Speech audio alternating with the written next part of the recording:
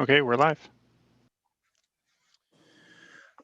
Okay, well, Happy New Year, and I will call the first General Committee meeting of 2021 to order. May it be better than 2020.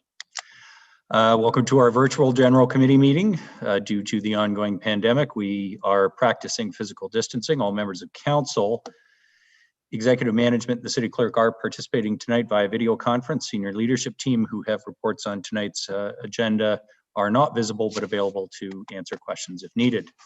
We have 4 items on tonight's general committee agenda, and then we have city council following at 6:30 or immediately following general committee. We'll go through the consent agenda first. As always, I'll read out the title associated with the recommended motion from the staff report or the item for discussion. Members of general committee can ask that the item be held. If it's not held, the item is deemed to be approved on consent. No further discussion of the item will take place this evening, and the recommendation will go forward to city council. Now, importantly, tonight is a double meeting, so the recommendations will go forward to council tonight. That is because the next 2 meetings are dedicated to the budget cycle. So that consideration of these, any items that were discussed tonight will be a little bit later this evening during city council. Okay, the first item on the consent agenda is from the staff reports, a waiver of the city's rights to repurchase Rawson Avenue. Okay, no holds on that. It is approved. Next item is a temporary sanitary pump station and force main project agreement, Water Sands Construction Limited. Hold, please. How about Councillor Harvey? The third staff report is regarding enhanced cleaning for our transit system. It's a transfer payment agreement and authorization to execute that agreement. No holds on that. That is approved. We have 1 item for discussion on tonight's agenda. It was placed by Councillor Morales. It is with regards to pre-authorized payments and NSF fees. No holds on that. It is approved. Okay, the 1 item that was held then tonight is the temporary sanitary pump station matter. Councillor Harvey, you held that. The floor is yours. Thank you, Your Worship. I'll put the matter on the floor as printed. And I just have a few questions to start off for staff, if I could. Probably Ms. Miller would be the one to answer the question. Obviously, this particular agreement speaks about 1,516 units that are for the Water Sands Group, which is exactly what their number of units is for phase 1. And in phase 1, there's 2 other developers involved. However, there's nothing within the current agreement that provides them with any guarantees. Do we know what the maximum capacity is of this temporary solution? Although I do know there are some pinch points with its connectability down to Mapleview, but are we aware of what the potential capacity could be to enable the other 2 developers to be involved in this project? Ms. Miller. Thank you for the question. Through you, Mayor Lehman, to Councillor Harvey. No, we don't know the final capacity number.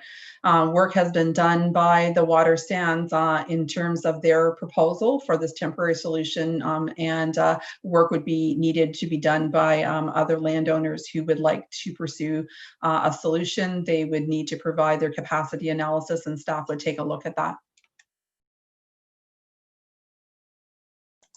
Okay, and I know from some of the earlier questions that I had sent through the weekend, because I wanted a little bit of clarity when it comes to the difference of timing in construction when it comes to the permanent solution, which is, I think, everybody's end goal here, because nobody wants to see the Salem lands move forward more than myself, and I know many people around the table have been living this a lot longer than I have. So I'm sure Mayor Lehman, you're probably there too, wondering when these empty fields will start being houses. And obviously, there's a section of it too that is going to be commercial, and there's a significant shortage in business lands too. So this thing has an immense impact on our area, and I know the permanent solution, even if right now it's on target for 2027. even if we had all the money in the world that we were able to put to it, the quickest that we could get it online would be extremely late 2024, possibly more realistic 2025. And I'm being told that this temporary solution would bring this phase 1 online in 2023. And my only concerns is that the agreement is only with Water Sands, and this current agreement doesn't incorporate the other 2 developers that are, or at least any guarantees with these other 2 developers at this present time, to allow them connectability to this temporary solution. And part of my other concern is the fact that we don't know what the capacity is. So who knows, there may not be any additional capacity or not enough capacity to allow both of these other developers to connect on. And again, I wasn't involved in the discussions, but how can we create some corrective action to still allow the other 2 developers to feel like they have a chance at being able to connect to this temporary solution under the current agreement? Because I'm having difficulty in trying to decipher that piece.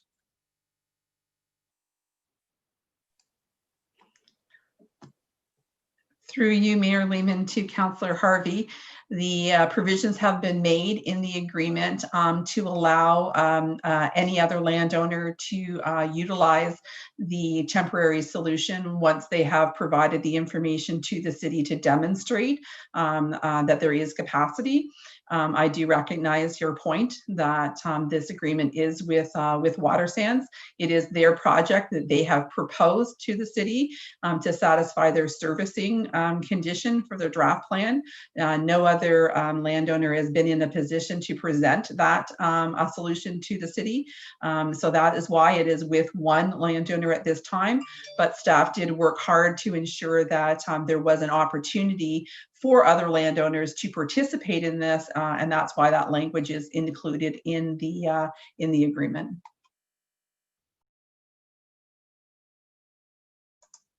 I'm going to leave my questions at that, Your Worship, to give some other people some other time and see where this takes us. Thanks, Councillor Harvey. Others who wish to comment on the matter that's on the floor? Councillor Thompson. Thanks, Mayor Lehman. Through you to Ms. Miller. I have a few questions, some along the lines of Councillor Harvey. So would getting the ultimate McKay sewer solution actually help this situation?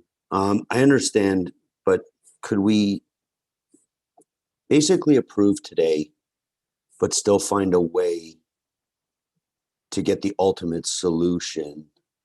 And then if financing was available, then they would be up to the landowners group to continue with the temporary as a quicker fix until the ultimate solution was completed? Through you, Mayor Lehman, to Councillor Thompson.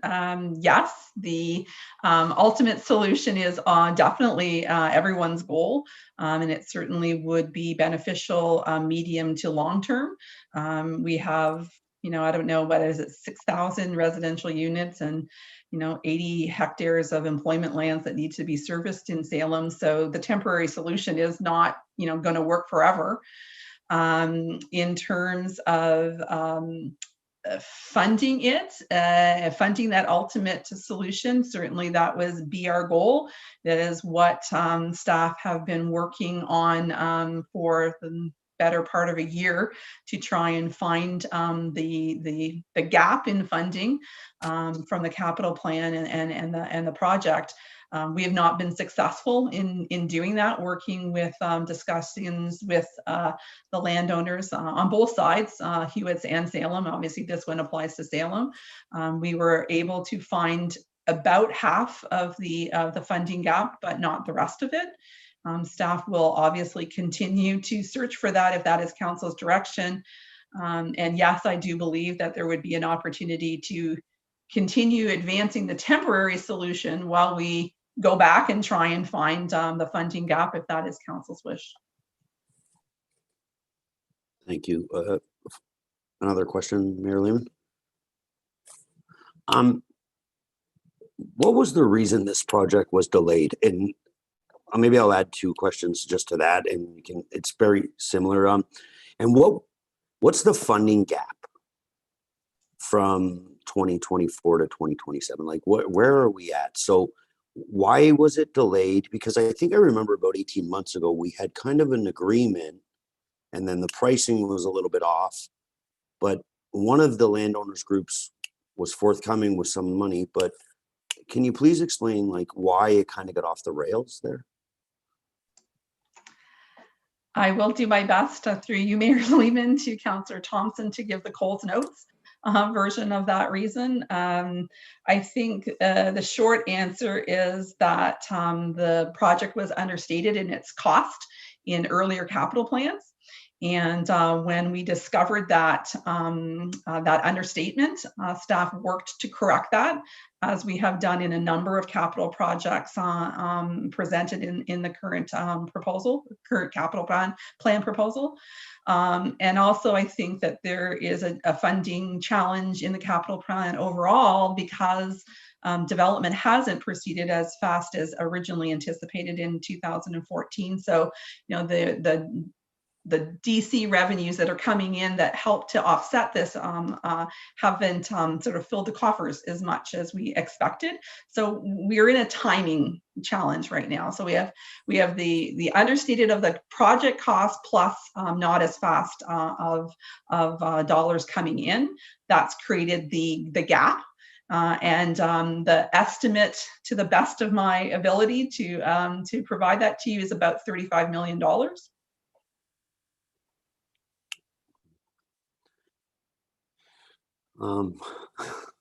Okay, that's have you tried, or staff, not you personally, has staff tried to secure some of the funding from the landowners group to have it front loaded or front ended? Through you, Mayor Lehman, to Councillor Thompson, yes, we have. I would say that the landowners group, the engineers, the planners, the coordinators on the landowners group on both sides of Hewitt and Salem have worked with staff over the last year to try and rejig the capital plan and move things around to try and address the challenge that we have. We also did seek out agreements for additional types of funding, like a front ending. We were successful in getting about 17 million of that in an agreement, but that agreement fell through when we were not able to secure the rest of it. So the additional $18 million at some point in time, people called an end to those discussions, and Water Sands decided to pursue this temporary solution because there was no other sort of group solution in place. And just to follow up on that, the 17 million was from one party or from the landowners group completely? It was from one landowner. But all parties were invited to participate in it and try to come up with a funding solution, I would imagine. Staff's engagement on this topic was through the landowners group, and all of the landowners were aware, to my understanding, because that is what the relationship is between the city and the landowners group. When we're dealing with capital plan discussions, we deal with the landowners group and those representatives. And as I said, we had a number of working sessions with all parties on socially distanced because it was this past year. So we did it over Zoom. And when we're dealing with application specific, so not landowner shared projects, we deal one-on-one with landowners, but this was with the landowners group as a whole.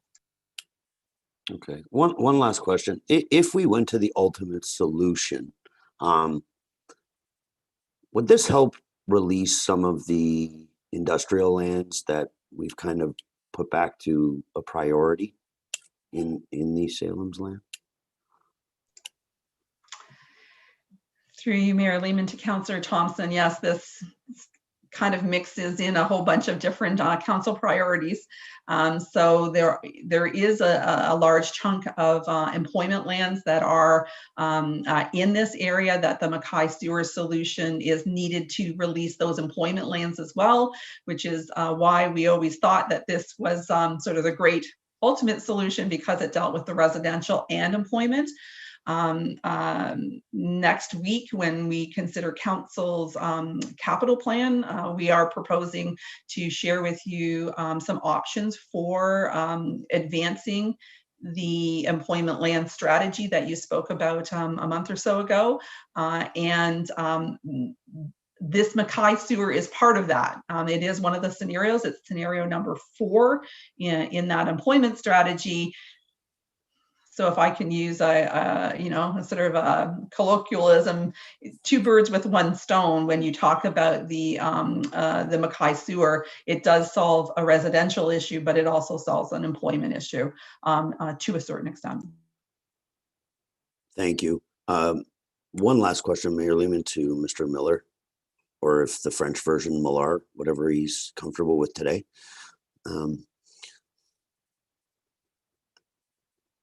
I know you have a comfort level through the corporation of carrying debt.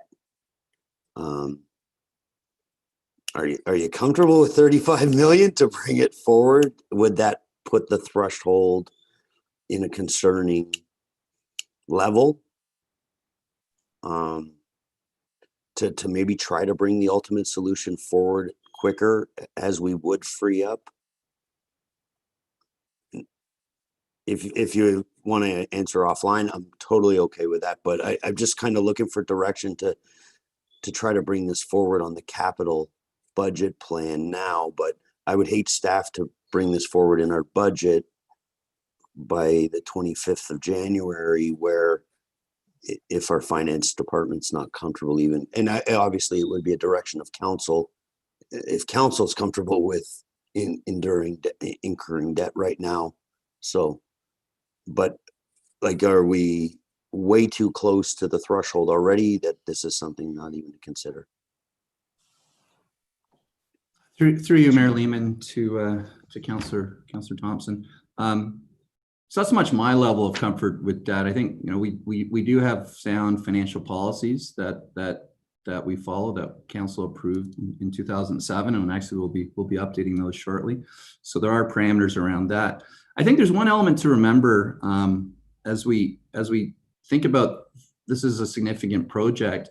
And when you go back in time to when it was originally planned to happen, and I don't have the exact date, but I think it was around now, 2022, 2023, perhaps 2021.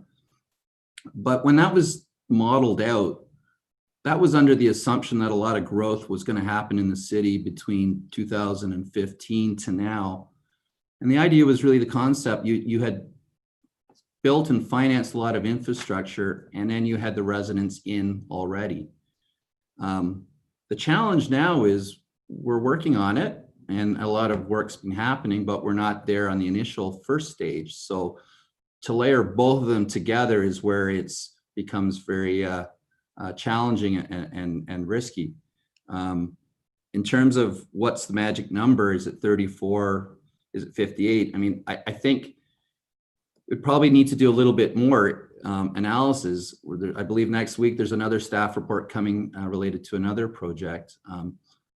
But if I were to draw your attention when you have time, in the budget binder that we gave you, on page 40, there's a table that forecasts development charge reserves.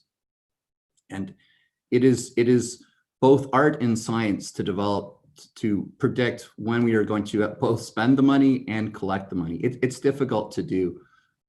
But we've made some assumptions in there, and we do talk to both the Salem and the Hewitt's landowner groups to get updated forecasts from them.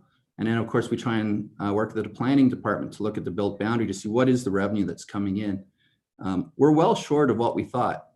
So every year we rebase. So if we assumed that we're going to collect so much development charges in cash, and this time next year we haven't, well, when the capital plan comes forward, we may need to incur more debt to deal with some of the existing projects that we're moving forward with. So there's kind of the conundrum. So in terms of, it's the amount of, I guess, financial risk you're willing to take on. Standard & Poor's has commented that we are at a record high capital expenditures. And they're also watching the capital revenues, so things such as development charges. So if we continue on a path where we are expending the money, but the revenues aren't flowing, then there's a risk. There's a higher risk that the credit rating could get lowered. So I think that was the plan, the capital plan that came forward to you with this project, I believe in the 2027 timeframe, was kind of to balance all our needs and to let some of that earlier work finish that was planned to finish. Thank you. Thanks, Marilyn. Thanks, Councillor Thompson. Councillor Kungl. Thank you, Your Worship. Through you to Ms. Miller. A couple of questions as I'm trying to maybe appreciate what the role of staff may be in this scenario, as well as, is there a criticality that ties to us receiving perhaps developmental charges sooner than later if we can facilitate support to these other landowners coming on board with a temporary solution. And so I think you've answered the majority of my questions to date, but I wanted to acknowledge receiving some information from other landowners around their interest in this. And I wonder if you could clarify for me what the role, if any, as city staff have to support that conversation, or does it really sit with the Water Sands group to bring the landowners group together and talk about whether or not this is a potential partnership? Through you, Mayor Lehman, to Councillor Kungl. City staff are always available to speak with interested landowners. There is a requirement that we work through the landowners group. So there are participating landowners and there are non-participating landowners. And if you're a non-participating landowner, in order for us to formally engage in discussions about your property, there has to be some engagement with the landowners group themselves. So what I would suggest is that there would need to be a convening of the landowners group, and we would ask the landowners group representative to do that, and certainly staff would then work with them to have those conversations. And I'm sure that we would be able to answer any questions and facilitate any further conversations that have not already taken place. But any non-participating landowner needs to join the landowners group in order for us to advance anything formally with their lands. Thank you. And my next question has more to do with just gaining an appreciation for the infrastructure that's being talked about. So with this temporary sanitation pump and system, although Water Sands, I believe, was referring to 1,516 units, which is their kind of phase one online capacity of interest. Is there a part of the process where that pump, based on just how it's designed or chosen to be designed, can take on more capacity?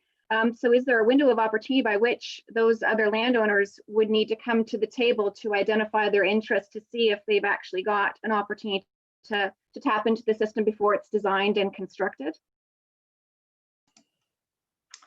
Through you, Mayor Lehman, to Councillor Kungl, yes, there would be a window of time. What exactly that is, ideally before it starts to be constructed. It's always easier to make changes before you've started construction. How much further back than that, even more ideally before the project would be tendered. Do we need to know it today? No. I think we have already anticipated and directed that things be considered to be easily expanded recognizing that there may be a need for additional capacity. So when it comes to the actual pump station, it's really, oversizing the pump and oversizing the force main. But again, as I've said to many of you, it's not the actual pump station that is the critical piece and that is the critical pinch point.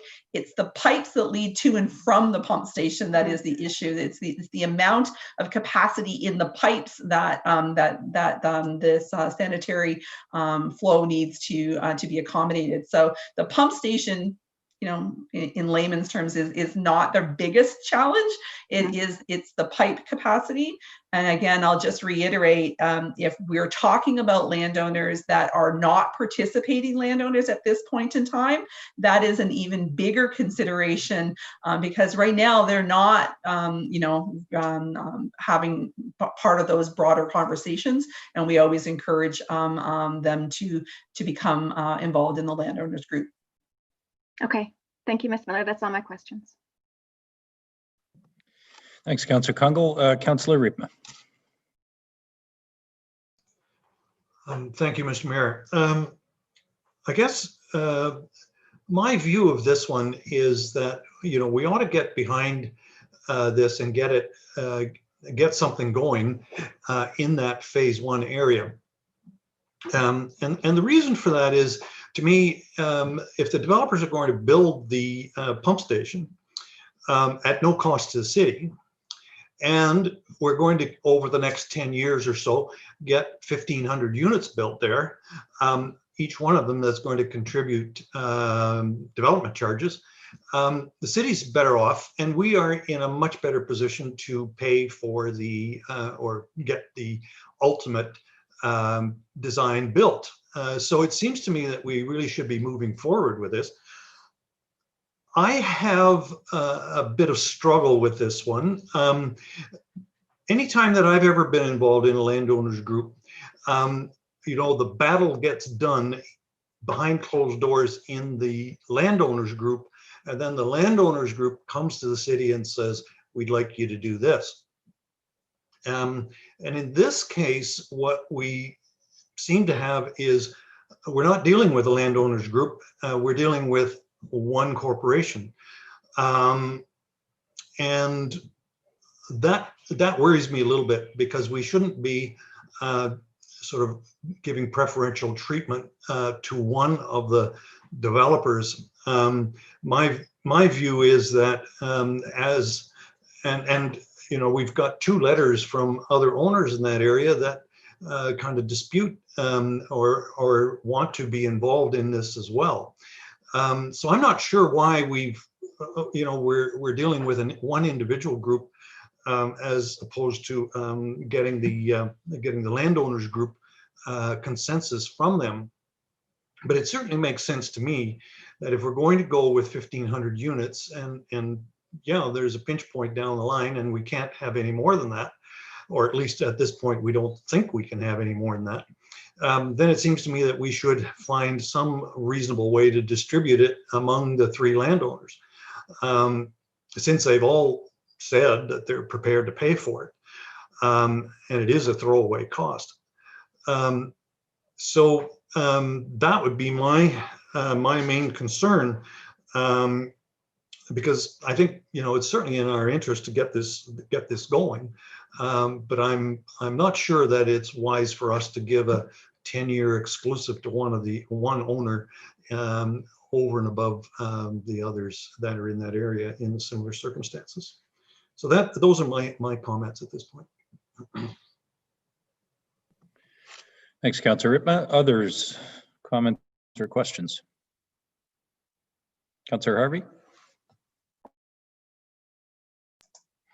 Thank you, Your Worship. I literally am just hitting send right now, but I have a referral motion that I would like to introduce. Okay, go ahead.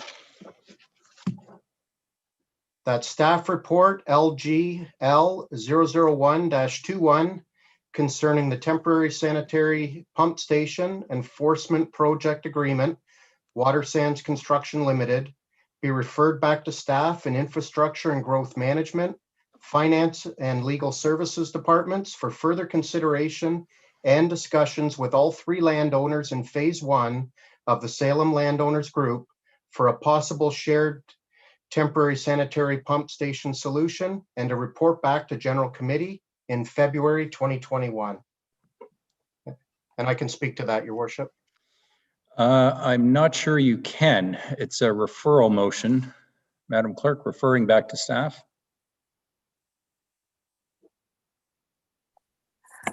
Mayor Lehman, to Councillor Harvey, he can provide some context to why he's referring it, but we can't debate the matter. If you want a bit more information about the motion itself, he can discuss that, but otherwise, nothing.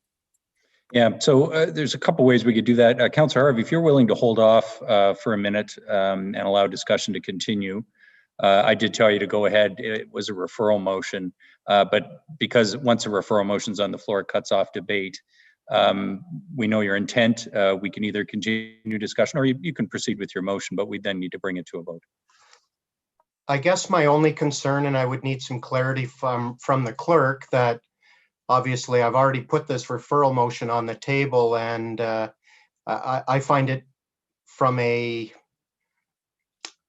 structure perspective very difficult to remove a referral motion and allow debate to continue when now we know this referral is coming.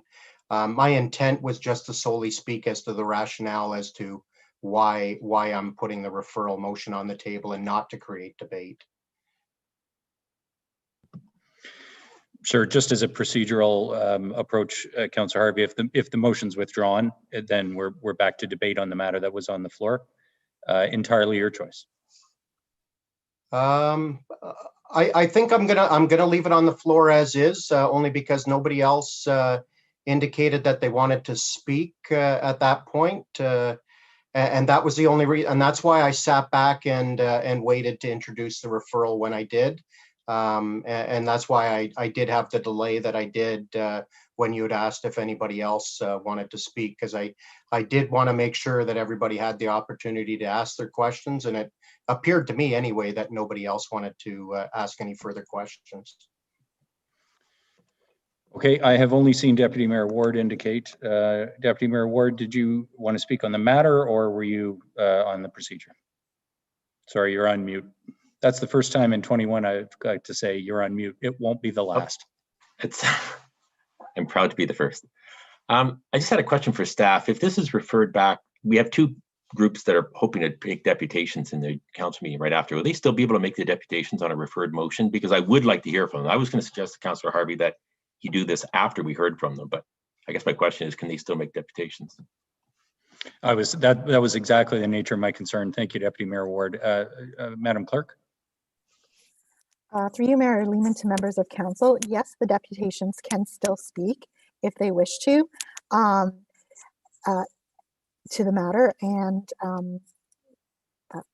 they can withdraw their wish to speak, because Councillor Harvey's motion has the matter coming back to General Committee, so they can wait till it comes back to General Committee. Maybe that will give the opportunity for the landowners to meet and resolve the matter prior.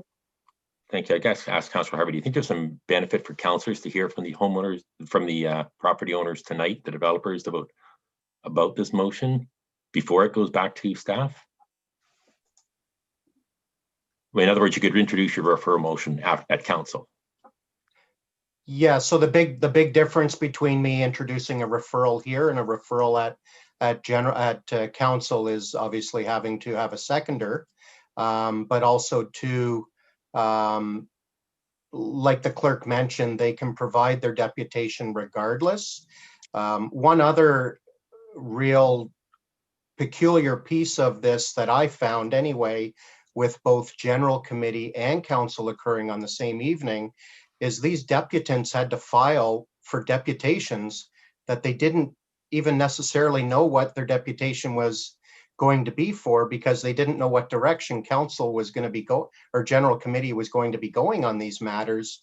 So their deputation requests had to be extremely generic, because they didn't know if they were going to be for or against the direction of General Committee. So that's another different nuance of everything occurring on one evening here, but it still doesn't restrict their ability to provide the deputations. I have had some discussions with the clerk ahead of time just to make sure that this referral would not impede on any deputations if any of the parties still wish to provide their deputation. Okay, just one more follow-up for the clerk then. Then the deputations do not have to address the matter at hand. They don't have to address the referral. They can talk about the project in general. Because normally we'd ask deputants to speak on the motion that's before council. And the motion is to defer, not pro or against the project.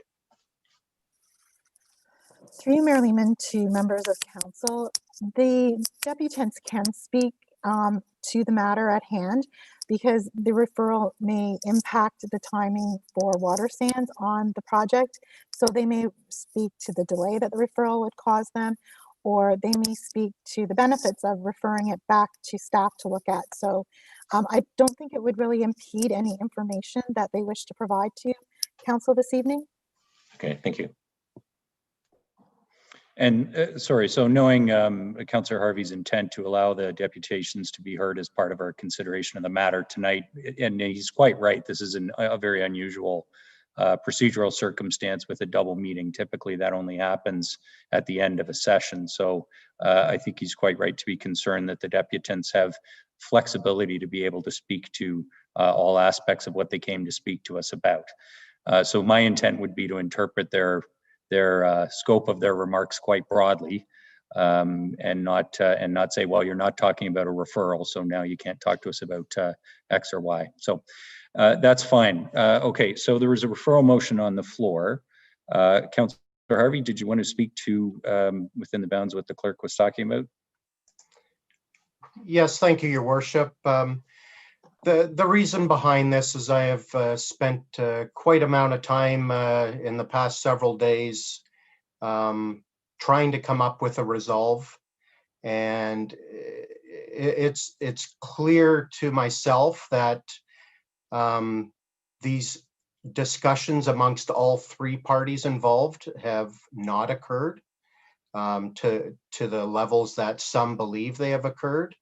There are some nuances there that I think definitely whether it's a Zoom call or a socially distanced meeting amongst all three parties involved and staff would definitely have at least some more positive outcome to it. They may come back with the same thing, who knows? I have attempted in coming up to a resolution today myself. However, it has become very clear to me that that Water Sands is not willing to share their 1,516 unit capacity that's currently available. And that's why I think that these three groups need to go back to the table and have a discussion that I don't believe has occurred to date. Okay, thank you. Members of council, a reminder that further discussion on this matter can occur when the matter is considered by council tonight, obviously within the procedural bounds of city council. But the referral motion is non-debatable, so I will be calling the question on that. As you've heard, we will then hear the deputants, and we will have an opportunity to further consider the matter following the deputations. So I will call the question on the referral motion. All those in favor of referring this back to staff for discussion? And opposed? Sorry, opposed. Councillor Thompson, are you, sorry, opposed? I am as well. So that passes, that referral motion does pass 8-3. And the matter will be considered following the deputations very shortly this evening. Okay, thanks for that, members of the General Committee. The inquiries and announcements we'll take care of at the City Council meeting later tonight, but we do have circulation list on tonight's agenda. Are there any matters from tonight's January 11th circulation list that members of General Committee would like to have referred or an item for discussion? Okay, seeing none. It does complete General Committee's meeting agenda. Madam Clerk, how do you think we should proceed in terms of starting City Council and beginning that agenda? Mayor Lehman, it looks like all the participants are on for the council meeting, so we can get started immediately if you'd like. Okay, members of general committee, I'll look for smiles or frowns. Do you wish a break or do you wish to proceed right away to city council? Okay, I'm seeing mostly smiles. I'm going to take that to mean we should just move straight into city council. So I will adjourn general committee and I will ask the clerk to call city council to order. Please rise as you are able. I now call this meeting of City Council to order.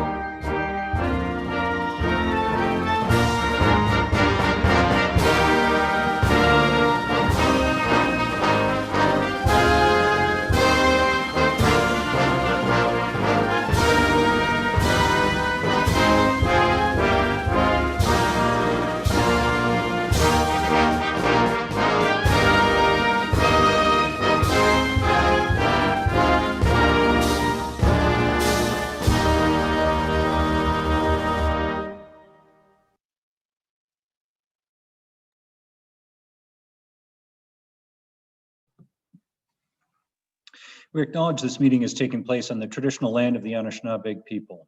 The Anishinaabe include the Odawa, Ojibwe, and Potawatomi nations, collectively known as the Three Fires Confederacy. We're dedicated to honoring Indigenous history and culture and committed to moving forward in the spirit of reconciliation and respect with all First Nations, Métis, and Inuit people. You may be seated.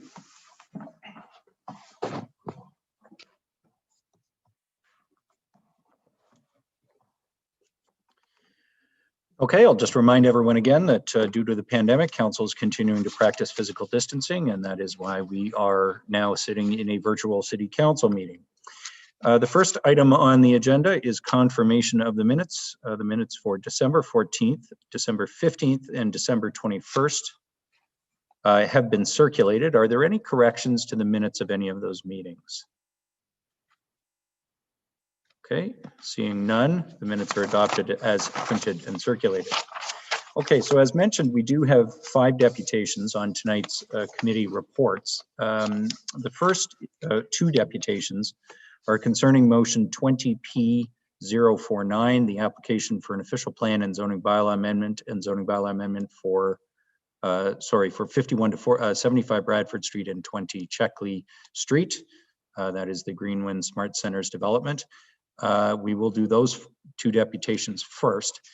Then we have 3 on the matter that General Committee was just discussing, the sanitary pump station and force main project agreement. So I will now call Doug McLaren to deliver his deputation. Mr. McLaren, welcome to Barrie City Council, and in accordance with our procedural bylaw, just remind you, you have 5 minutes for your deputation.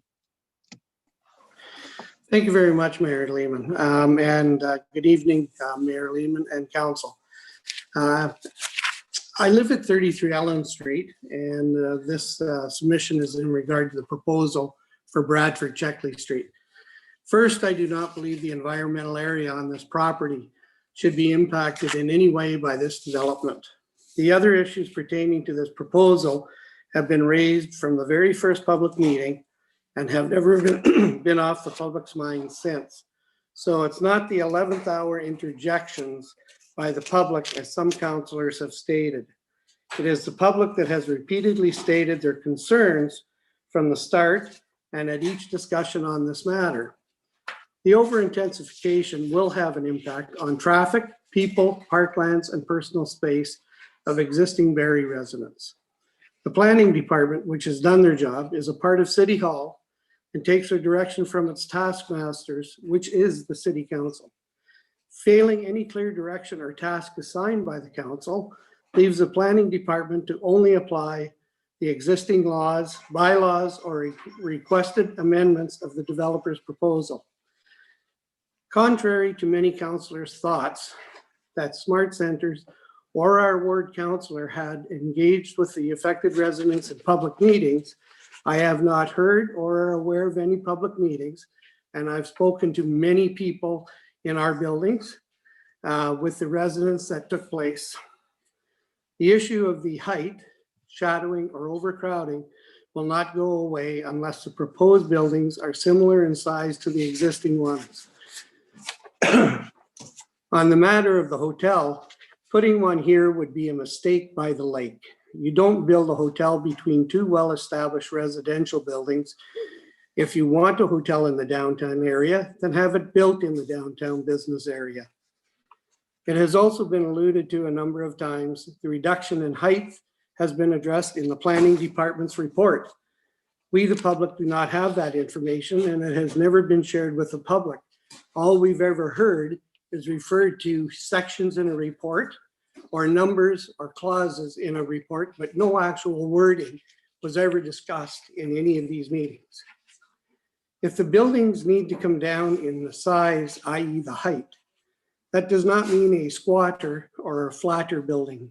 It means a reduction in the number of units, somewhere in the range of the low 30 stories or less, so the vertical, not the horizontal area, is impacted, which is similar to the debut condo proposal on Dunlop Street, which, by the way, would still be twice the height of the existing buildings.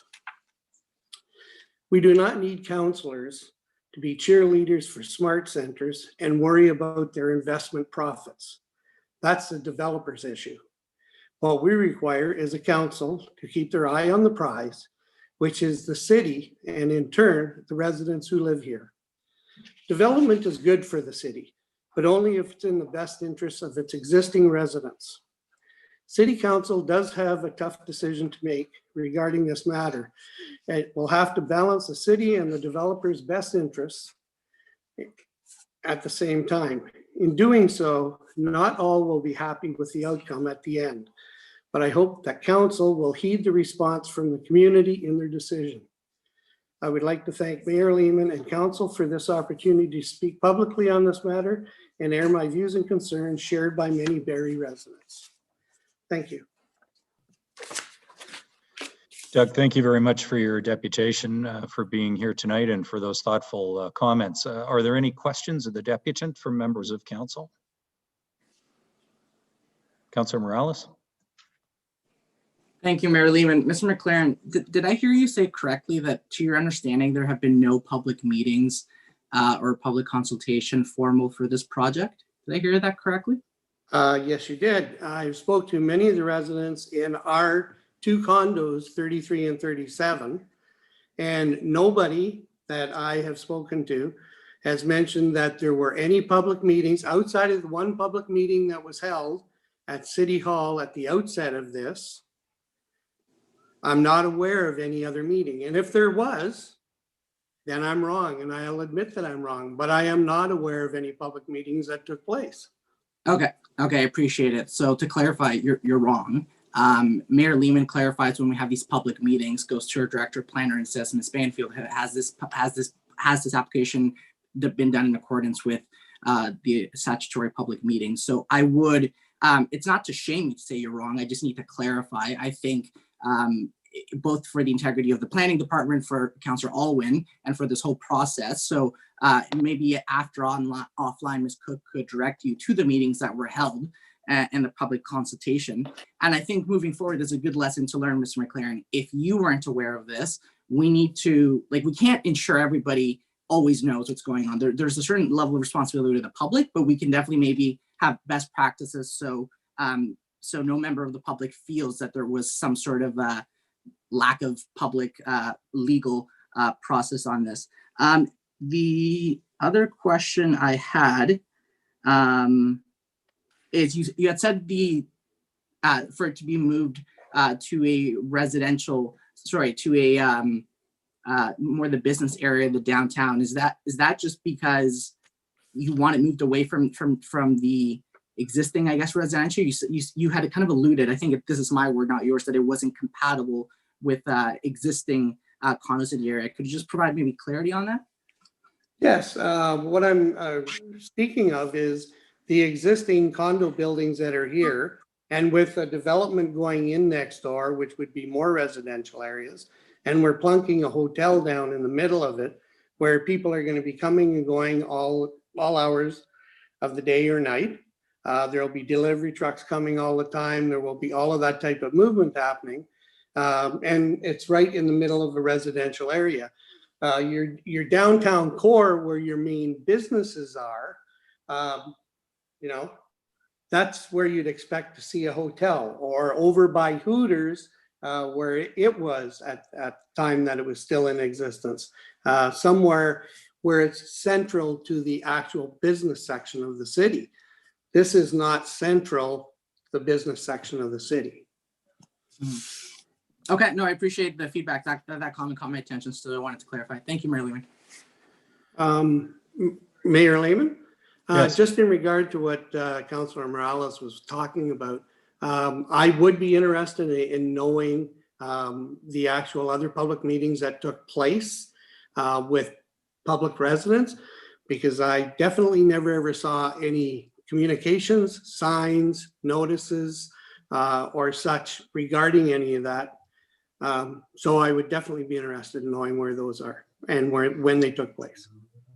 Okay, for sure. Our staff can certainly follow up with you, Mr. McLaren. We have your contact details from tonight. There were a number of meetings, and there is sort of standard procedure around how developments are notified. But to Councillor Morales's point, you know, those we're always interested in having comments as to whether those were effective in engaging people in the process, and obviously you're concerned that they weren't. So we will have staff contact you to review that, and thank you again for coming for your deputation tonight. Okay, just one more thing. I would like to apologize publicly then to Councillor Keenan Aylwin in the statement that would, no, it's not a matter of making me feel good or whatever. I said something that blemished your name wrongfully if the meetings did take place. And it's not above me to actually apologize publicly when I do such a thing. So I do apologize. And as I said, I know council has a very tough decision to make regarding this whole proposal. Not everybody's going to like it, but I do believe that you will make the best decision possible under the circumstances. And I thank you again for the time. Thanks, Mr. McLaren. And if it's any consolation, I think as well, because we have had to move to online meeting formats, you know, a lot of things have changed. And you're right, it is a challenge for council and staff to do the best they can under the circumstances of moving things online and doing things by call and so forth. But we appreciate your comments, and thank you again for your integrity there, sir. Thank you very much, Mayor Lehman and council. Okay, our second deputant tonight is Kathy Colbatch. Ms. Colbatch, I was going to say you're no stranger to council chambers, but we're not really in chambers. So you're also no stranger to council Zoom meetings. Welcome back. And in accordance with our procedural bylaw, you have 5 minutes for your deputation. Thank you so much. In fact, I was out and I was contemplating not doing this tonight, only because you have heard from me so often. And, you know, my opinion on this particular matter hasn't really changed. And so I was out actually walking the Oro-Medonte Trail at 4:30 tonight and hadn't actually put anything down on paper. So, but it's not in my nature, because I do have an opinion and I do love our waterfront. I do love our city. And I know that there are many, many hundreds, if not thousands of people that are not particularly happy with this particular proposal. Not in that we don't want intensification, because we've all heard it, we know it. But the height of these buildings is of major concern, especially around the waterfront and around the bay. So first, though, I would like to say that I would like to wish everybody, including the staff, a happy new year, and with hopes and dreams of a better 2021. And hopefully we get to meet in person and we get to sit in chambers and see your happy, smiling faces.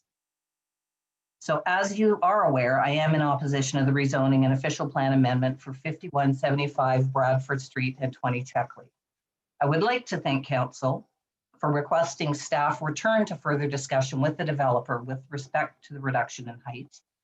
In fact, it was really quite remarkable how quickly the developer responded to council's request. Unfortunately, the result was not what residents were hoping for. Again, I ask, why do we as residents who care about our city attend workshops, neighborhood meetings, public meetings, provide written submissions, fill out surveys, only to have this effort fall on deaf ears? Residents of Barrie look to their councillors to make prudent decisions on our behalf with our input. That is how democracy works. This seems to be happening less and less. I, for one, want to see the visual skyline around our bay continue to be protected. And who has the rights to air? I want to be able to see the sky and the skyline around the bay. Who is protecting this if not for you? The city can certainly intensify without destroying our waterfront. I believe the existing zoning on this property gives ample opportunity for intensification without excessive height. So my ask of you, council, this evening is to go back to the developer and come up with an alternate solution that does not impact our visual skyline around the bay. Do we ever ask developers to provide more than one option? Perhaps we should start. As in business, when you go out for request for proposal or a request for quotes, vendors can provide more than one solution. Why do we have to take or leave this? Where is the compromise for the residents? And that's all I have for you this evening. Thank you. Thank you, Ms. Kolvich. Are there any questions of the deputant? Councillor Rittman. Thank you, Mr. Mayor. I just wanted to find out from the deputant what her recommendation is as to the height that council should be considering on this property. Thank you for your question, Councillor Rietman. I had originally, I think at the public meeting, spoke to the fact that my view was that the existing zoning that's in place is appropriate. So the existing zoning, if I understand correctly, is 25 stories in height, or I'm going to say, I don't have it in front of me, 55 meters, not 148 meters. So currently the existing buildings around the bay that give it the nice cohesive look are at 16 stories. So by going with the existing zoning bylaw that's in place, they would be able to go as high as up to 25 without any variation, without having to do any committee of adjustment or without having to do a further rezoning amendment.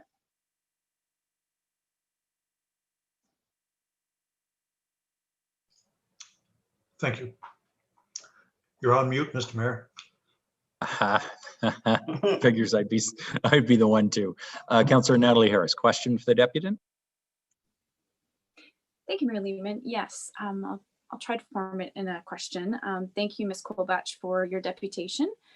I guess I just wanted to highlight or clarify that, you mentioned something about democracy and that there are people that have come forward and are voicing their concerns with the height of the building.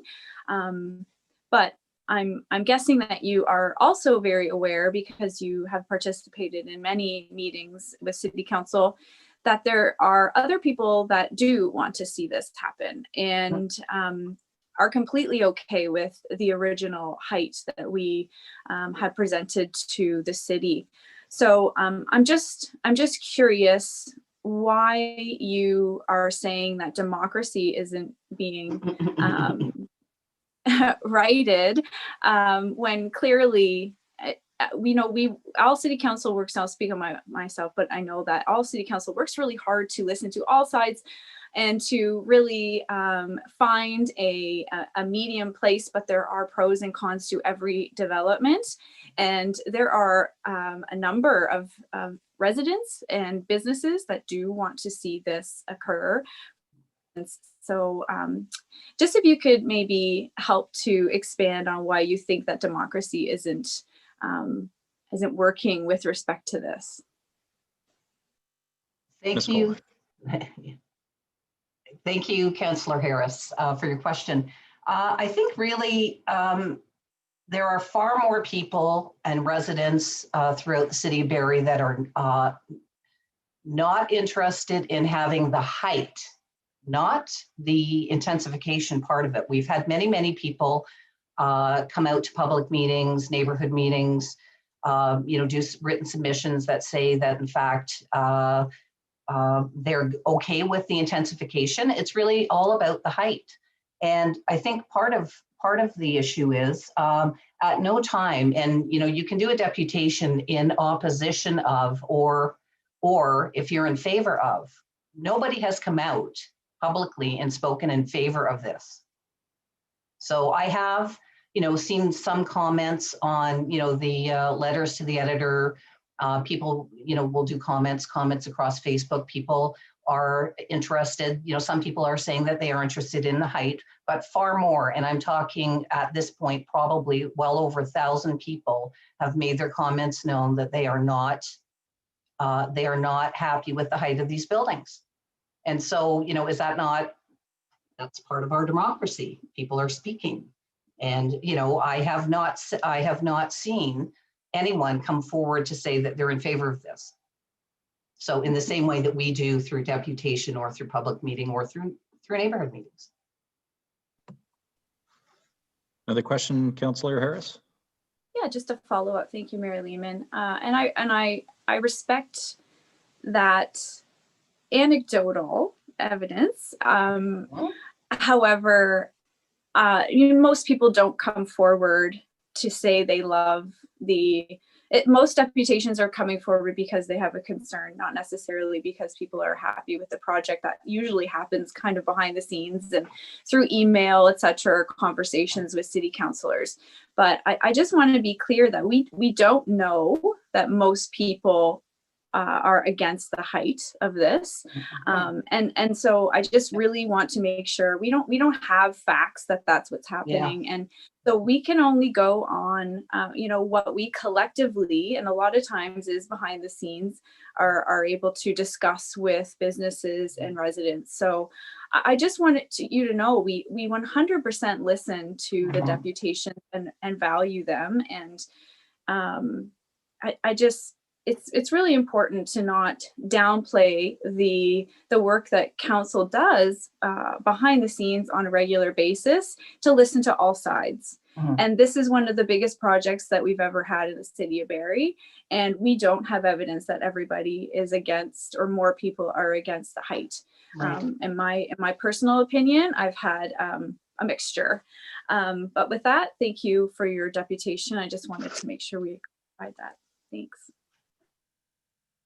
Councillor Jim Harris, question of the deputant.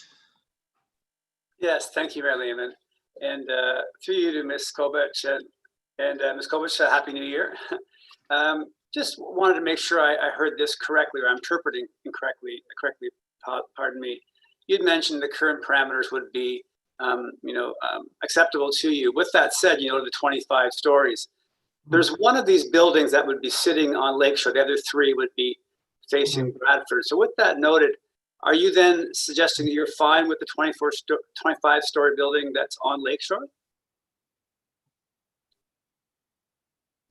Councillor Harris, yes, I have no issue with the 25-story on Lakeshore.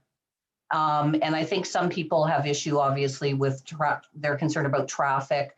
But my understanding of this proposal is that the traffic would be coming in and off of Bradford Street, not of the Lakeshore. So I don't have concerns with that at all. Thank you. I just wanted to confirm that. Thank you for that. Sure. I didn't want to assume. I just wanted to check. Thank you. Okay. I wonder, could I just make a response back to Councillor Natalie Harris? Yeah, for sure, Ms. Kovach, although the purpose of deputations isn't for us to debate with you or you to debate with us. So, No. but I do want to give you the opportunity to say your piece. So go ahead. And all I really wanted to do, Councillor Harris, is just I wanted to refer back to when I did speak at the public meeting. I was talking about, and I did quote that 63 people attended the neighborhood meeting. 12 called in to the virtual public meeting. One speaker of the public meeting was representing 50, and one speaker that was provided a petition for 150 signatures. There's 28 written submissions and hundreds of comments on social media. And I had also provided links to the barrietoday.com's many letters to the editor, which included the comments from the public in there. And if you were to sort of go back and read through most of those comments, and not all of them, because I agree there were some people that did say that they would, they're happy for intensification, as am I, and as are most people. It's really all about the height. Okay, thanks, Ms. Colbatch. Any further questions of this deputant? Okay, seeing none, Ms. Colbatch, thank you very much. And as you probably know, the matter will be up on Council's agenda shortly. Okay, the second group of deputation requests tonight are concerning the temporary sanitary pump station in the Force Main project, which was discussed earlier tonight at General Committee. So I will now call on the first deputant, and I apologize if I mispronounce your name, Asigne Lisk and Ravo Ukivi, excuse me, from Castlesbrock and Blackwell on behalf of H&H Capital Group. Welcome to General Committee, or at least City Council. Good evening. Can you hear me? We can. Wonderful. It's Signa Lisk here. I will be speaking on behalf of H&H Capital Group Limited. Raivo Ukivi will not be speaking. Okay. We submitted detailed correspondence respecting this matter to Council, which I will refer you to, and are aware of and supportive of the referral motion that has been adopted at General Committee. So there's just a few points that I would like to highlight for you still this evening. My client is very supportive of the goal of advancing an interim solution, the Phase 1 lands, and fully committed to paying its proportion of those costs, as well as contributing to the ultimate solution. My client's pleased to see that a proposed agreement will result in modeling data being shared, something it's been waiting on for some time. H&H is also committed to moving forward with this development as quickly as possible, and I know that's, I'm sure, a concern for other landowners. My client has no interest in interfering or delaying neighboring landowners and looks forward to meeting with the other two landowners in the Phase 1 area and coming to a swift resolution. However, development in this area was intended to be organized through a landowners group, yet this matter came forward as an agreement with only one landowner. And until this referral motion, H&H has not been invited to the table to discuss the interim solution, despite requests, nor has this matter been brought before the entire landowners group as a whole. Because the modeling data had not been shared, again, despite requests, H&H has been unable to obtain confirmation that the interim solution will result in sufficient capacity for all Phase 1 lands, was unable to propose an alternative solution because staff did require the use of this data. And I think quite importantly, H&H also suggested a pumping station for interim servicing and was told no by staff. H&H is a participating landowner in good standing with the landowners group and wants nothing more than to be treated equally with the other Phase 1 landowners. H&H simply wants assurance that its lands can also be serviced by the interim solution, or that the interim solution will service the Phase 1 landowners equitably, subject, of course, to cost sharing. We understand time is of the essence, and we're committed to devoting the resources necessary to address with this swiftly. I thank you for your consideration, and I would be happy to answer any questions. Okay, thank you for your deputation. Questions from members of council? Councillor Harvey. Thank you, Your Worship. It was mentioned by the deputant that at no point they were invited to the table. Did I hear you correctly when you stated that? That is correct. Okay, thank you. That's my only question, Your Worship. Thank you. Actually, I had a similar question, and I'll ask it of staff. So when the interim solution was being started to be considered,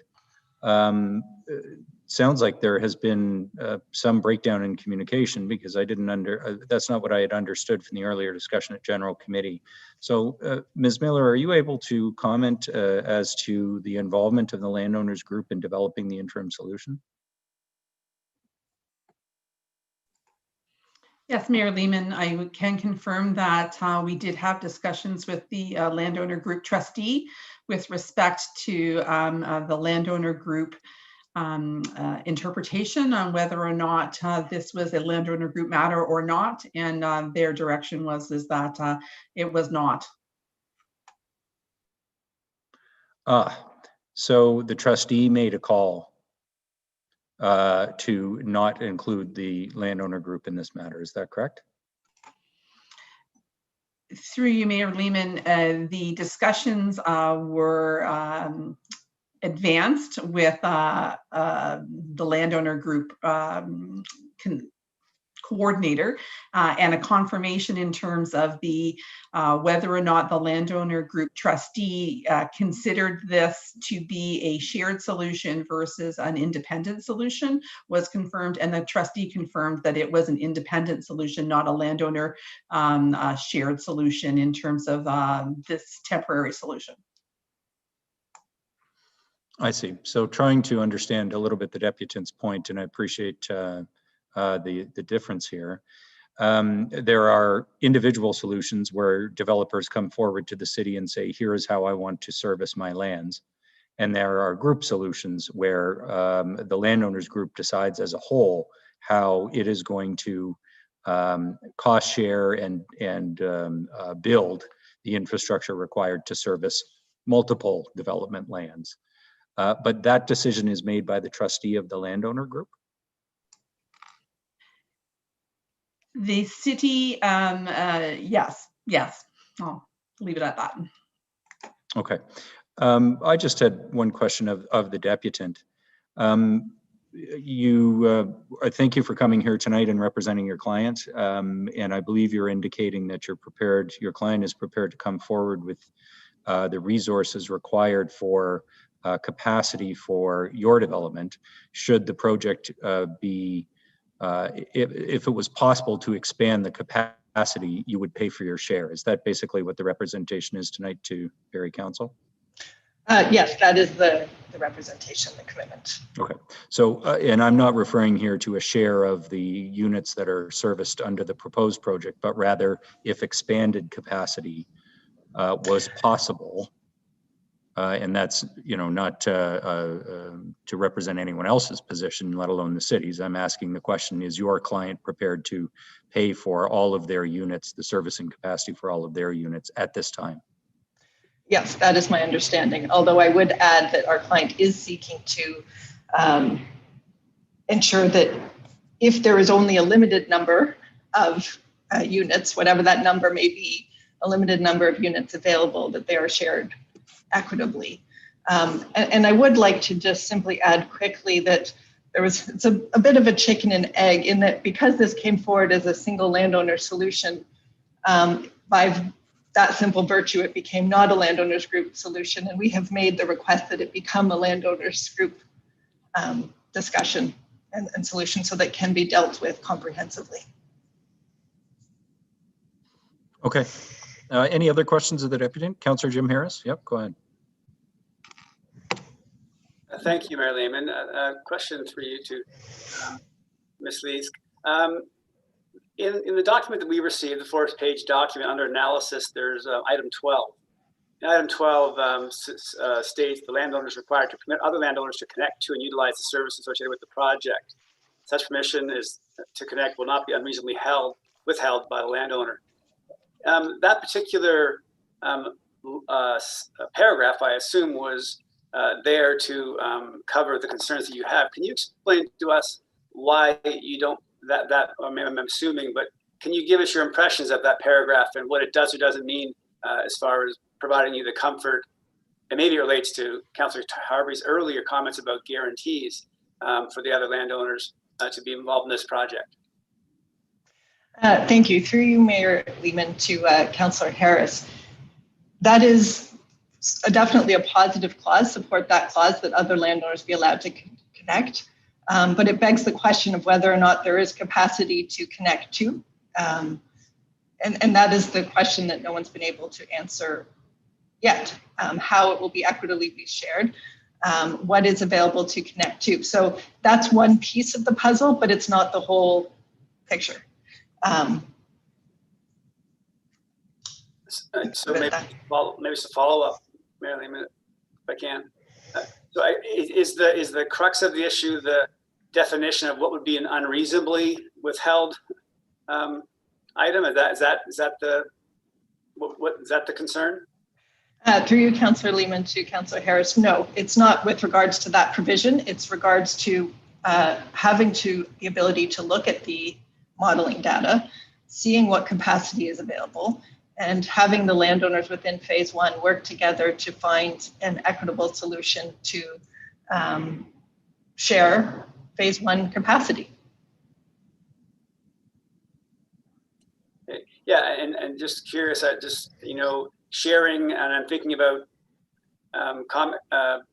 questions like equity and equality, and wondering, is this a situation where it is about equality or equity, and in the equity, that doesn't mean equal shares for everybody. So just curious, I'm not sure if that's just a comment. I guess it's a comment, but I'll finish on that. Thank you.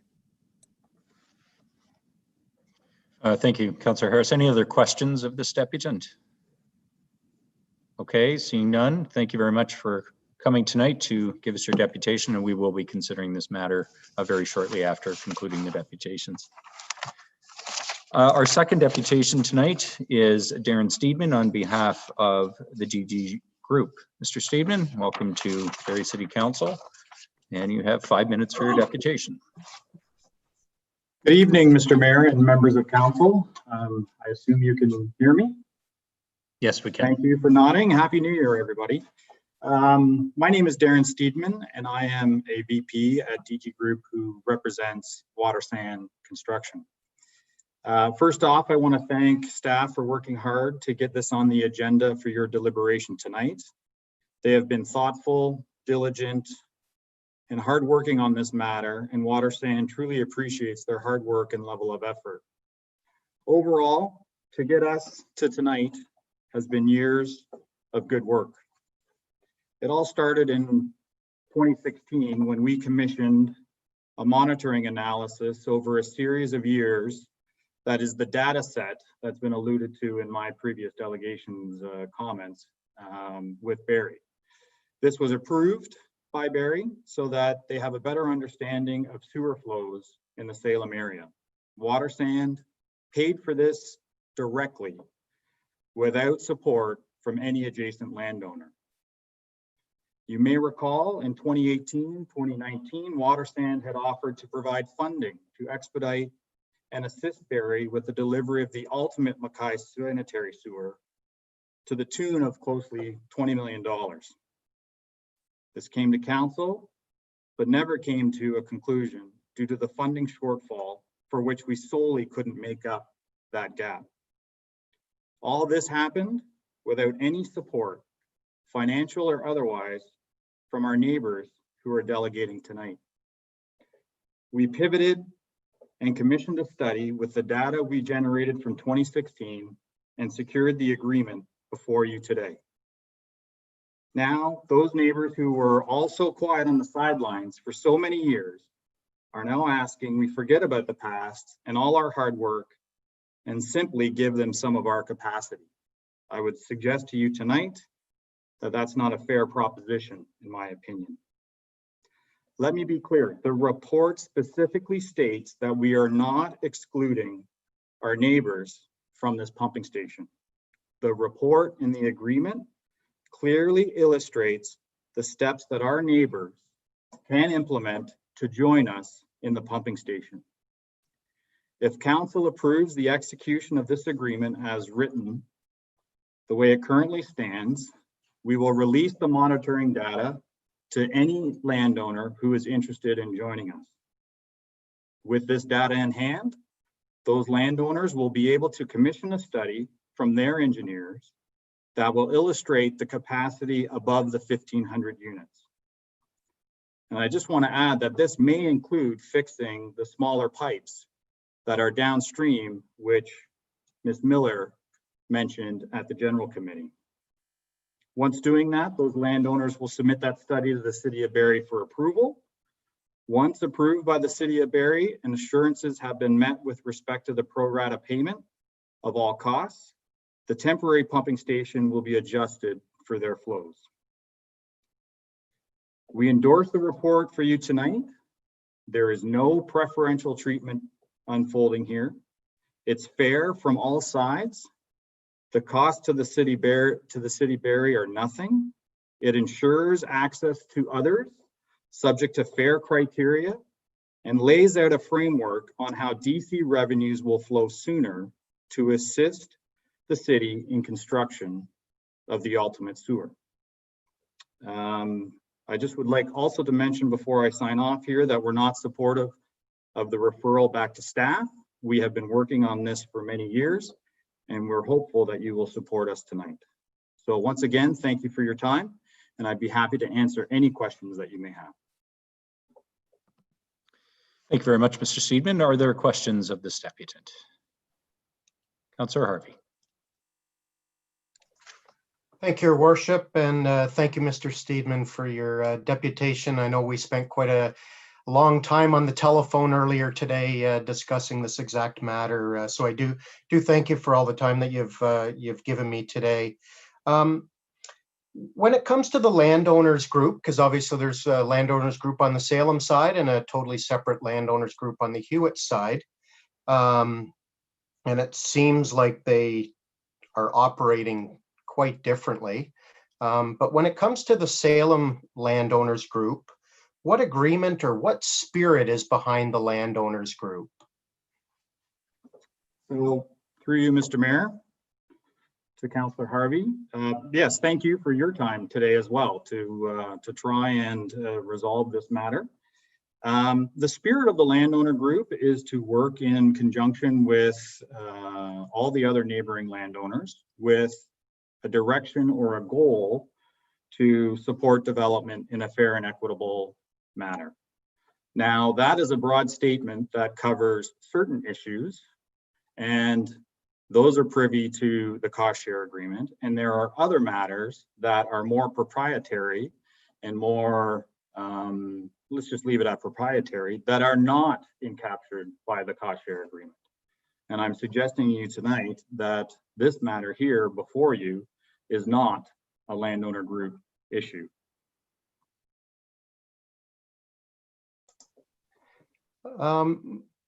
I'll save that my one question for staff that just came up as a result of that, but also too, we've heard from others saying that they haven't been involved and haven't been invited to the table during these discussions. Prior to the discussions becoming just with water sands, what meetings would have occurred that you were a part of in an attempt, like at some point in time, was this a temporary solution where all three parties were invited to the table to be a part of this solution, to allow all three of the phase one developers to come online at the same time? Did that ever occur?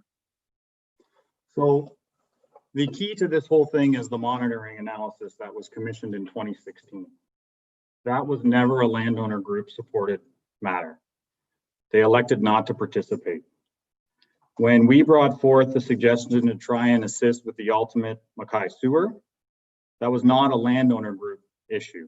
That was only water sand willing to upfront to the tune of multiple millions of dollars to assist with that ultimate sewer that would ultimately benefit those that are delegating tonight. There was no suggestion of any financial support from H&H or others that are delegating here tonight to make that happen.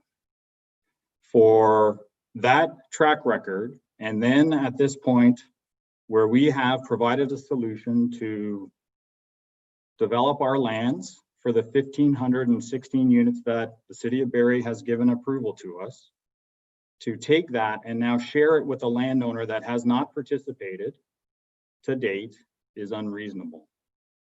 We think that what we have structured here is that we will allow access to them once they commit financially that they're willing to pay. Saying it on a piece of paper is one thing, but actually doing it is another.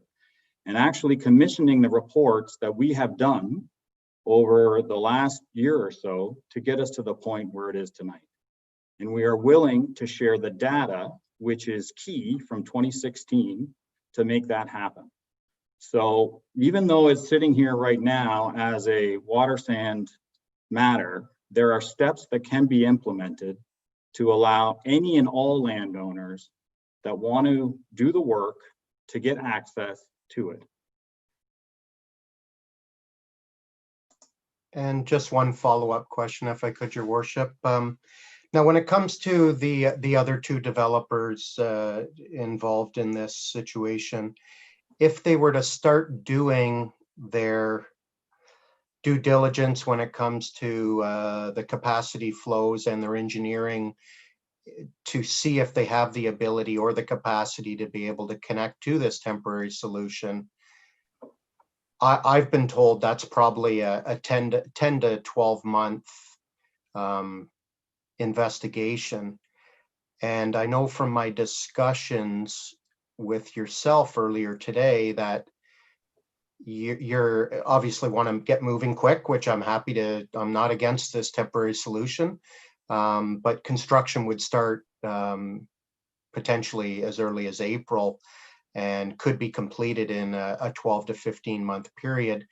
So I guess my big concern with that piece of it was the fact that this piece of infrastructure would be built or almost totally completed by the time either of these two other parties even have the ability, now that the data would be released to them, to be able to do their own engineering to see whether or not there's any additional capacity for them to be able to connect to.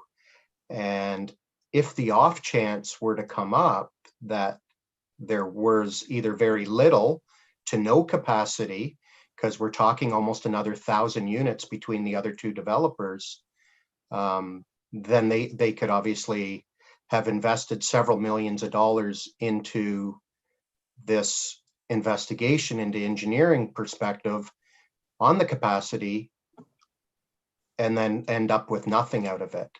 And that's partially why I'm just coming into this at the 11th hour, unfortunately. I wish I would have been aware of this long ago, because maybe the discussions could have been enlightened a little bit sooner.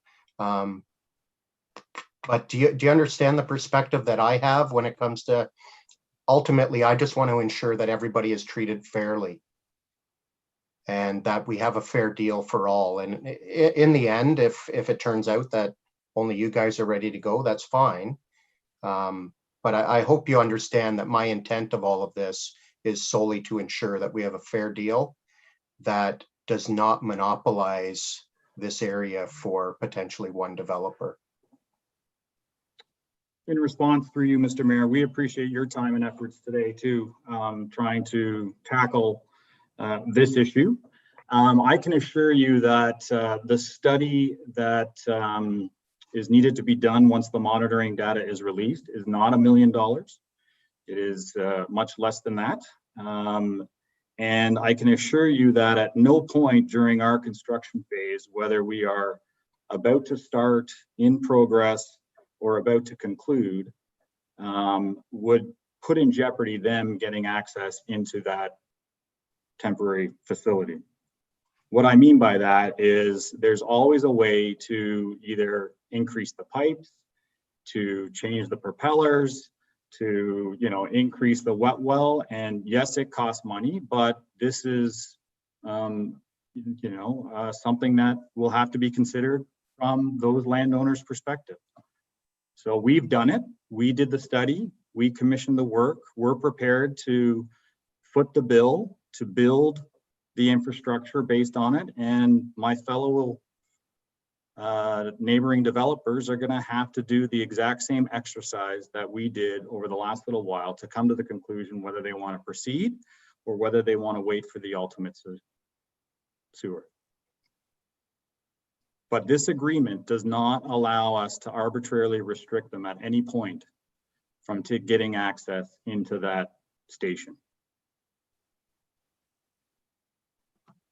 Great. Thank you. I have no further questions.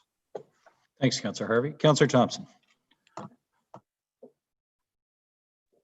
Thanks, Mayor Lehman. This might be a question more for Bala if he's on, or Ms. Miller might be able to answer it. The question is basically, with the shared data, I can't see the report taking much longer than a couple months. I think most of the time frame would be based on retrieving the data. Am I correct in saying that? Through you, Mayor Lehman, to Councillor Thompson, you're correct. Staff estimate that several months would be what it would take for the capacity analysis to be completed by another landowner's technical team once they have that information. And I don't know if Mr. Arias-Sundrin has anything else to add. Through you, Mayor Lehman, to Councillor Thompson. Can you hear me? Yeah, just to expand on Ms. Miller's response, I think once the data is provided and the model is provided, the actual analysis shouldn't take more than 2 to 3 months. Obviously, the landowner would have to hire appropriate consultants to do the work. But the actual analysis shouldn't be that expensive, and it should be could be completed within 2 to 3 months. Perfect. So in saying that, basically, they would be probably ready to go pre-construction season, which then would know the actual pipes at the pinch point and the actual size of the pump just by design of capacity. So by the referral motion, we would be delaying something for unnecessary reasons, in my opinion. So thanks for the information. Thanks, Councillor Thompson. Any other questions of the deputant? Councillor Jim Harris. Thank you, Mayor Lehman. Through you to Mr. Steedman. Mr. Steedman, thank you for the added clarity and depth of detail and history to this item. I just wanted to follow up. I know Councillor Thompson asked a lot of questions to help detail what had been done by staff with the group and some of the concerns around, and drilling down to why we can't right now do the preferred permanent solution, and in some ways how we got to this. And Mr. Miller talked about the economics of not being able to jump into the permanent now. And then later on, there was a comment made about, and I regret not making a comment then, but I will now, about the potential of there being, I think it was maybe said off the cuff, but special interest or special treatment for the water sand. I just wanted to maybe ask you, given all that you've done and what you've invested in this effort, if you feel that you've been getting special treatment, or if this is just a proper process to where we are today, and given all that you've done and trying to provide a solution to get these lands activated and going. Thank you for the question. Through you, Mr. Mayor. We have not received any special treatment without this whole process. Your staff have been excellent in telling what the parameters and the principles of this agreement needed to be. It could not be exclusively for us. We had to share it. We came to the table. We came up with a way that would allow access in a fair way to that facility. There has been, no preferential treatment. I must stress that we have only monitored what we have draft approval from the city for. We didn't go out and monitor 2,500 units, 3,000 units. We monitored what our draft plan approval from the city is, and that's for 1,516 units. And that's what the report that we commissioned states we can do through this solution. Great. Thank you for that, Mr. Stephen. I'm not sure if staff wanted to comment about that they haven't provided any special treatment to anybody in this process as well. I don't know if that's Ms. Miller through you or Ms. Marilyn through you. Ms. Miller. Thank you for the question, Councillor Harris, through you, Mayor Lehman. We have followed a standard process with water sands and have explained those parameters to any of the other landowners as well. It is our standard process in terms of the information that is required to be submitted, and we go on that basis. So in my opinion, no, there has been no preferential treatment. Great, thank you. And just sounds like there's been a lot of work done to get these lands activated, and I appreciate both your response to my question. Thank you. Thanks, Councillor Harris. Any other questions of this deputant? Anyone else? Okay, I just had one, Mr. Steedman.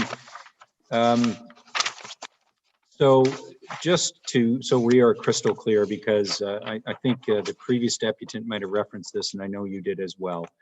That clause in the agreement that says access cannot be unreasonably withheld.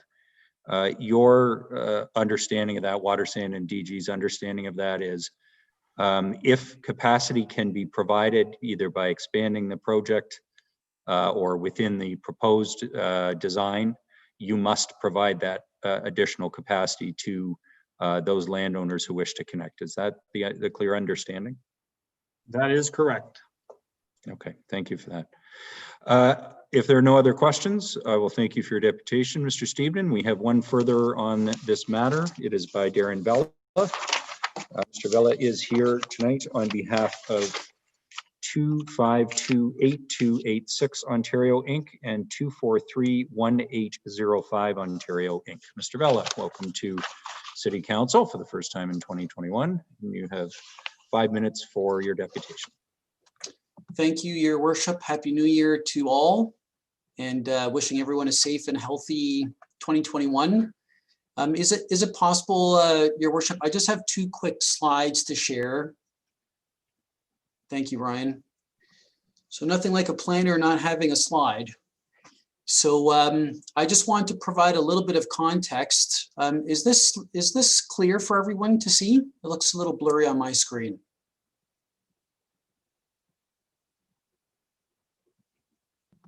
It's good. We can see it. Okay, yeah, we can see it. Okay, thank you. So, Your Worship, I just want to start with a quick overview of the Salem Secondary Plan, because I know Council hasn't really dealt with this for quite some time. So, as you can see, this is the phasing plan for the Salem Secondary Plan area. So, the lands in Phase 1 that we're talking about today are down at the southern extremity of the city limits. So the water sand development is the area included within Phase 1 south of McKay Road. And then the 2 parcels of land, both H&H, as well as the 2 parcels owned by Mr. Papone, my client, are also part of the area just north of McKay Road. I'm here today to inform you that my client is ready to participate and pay their proportionate share for the proposed interim solution. To date, this offer from my client has not been met with any cooperation or willingness from other parties. Mr. Papone is a member of good standing in the Salem Landowners Group. I do not agree with Mr. Steedman that back in 2016, this matter was brought forward to the group for deliberation. This was never discussed amongst the Landowners Group. The Landowners Group did pay for the SIS sub-watershed impact study, which recommended this alternative solution, which all landowners should have the ability to benefit from. I'm disappointed that it has gotten to making this deputation to Council to intervene in this matter to ensure fairness. There are 3 landowners that are looking for a fair and equitable solution for this Phase 1 land. I can tell Council that I'm also a representative for developers within the Hewitt Secondary Plan area, and that a greater sense of cooperation exists than what is being shown here today. We want to move forward as a real group. Last year, as an example, the Salem Secondary Plan Landowners Group only met twice out of 12 months. The information is not being freely shared amongst the key members within the group. And this particular matter in relation to the interim solution was only provided accidentally in June of last year to the rest of the landowners. This was never disclosed publicly to anyone. So we're very, very concerned about that. I want council to be aware that the potential impacts and decision you are making today, based on the agreement that is set forth or the parameters of the agreement set forth in the staff report, suggests that this area could exist in this framework for up to 10 years. That should not be taken lightly. That is a decade-long worth of growth and development in a very, very isolated area in the Salem area. What's missing within the staff report is the context in which the city should be ensuring the logical build-out of the community. Extending a sewer pipe is just one part of expanding the community. What about where will the kids go to school? The water sands parcel does not possess the future public elementary school for this area. That is located on the H&H lands. The water sand parcel also is at the most southern extremity of the Salem Secondary Plan area. There are several secondary plan policies that require the build of this out of this community in a logical fashion outward from the existing boundary. The proposal, should Watersend be able to proceed on its own, would represent a leapfrogging and isolation of a new neighborhood within the city that would be disconnected completely from all other parts of the city. Council, you have two other developers who are expressing their willingness to participate in this temporary solution. No one is asking for a free ride or for one developer to carry the burden of all expenses. If we were invited to be involved in the monitoring program in 2016, we would have definitely participated. That offer was never extended within the group. The Salem Landowners Group was created so that everyone pays their proportionate share. This proposal goes against the spirit and intent of the secondary plan and Landowners Group fundamental principles. If I can just turn to the next slide.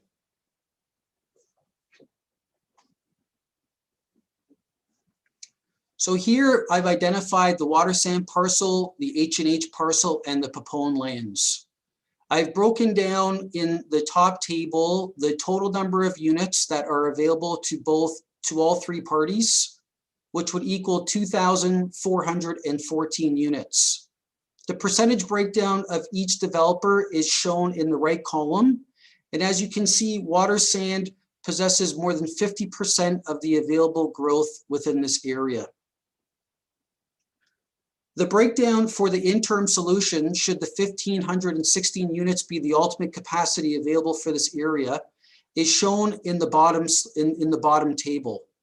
This would still permit Watersend to develop 943 units within the horizon that is expected prior to the ultimate sewer being available. H&H Capital would receive 492 units, and Mr. Papone would receive 81 units.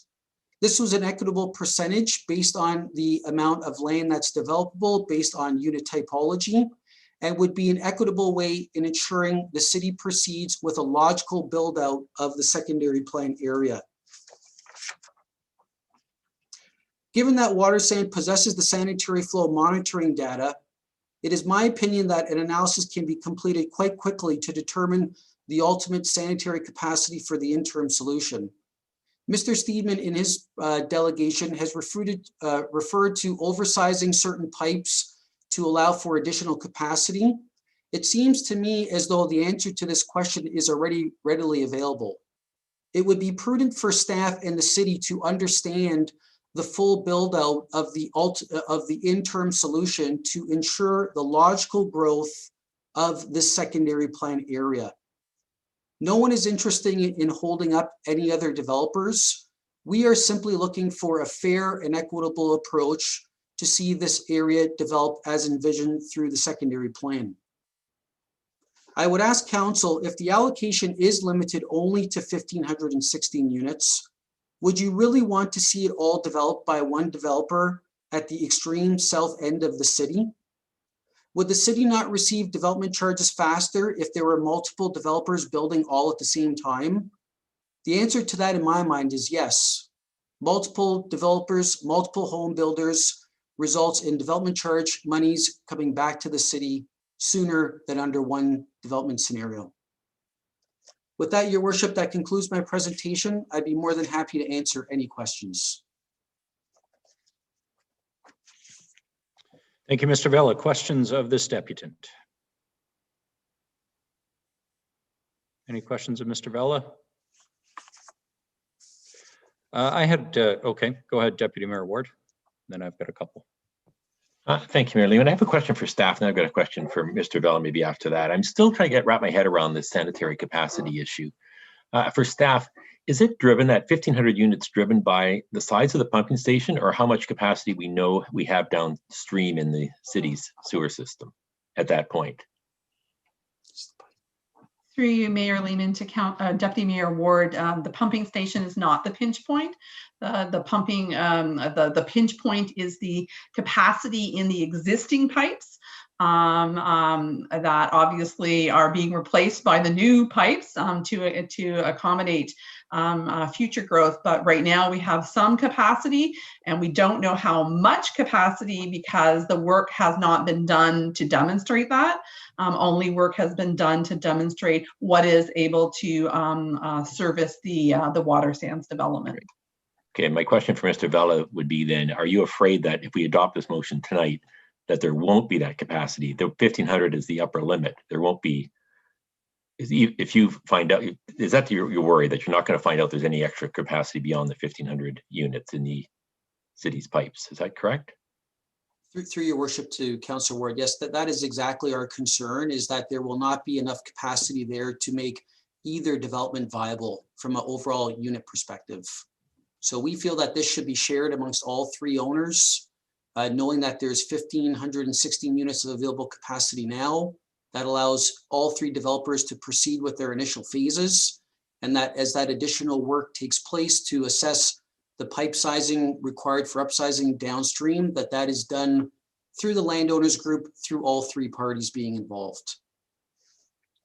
Okay, thank you. And maybe another question for staff. This probably, maybe the question was answered earlier and I wasn't quite sure what they were talking about at the time, but is the issue that it would take several, how long would it take to determine the capacity, the city's capacity, the excess sanitary capacity?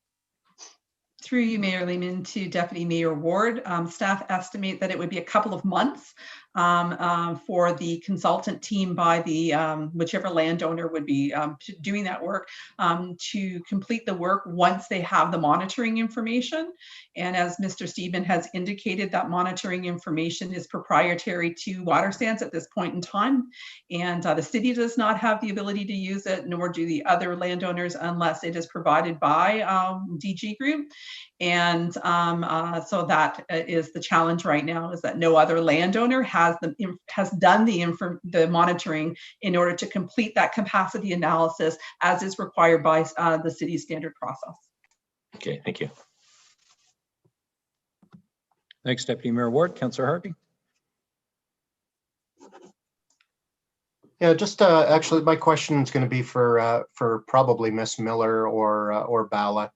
It's in relation to our capacities throughout the city. That type of data, does the city not track our sewer capacity limits in several areas? Because I'm sure we probably have pinch points all over the city, especially in some of our more mature areas where we're dealing with pipes that are probably 50 plus years old. Is that not data that we would normally keep track of anyway? Through you, Mayor Lehman, to Councillor Harvey, certainly we do have some monitoring information, and staff are always interested in expanding that monitoring program. However, at this point in time, we don't have the information necessary to do this fulsome analysis.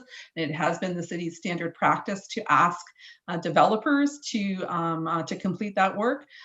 In the recent years, the recent year have made the suggestion that we will start to require that information to be provided to the city for our use when it is submitted, so that we're going to build a repertoire of additional information, but we simply don't have it to the full extent at this point in time. Great, thank you. Yeah, because it definitely does seem to make a lot more sense that, especially when these reports are being done, that there's data sharing occurred as a result of it. Because I know sitting on the Conservation Authority Board, for instance, when it comes to data in relation to the wetlands, that is data that is shared with outside provincially recognized sources, because it just doesn't make sense having double reports being done in the same areas.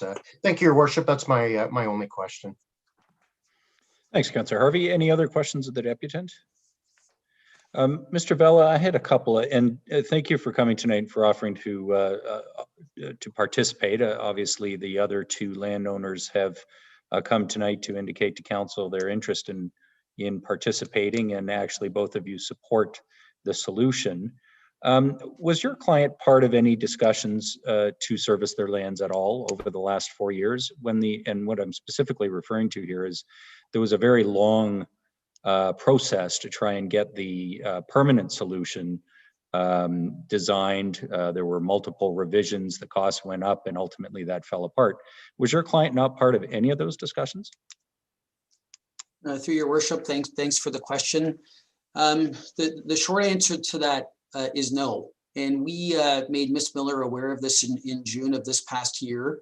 So there were discussions ongoing with the city and DG Group specifically about the ultimate sewer. That information was not being conveyed through the landowners group to the other parties in relation to the ultimate sewer. And so we caught Ms. Miller off guard, I believe, in June of this past year when we informed her of this situation. And so we've been working tirelessly since then, trying to get this information presented collectively as a group, understanding what the issues are to be able to move not only Mr. Papone's project forward, but also H&H Capital. So I guess I'm a little puzzled, and the reason is, what were your plans to service the lands? I mean, you wouldn't be, you know, these lands were approved many years ago for development. You had the development approval. What was your servicing plan? So, Your Worship, I believe, at least my understanding is when the funding delta could not be reached between DG Group and the City of Barrie, that item in terms of the difference, I believe it was around $18 million. That number was never brought to the group, and the other landowners, the two parties specifically before you here today, were never asked whether or not they would be willing to participate to make up that difference. That discussion has never taken place. So that for us obviously is concerning, because we would have liked to have been informed of that information and provided the ability to respond with a yes or no answer on that funding delta. And it was my understanding that following that breakdown of communication, the city has gone ahead and put those resources elsewhere in terms of funding other projects based on the fact that that delta was not achieved. So, I mean, all of the landowners have the ability to come to the city and have the same discussions, and DG has obviously advanced their discussions. Why did your client not proceed to have those kinds of discussions? So, Your Worship, it was our expectation, like all other landowners group, that there is a representative for the landowners group that the city wants to have as a point of contact, and that information that was being relayed to that representative would be expressed to the group during our meetings. However, as I mentioned last year, there were only 2 meetings amongst the Salem landowners group, and this information was not conveyed to the other landowners. Okay, thank you for your deputation. And with that, I will declare the deputations concluded, members of council, and that brings us to the committee reports. Deputy Mayor Ward, I think the first thing we're dealing with is the planning committee report. Moved by myself, seconded by Councillor Thompson, that Section A of the Planning Committee report dated December 15th, 2020 be circulated as adopted. As circulated, be adopted. Thank you. It is moved by Deputy Mayor Ward, seconded by Councillor Thompson, that Section A of the Planning Committee report dated December 15th, 2020 as circulated be adopted. This is the summary report of the Community Improvement Plan for 2020. It was a consent item on Planning Committee's agenda on the 15th of December. Comments or questions on Section A? Okay, seeing none. Those in favor of Section A, please indicate. Are any opposed? None. That carries unanimously. Section B, please, Deputy Mayor. Moved by myself, seconded by Councillor Thompson, that Section B of the Planning Committee report dated December 15th, 2020 as circulated be received. Thank you. It's moved by Deputy Mayor Ward, seconded by Councillor Thompson, that Section C of the Planning Committee report dated December 15th, 2020 as circulated be adopted. This is the application for an official plan amendment and zoning bylaw amendment for 51 to 75 Bradford Street and 20 Checkley Street. Comments or questions, members of council? Councillor Elwin. Sorry, I'm confused that we're here for a second. This is to approve. I think you're one ahead. Yeah, because I thought we were on B, and C is the checklist. I'm sorry. No, these are in fact out of order. That's my fault. Yep, I do apologize. I just read the next motion. Members of council, call it a rookie mistake for 2021. We are in fact on B. And Deputy Mayor Ward, that was the Mapleview Drive West and Dessa Road. Mapleview Drive West. I'm sorry, I actually Planning Committee meeting is now just received. Now I've got the right one. My apologies, members of council. It is to receive the report of the public meeting for the Mapleview Drive West and Dessa Road public meeting that was held on the 15th. Comments or questions? Okay, seeing none. To receive the report of the public meeting. Those in favor? Any opposed? None. That carries. Okay, now we're on to the Checkley Street matter. Go ahead, Deputy Mayor Ward, if you could introduce it. Moved by myself, seconded by Councillor Thompson, that Section C, the Planning Committee report dated December 15, 2020 as circulated be adopted. Thank you. It is moved by Deputy Mayor Ward and seconded by Councillor Thompson that Section C of the Planning Committee report dated December 15th, 2020 as circulated be adopted. This is the application for the OPA and zoning bylaw amendment for 51 and 74 Bradford Street and 20 Checkley Street. Apologies again, members of council. That is on the floor. Councillor Elwin, would you care to speak to it? Thank you, Mayor Lehman. And I would like to thank the deputants who spoke earlier, Ms. Colbatch and Mr. McLaren, and also thank Mr. McLaren for his apology and clarification, although I don't think it was necessary because I understand, these things can get lost. And I, like Mayor Lehman said, I do really appreciate the feedback that we can always improve the way we reach out to residents on these matters to make sure that everyone knows what's going on. And like Mr. McLaren said, not all are going to be happy with this proposal, and we need to strike a balance. And I think we have done that.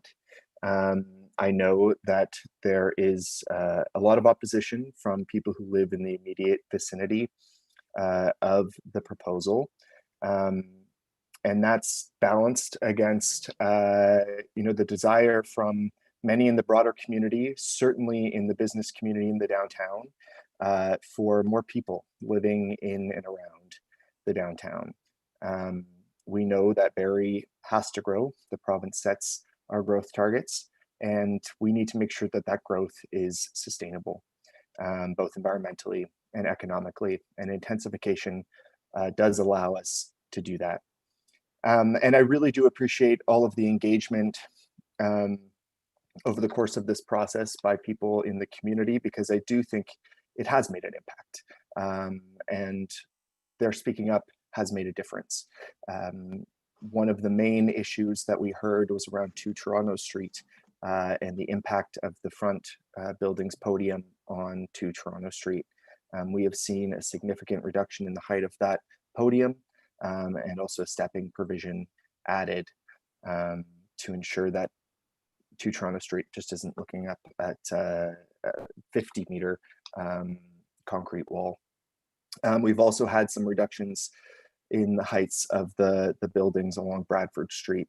And while it's not as much as many people would like, it is a reduction, and it's a reduction in units. And I think we need to make it clear that if we had asked for a further reduction in height, there's a distinct possibility that we could have seen a design where the towers weren't as slender, weren't as narrow, wider, more imposing towers, but shorter might have been the design.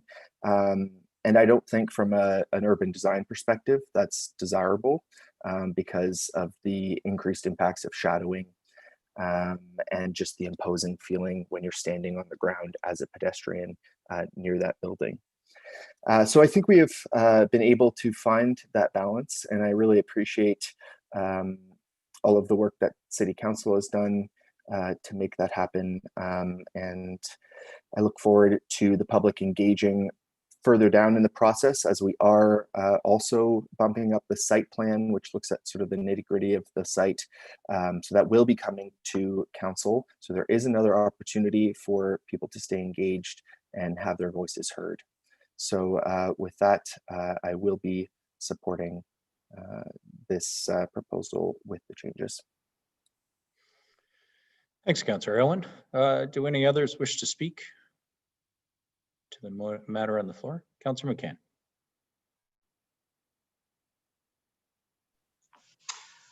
Thank you, Mayor Lehman, and Happy New Year to all that are listening.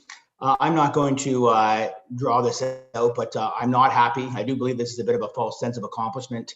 If we were listening to the residents, we would lower the units down to 30 stories.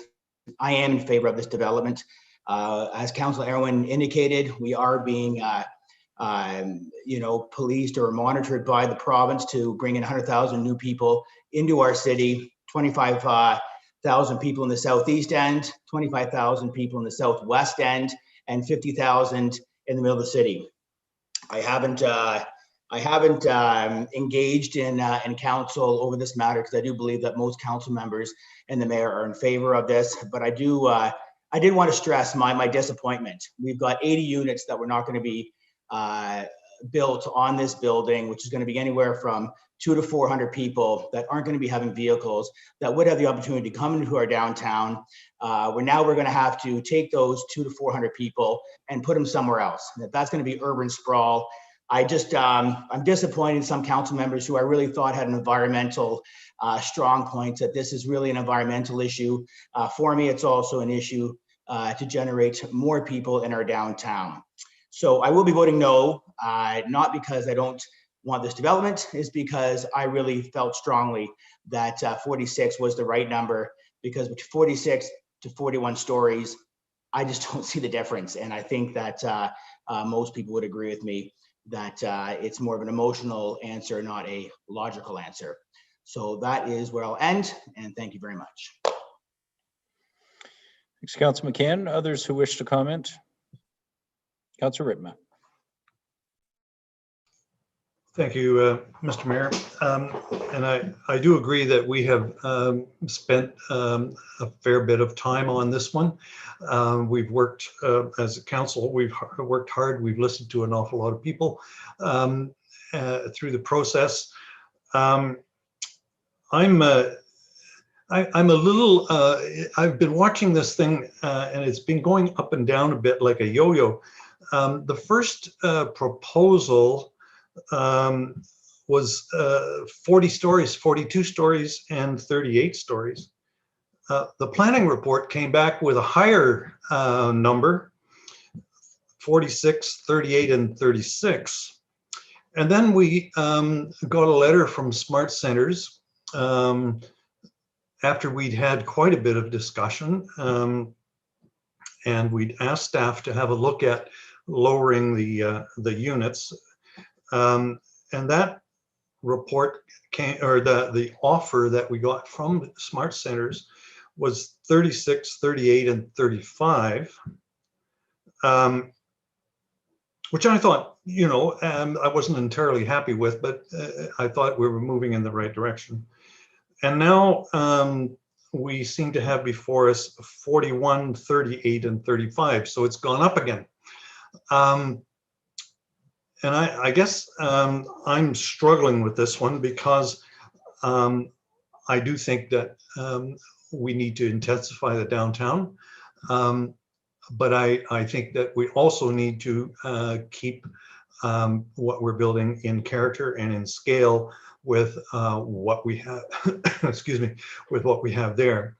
I'm actually going to join Councillor McCann in voting no, and I'm doing that because I don't think we should be going back up above what the smart centers in their letter to us said that they would be content with. So those are my comments. Thank you. Thanks, Councillor Riepma. Any others wish to comment? Councillor Morales. Thank you, Mayor Lehman. I'll keep it short. I'll be voting in favor of it.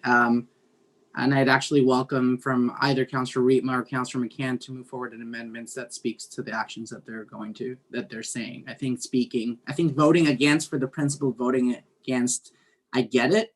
But down the line, that vote becomes very misinterpreted and confusing. So put your money where your vote is. And if you think, in Councillor Riepma's point, if you want to go back down, move forward an amendment, see where the votes fall. And Councillor McCann, put forward an amendment and see where the votes fall. Otherwise, it's just confusing. Thank you. Thanks, Councillor Morales. We are in council, Councillor McCann, and you did otherwise speak. Do you have an amendment you want to put forward? Thank you, Mayor Lehman. Just clarification on what exactly Councillor Morales is asking. Well, I can't speak for the councillor, but I think he's suggesting that if you're dissatisfied with the motion that's on the floor, move an amendment that reflects your concerns.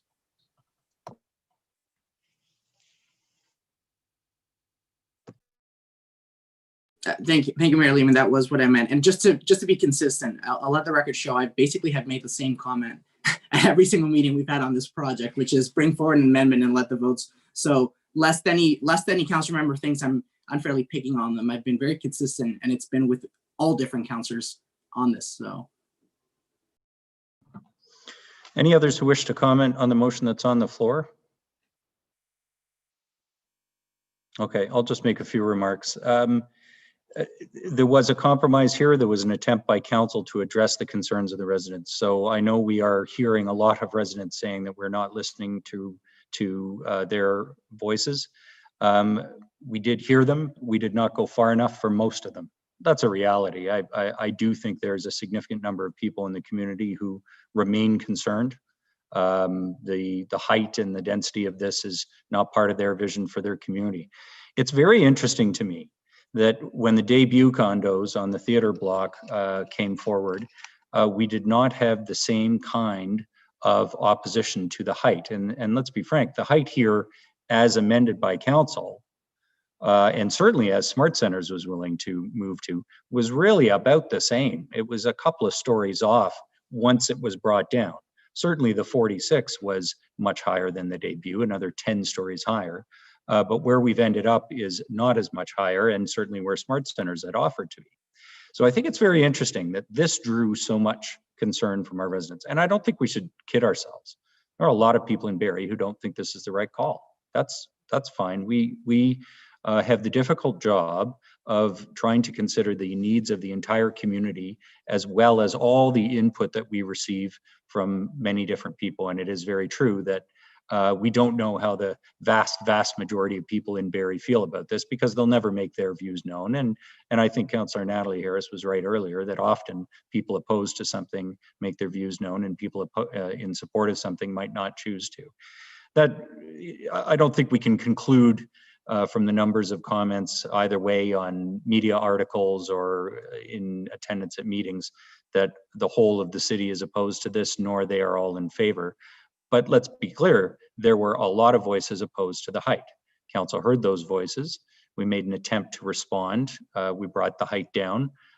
More significantly, I think, for the neighboring residents, the podium design was significantly changed. It was reduced in height and the step back was increased. And so those residents who were most directly impacted by this, and where, let's be frank, the mistake has been made in Barrie before of allowing tall buildings to be built too close to neighboring existing buildings. In my opinion, that's happened twice. And in this case, we had the opportunity to do something about it, and we did. Did we go far enough? For many, I am sure we did not, for the residents of the neighboring building. However, I do believe it's important to be clear that council did make that attempt, and there was a change, significant change made to the podium, and something of a change made to the height. I have been in Barrie long enough to remember when the first building over 10 stories was proposed. That was Collier Place, behind Collier United Church on Collier Street, and it's a seniors residence. And I can tell you that the rhetoric at that time, I was in high school, the rhetoric at that time here in our city was that was the end of the world. Barry Ward, who I think at that point was only serving about his 65th or 66th year on council, would also remember that at that time, many people made the same points that were being made to us. And we need to respect those points, that it was such a substantial change in our community. You might imagine the first 15-story building in an area comprised almost all of historic homes was an earthquake. And people were very, very concerned about that built form in the community. Communities change over time. And I think everybody knew that this site is one of the last remaining major development sites in our city. And just back to the point that I did want to make before and why I will be supporting this, notwithstanding, I do believe there are many people who have concerns about the height. I think the specific concern we really need to keep in mind here was because it is seen as a waterfront development. And the front building is very much a waterfront development. The front building that is a hotel and a 25-story building is right on our waterfront. We have allowed over the years, city councils, 6 high-rise buildings on our waterfront. They're all the same height. And in my opinion, that's not a particularly attractive skyline. I welcomed whether it was the 21-story building that was originally proposed here, the other heights. Is this a big change? Yes, it is. And I don't think we should try and claim that it has any compatibility with existing built form. We are tonight approving a very significant change. But it is on one of the last very good development sites on the edge of our downtown that has a significant chance to significantly turn around an area of the city that could use the assistance. And it's not for that reason that I believe it's an appropriate built form. I believe it's back on Bradford Street with the 3 tall buildings. That's an arterial road with a lot of extra capacity. The design has been carefully managed to limit the impact on the waterfront itself. And while it will be a very significant building on our waterfront, no question about that. You know, I remember looking so closely at those shadowing studies because of the concerns that this is going to shadow the beach or it's going to shadow the park and so forth. It's not. It will have an impact on the marina late in the day. But the existing development that was permitted, 2 and 6 Toronto Street, has an impact on the marina late in the day. So while I know there are many people who are going to say, you know, geez, Lehman, you talk about historic neighborhoods and all of the efforts to preserve character. This is so grossly out of character. That's true. Let's not kid ourselves. This is out of character. Of course it is. It's buildings that are more than 2 times higher than anything else that's been approved, with the exception, I would note, of the 2 buildings that were approved on Dunlop Street with virtually no opposition. And I believe that these buildings similarly will be a very positive impact on the west end of our downtown, on our community and our plans for revitalizing the core area of our city overall. And I believe the changes that were made to the front building, which is truly a waterfront building, have improved, not to the satisfaction of everyone, but have improved the development proposal that is in front of council tonight. So I will thank everybody who's been involved in that process. There were many at many different meetings, and the developer as well for being part of the process. But I'll certainly be supporting this tonight. No compromise here will ever satisfy everyone. This will still dissatisfy many, but I believe strongly believe as mayor that this will be a benefit to our city overall. So I will call the question. Section C is to be adopted. Recorded vote, please. Yeah, a recorded vote's been requested, and I'll ask the clerk to conduct one. Actually, I was going to ask for one too. Go ahead, Madam Clerk, conduct the vote. Thank you, Mayor Lehman, and I'm starting with you tonight. Yes. Councillor Rietma, No. Councillor Aylwin, Yes. Councillor Kungle, Yes. Deputy Mayor Ward, Yes. Councillor Thompson, Yes. Councillor Natalie Harris, Yes. Councillor Harvey, Yes. Councillor Jim Harris, Yes. Councillor Morales, Yes. and Councillor McCann. We. The motion carries. Thank you, members of council. It completes the planning committee agenda. We are now moving on to the general committee agenda from earlier tonight. Section A, please, Deputy Mayor Warden. I promise to follow along with the motion sheets. Well, actually, can I just check quickly with the clerk? Is there only one section, or how many sections do we have here? Through you, Mayor Lehman, to Deputy Mayor Ward, we would have two. Two, We would have okay. Section A, which is the consent items, and then Section B, which is the Both are pipeline matter. adopted. Yes. Okay, thank you. Okay, moved by myself, seconded by Councillor Thompson, that Section A of the General Committee report dated January 11th, 2021 be adopted. Thank you. It's moved by Deputy Mayor Ward, seconded by Councillor Thompson, that Section A of the General Committee report dated January 11th, 2021 be adopted. And to be clear, these are the consent items. Madam Clerk, correct me if I'm wrong. Waiver of the city's rights to repurchase for Rawson Avenue, the Municipal Transit Enhanced Cleaning Transfer Payment Agreement, and the item for discussion, the pre-authorized payment NSF fees. Those are the three items that were on consent. That's what's part of Section A. Okay, everybody's clear on that. Any comments on Section A? Okay, seeing none, I'll call the question. Those in favor of Section A to be adopted? Any opposed? None. Carries unanimously. Deputy Mayor Ward. Moved by myself, seconded by Councillor Thompson, that Section B of the General Committee report dated January 11th, 2021 be adopted. Okay, it's moved by Deputy Mayor Ward, seconded by Councillor Thompson, that Section B of the General Committee report dated January 11th, 2021 be adopted. And this is the temporary sanitary pump station and force main project agreement, Water Sands Construction Limited. It is the referral of the matter back to staff. It is the motion that was passed by General Committee earlier, which is to refer it back and then for a report, pardon me, for the matter to come back to a General Committee in February. On the motion that's on the floor, comments, questions, and amendments?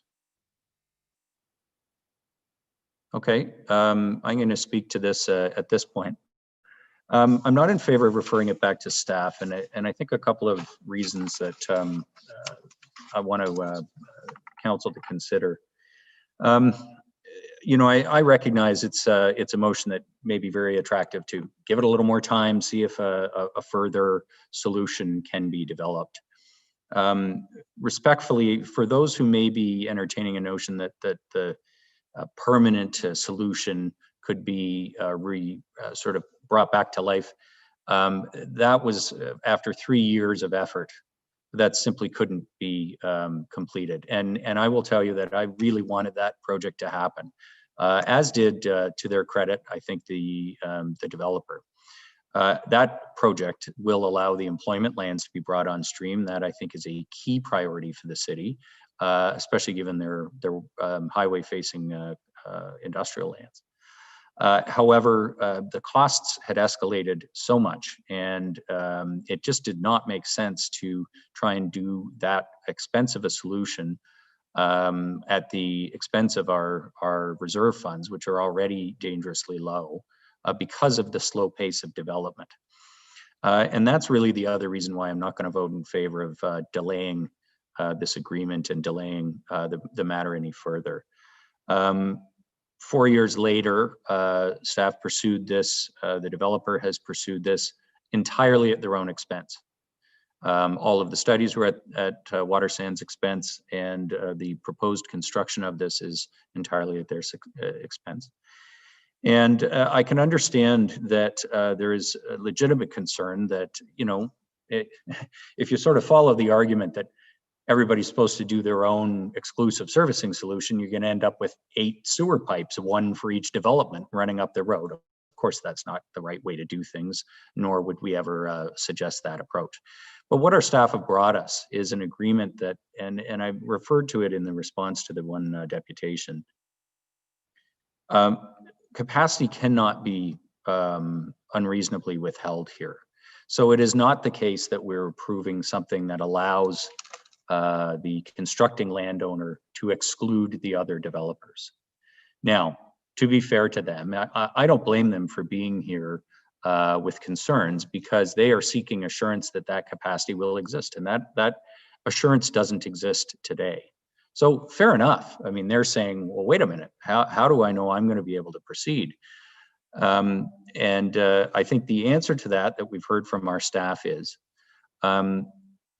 this can proceed, the agreement can proceed, the project can move into design and construction, can ramp up, and there is every opportunity to answer that question about servicing capacity over the next couple of months, and then to expand the project if that can be feasibly constructed.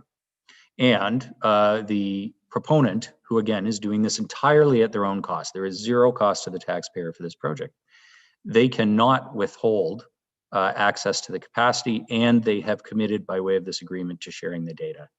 So despite the fact that they spent all the money here to get to this point on the studies and on the effort and on a proposed solution, that they are offering to do that. You know, I think what we have all heard over the past year or two, major concerns about the slow pace of development in the Salem secondary plan in particular. We are so far behind in terms of what was anticipated, and it is now having major fiscal implications on the city.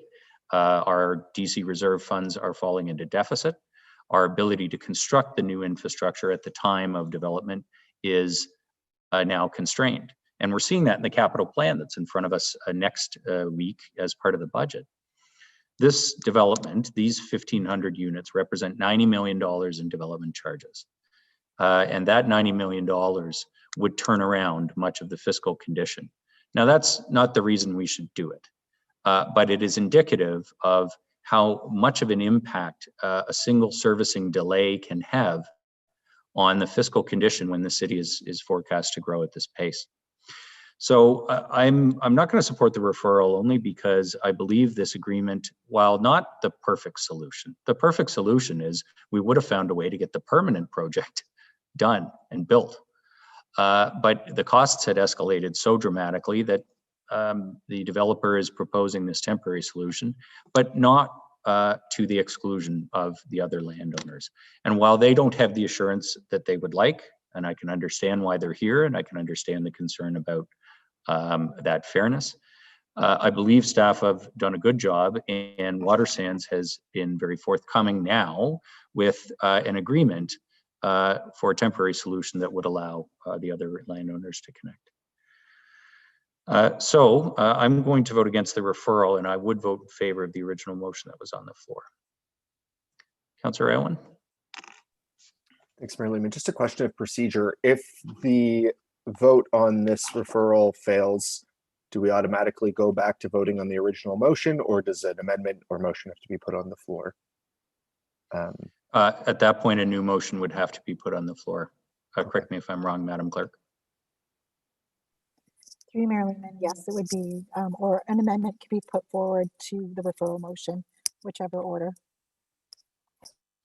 Okay, but if the referral motion were defeated, a new motion could be put on the floor that reflected the original motion? Yes, Mayor Lehman. Yeah, okay. Councillor Harvey?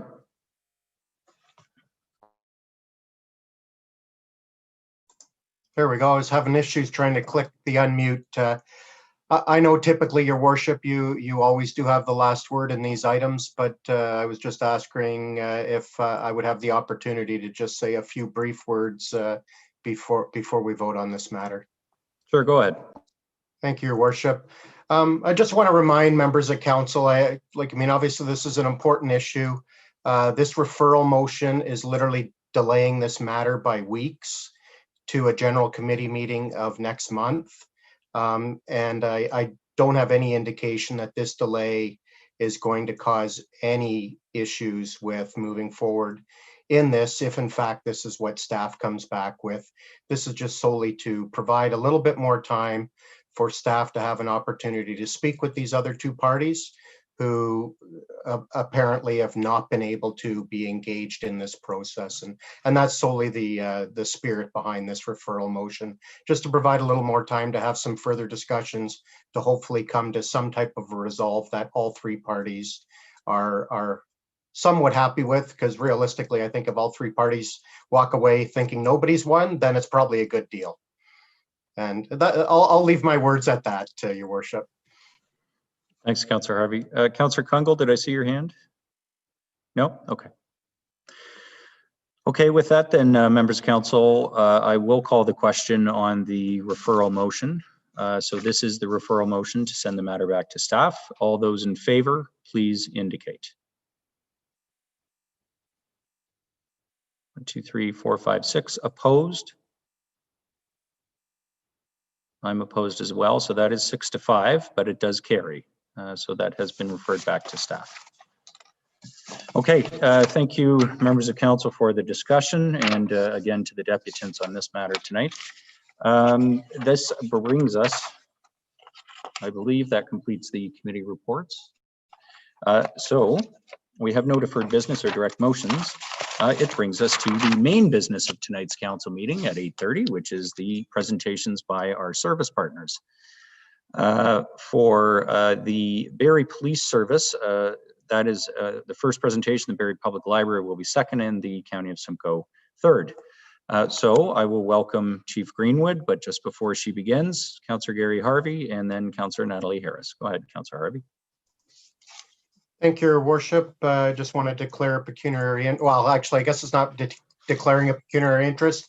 I just need to state that I will not be participating in this presentation in order to meet my statutory obligations under Section 17 sub 3 of the Police Services Act. And as a result, I will turn off my camera during the presentation. Okay, thanks, Councillor Harvey. Councillor Natalie Harris. Sorry, before you, sorry, Councillor Harris. I should confirm with the clerk. Madam Clerk, has Councillor Gary Harvey's conflict been recorded? Yes, Mayor Lehman, it has. Okay, thank you. Councillor Natalie Harris, go ahead. Thank you, Mayor Lehman. I have consulted with the Integrity Commissioner regarding my code obligations, including those that arise under MCIA. Though I do not have a pecuniary interest in the matter that requires me to abstain from voting on this matter in accordance with my code obligations, and upon advice of the Integrity Commissioner, I will not be participating or voting on this matter. So I too will turn off my video. Okay, thank you. Madam Clerk, has Councillor Natalie Harris's interest been recorded? Yes, Mayor Lehman, they have. Okay, thank you very much. So with that, I will call on our police chief, Kimberly Greenwood, and Greg Ferguson, chair of the Barrie Police Services Board, to provide their presentation tonight. Chief, Chair, welcome to City Council. Thank you, Mayor Lehman. Good evening, Your Worship and members of Council. I thank you for the opportunity to present the Barrie Police Service 2021 budget request. With us this evening, virtually, are members of the Barrie Police Service Board, our leadership team, and service members. This year, our budget process was one of the most open and transparent we've had in our history. The process included community consultations, feedbacks, deputations, and community safety surveys. Budget presentations and subsequent deliberations were held in an open forum, and the community input was encouraged. The board approved budget request represents a 2.65% increase over 2020. This is a reasonable budget that strikes a balance between the effective service delivery to our community and fiscal concerns. I'd like to hand it over to Chief Greenwood to walk us through the budget request presentation. Chief. Good evening, Your Worship and council members. Policing today is very different than it was at this time last year. The world was not fully experiencing the impact of a global pandemic, and we had not heard international calls for social justice and defunding of police. More than ever, our community expects accountability, professionalism, and excellence in service delivery. This budget was prepared and guided by the service's strategic business plan, our core policing responsibilities, public expectations, increasing financial pressures. Other board considerations included the decrease in our core funding from the province, the impact of supporting Ontario First Responders Act, negotiating contractual settlements, and compliance with legislative mandates. In 2019, the Barrie Police Service actioned just over 74,000 occurrences. These occurrences can be categorized in several ways: emergency versus non-emergency, criminal in nature versus non-criminal in nature, either urgency or priority level, reactive versus proactive. Occurrences may start as one type and can quickly change to another depending on the investigation. Over the last 10 years, we have experienced a slow and consistent increase in our number of yearly occurrences. We have also seen an increase in the complexity of investigations, additional legislative requirements, greater community expectations, and ongoing advancements in technology. We have just entered the second year of our 3-year strategic plan. Within this plan are 3 strategic priorities. Each priority has multiple objectives. These priorities are interdependent and speak to the mission, vision, and values of the Barrie Police Service. All of our ongoing initiatives, programs, and partnerships align with one or more of the strategic priorities. We are continuously working towards bettering our community and bettering our organization. While our service is innovative, we are also incorporating actions that are sustainable and provide long-term benefits to the communities. Some examples of these initiatives include our systemic review of our organization and our culture, our evidence-based policing review of calls for service and alternative response, the body-worn camera pilot project, the legislative community safety and well-being plan, our digital evidence management, and our member wellness program. The next few slides illustrate key components of the 2021 police budget request, including operating budget, capital expenditures, and legislative impacts. The operating budget, excluding capital and legislative impacts, represents 91.6% of the total budget request. We will start with an overview of the operating budget, which is broken down into 4 areas. The first area is salaries, benefits, and overtime. In 2021, this portion amounts to $52.7 million. The increase to salary and benefit costs from 2020 to 2021 includes the impact of contractual obligations for 244 sworn members and 118 civilian members. In 2021, we are deferring our HR strategy and there will be no increase to staff complement. A decision was also made to strategically gap positions and to replace only 2 sworn and 2 civilian members. Benefits cost will rise by 1.6% or $184,000. Our benefit providers was jointly negotiated with the City of Barrie, and these obligations include health and welfare coverage, long-term disability premiums, life insurance, pension costs, as well as government mandated benefits, including CPP, EI, and employee health tax. Overall, salaries, benefits, and overtime will see an increase of 2.4% from last year's, totaling $1.2 million.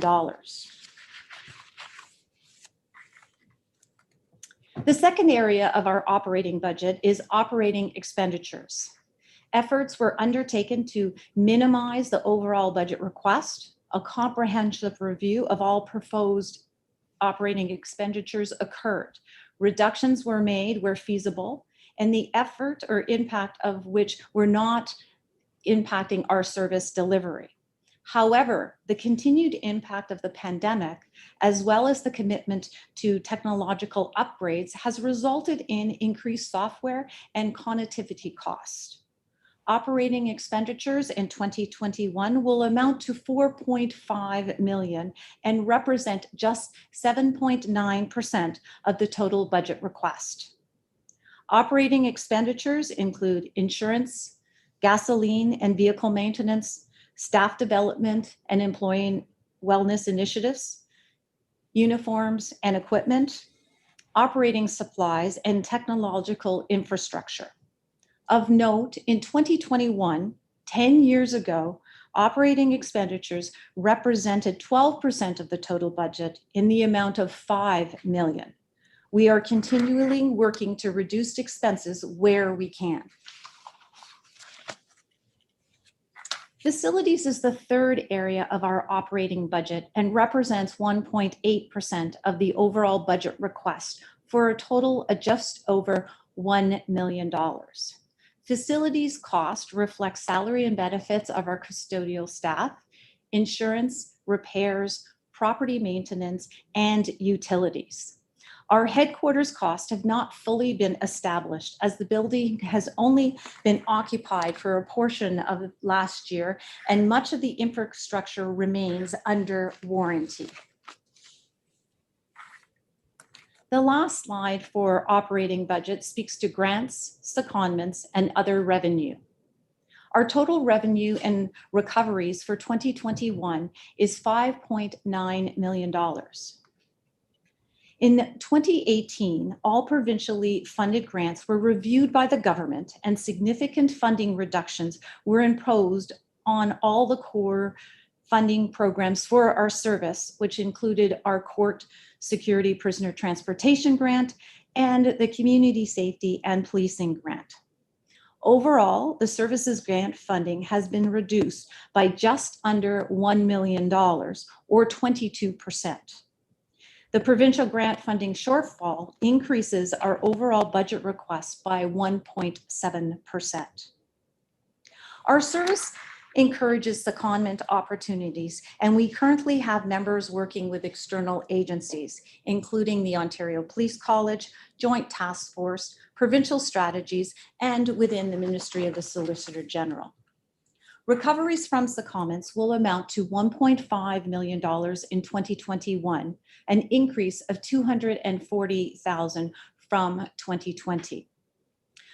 We have reviewed historical and anticipated general revenues, which includes sale of our assets, criminal records checks, and pay duty administrative fees, and have developed a realistic budget of $805,000, which has not increased from 2020. This now concludes the overview of our operating budget of $52.4 million. I will move on to the services capital expenses request for 2021, which is $1.8 million and represents 2.9% of the overall budget.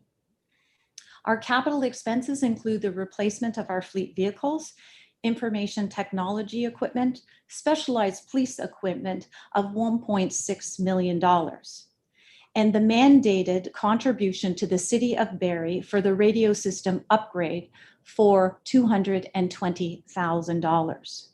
In the spirit of cost containment, the decision was made not to increase capital expenditures in 2021, except for the funding of the body-worn camera project in the amount of $140,000. Of note, in 2010, our capital budget was $1.6 million and represented 4.4% of the overall budget. In addition to the operating and capital expenditures, there are significant legislative items which have a direct impact on the services budget request. These impacts amount to $2.9 million in 2021. The Supporting Ontario's First Responders Act, presumptive legislation, was introduced in 2016 to assist first responders diagnosed with post-traumatic stress disorder.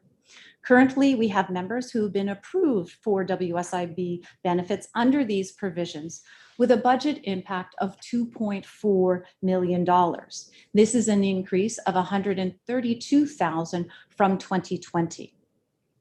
The service is required to pay for salaries, benefits, rehabilitation costs, and adjudication fees to WSIB. In prior years, all costs except for salary and benefits were funded by a reserve held by the City of Barrie. This reserve is now exhausted, and direction was received from the city that the service must establish an independent reserve to pay WSIB chargebacks. Included in the 2021 budget request is an initial deposit of $300,000 into our own WSIB reserve. The CRTC has mandated replacement of the current 911 infrastructures and systems across our country. I will say that Next Generation 911 will significantly enhance public safety communications, but requires financial commitment over a number of years with a deadline set in early 2024. Our multi-year plan impacts the 2021 budget by $235,000. This slide represents a portrayal of the breakdown of cost by division or category. Our service is about our people. We provide 24/7 service to our community. A large portion of our budget goes towards salaries and benefits, but this slide represents the services that are then provided by our people. These amounts include salary and benefits, as well as uniform and equipment, operational expenditures, training, wellness initiatives, and technology needs. 30% of our budget is allocated to operational services. This division includes our frontline and community response officers. So, for example, if you dial 911, it is an officer from operational services that will respond. 24.7% is allocated to operational support. This division provides support to frontline and includes traffic services, our call takers and dispatchers, tactical support, and court services. 18% of the budget goes to investigative services, which takes on specialized investigations, including sexual assault, intimate partner violence, robberies, frauds, human trafficking, homicides, and tech crimes. These are the three largest categories of services provided, and they are all provided around-the-clock service to our community.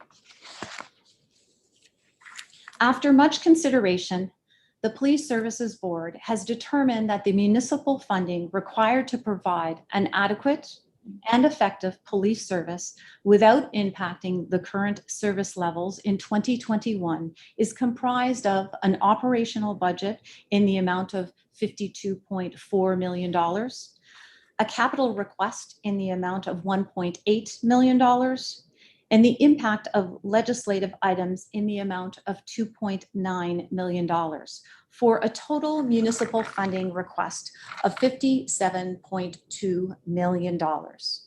This represents a 2.65 increase from our 2020 budget of last year.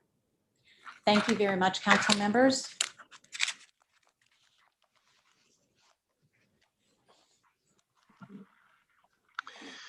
Okay, thank you very much, Chief and Mr. Ferguson. Are there questions from members of council?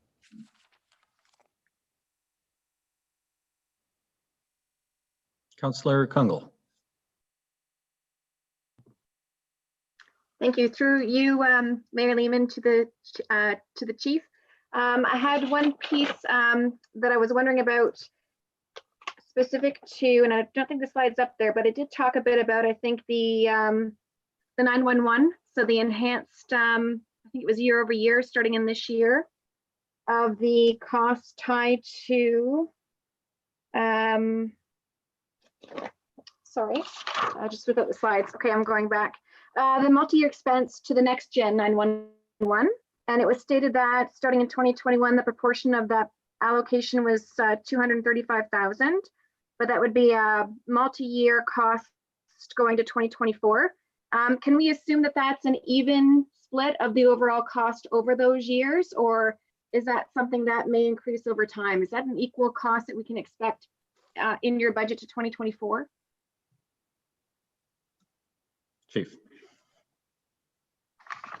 In 2020, we invested $550,000 last year. So we commenced, and with a capital budget, we're able to place funds into reserve. And this year, we are accounting for $235,000. And over the multi-years until 2024, we will, and we anticipate that next year's contribution and the following year's contribution will be more than the $235,000 that we invested in this year.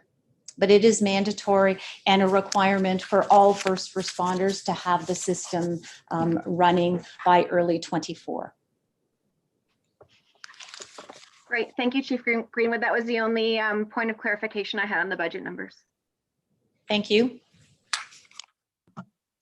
Thanks, Councillor Congo. Councillor Owen. Thank you, Mayor Lehman. And thank you, Chief Greenwood, for the presentation, and Mr. Ferguson as well for being here. A couple different questions. The first is around the body-worn cameras, which is around 8% of the capital budget request at $140,000. Is that for the pilot only, or is that a rollout of the entire program? Thank you very much,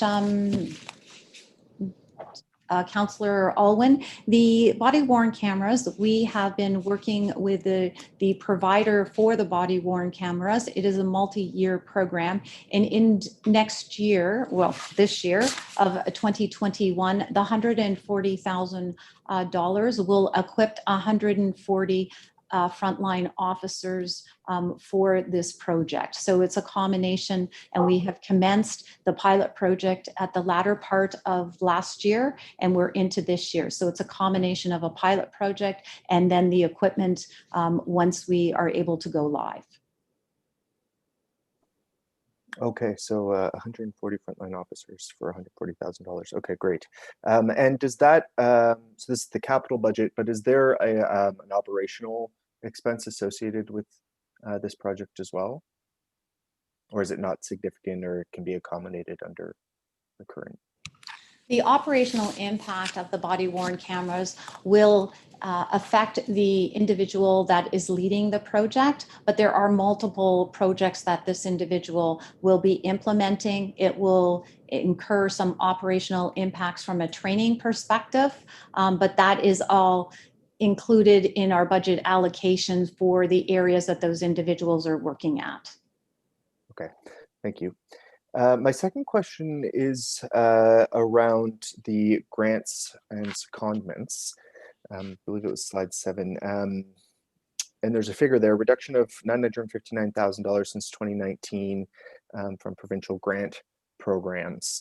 I think I need some clarification here, because I do remember the downloading from the provincial government in terms of, you know, cutting the grants for the court security prisoner transportation grant. But then I also remember our members of provincial parliament making a big announcement that that wasn't actually the case, and that they are actually funding that grant. So I think I just need some clarification, if possible. Was there a cut to the provincial grant? If so, how significant? And what was that funding that was announced with big fanfare from the MPPs? In 2018, when there was a review of the grant funding formula, we were impacted by that review that was conducted. So in 2019, as a service, we received $3.4 million to run the court security prisoner transportation service to support court services for Barrie Police, the OPP, South Simcoe Police Service, Rama Police, and the Military Police. In 2020, our funding that we received for this core service, we received $2.7 million.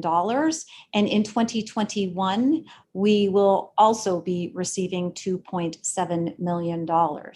So from a funding perspective there, we see just over $700,000 there. And the other area of core funding that we saw a reduction in was in regards to the community safety and policing grant. And we had in 2019, $812,000 allocated there. And in 2020 received $609,000. And in 2021, we are again receiving $609,000. So in totality, between those two core funding streams that we received, it's $959,000 that we are no longer receiving to deliver core police services. We have been very fortunate where we have received other core funding from the provincial, or not core funding, but other funds from the government in regards to things such as our RIDE grant funding. We have been successful with grant applications and receiving funds for through the Proceeds of Crime grant. We also have received funding through the provincial strategy to support our work in human trafficking. Okay, thank you. I really, really appreciate that clarification because I was definitely confused hearing different things from the province, hearing about the grants. So it's good to know that there's almost $1 million still of provincial downloading happening here. And that's an impact on our municipal taxpayers from cuts to services from the province. So that's good to have that clarity. I appreciate that. My final question is a broader question. So the City of Toronto Police this year came in with a 0% increase to their budget. And the chief said something along the lines of, we are committed, we heard the community, we're committed to doing more with less. Why can't the Barrie Police Service do the same?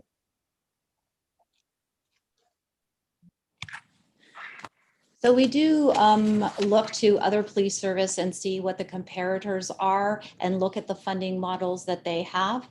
When we look to the Toronto Police Service, for example, their operating budget is separate from their capital budget. So when they're talking about a 0% increase, I believe that they're focusing in on the operational budget. And this year they are going to be utilizing some of the reserves that they have in their operating budget. When we brought forward to the board in September with our presentation, the Police Services Board had some grave concerns in regards to our human resource deferring and gapping strategy, and we're concerned about our service delivery and future sustainability. So I can't speak to the Toronto Police Service budget, but I can speak to the Barrie Police Service budget, and I'll break it down into two areas. So we know we have our costs that some are limited discretion, and then we have other parts where we have no discretion. So when we first start off, and we've already spoken that through your question, Councillor, that we are starting off with $1 million less in core funding than we have received in the past, that we know that our legislative impact for our WSIB reserve and the Next Generation 911 is $2.9 million. When we look at other areas of the budget, in regards to operational expenditures and capital expenditures, prior to even getting to the board, we had removed or excluded $1 million in that area. And when we look at our historical budget, our expenses in those areas are the same as we had 10 years ago. And then when we look at what I would say our most important area is our people. And when we look at our people, that represents a large portion of our budget, 95.7%. And as I previously mentioned in the presentation, we are not increasing our complement. There will be no new hires for the Barrie Police Service in 2020. And when we look at our HR strategy, we anticipated that we would have 4 sworn members and 5 civilian members added to our complement. We've looked at our the strategic gapping that will be occurring, and we are not filling all of the positions that will be vacant in 2021. And when we look at the financial impact of WSIB, we also have to look at the impact of the WSIB. And we are currently unable to deploy 13 members of our service. So when we look at the totality of it, we are currently not deploying or not currently deploying 29 people that we should be deploying to meet the needs of our community. So we did listen to the community, and our community is saying many things to us. We hear that we did a budget survey, so we had consultation there, and we saw that individuals wish us to keep us at the same level of funding. There were individuals that also said that we should look for efficiencies. And we are looking for efficiencies. Last year, we commenced a systemic review of our culture and our systems to identify some areas to ensure that we were performing as we should be. We have also conducting evidence-based policing review of our calls for service that is focusing in on partnerships and the ability to divert and reduce our calls for service. And we're doing that with our partners. We're also, through the City of Barrie, we are partnering, or one of the 5 signatures for the Barrie Health Accord, where we're looking at coordinating and looking at sustainable investments into the determinants of health. And we're also one of the leads that is working on the community safety and well-being plan that will go to some of the concerns that have been raised in our community. And I think that we need to invest as a community to the social and health services infrastructures prior to us reducing a police budget. I think that immediate reductions are very simplistic, and I think we know that we've had discussions on the funding model for policing, and we've been doing this for years. We've had larger discussions at all levels of government, and we know that as a society that we need to adequately support social and health services, which we know have been underfunded or have seen significant cuts to their budget. And we are committed to work with the government and our community partners on meeting the safety and well-being needs of those in our community. So we will continue to implement change so we can realistically and responsibly look at reductions where necessary once the infrastructure is in place to fill those gaps. Thank you, Chief Greenwood, for that comprehensive answer. And I did want to specifically thank you for opening up your budget process this year to the public. I think that's a very important and valuable step. And I look forward to that process going forward and any improvements that can be made in that process. And I'm also really thankful that we are all on the same page in terms of we need to be focusing on the root causes of crime. We need more social service support. As you said, they have been underfunded. They've faced cuts, and that's harmed some of the most vulnerable people in our community. And so it's actually really refreshing, and I think important for people to hear that from our Chief of Police as well. So I want to thank you sincerely for that and for your presentation. Take care. Thanks, Councillor Owen. Are there any other questions of the Chief? Okay, I will take a speakers list. I will just remind everyone we do have the 2 more presentations. So I'll ask you to ask a couple of questions each, just so that we can get around the horn with 10 of us asking questions. So Councillor Jim Harris, then Councillor Morales, then Councillor Riepma. I'll be quick. Thank you, Mayor Lehman, for you to Chief Greenwood. Thank you, Chief Greenwood, for your presentation. I wasn't going to ask a question, but I'm always curious about policing and the work you do and the connection between social services. So I will ask one. I recently had a conversation with the folks at 310 COPE and York Support Services Network and the crisis team there, and talking about a call diversion unit. You mentioned about diversion, working with community partners, and I agree with you around before we cut something, let's build something to manage the gap that would occur otherwise. So there was a model out of Houston, Texas, this call diversion unit process where they, through the police services, line, you connect more to a system that would, drill down on the call to see who should really go out. And it might not be that you would send out officers per se, you'd send out social services of some nature.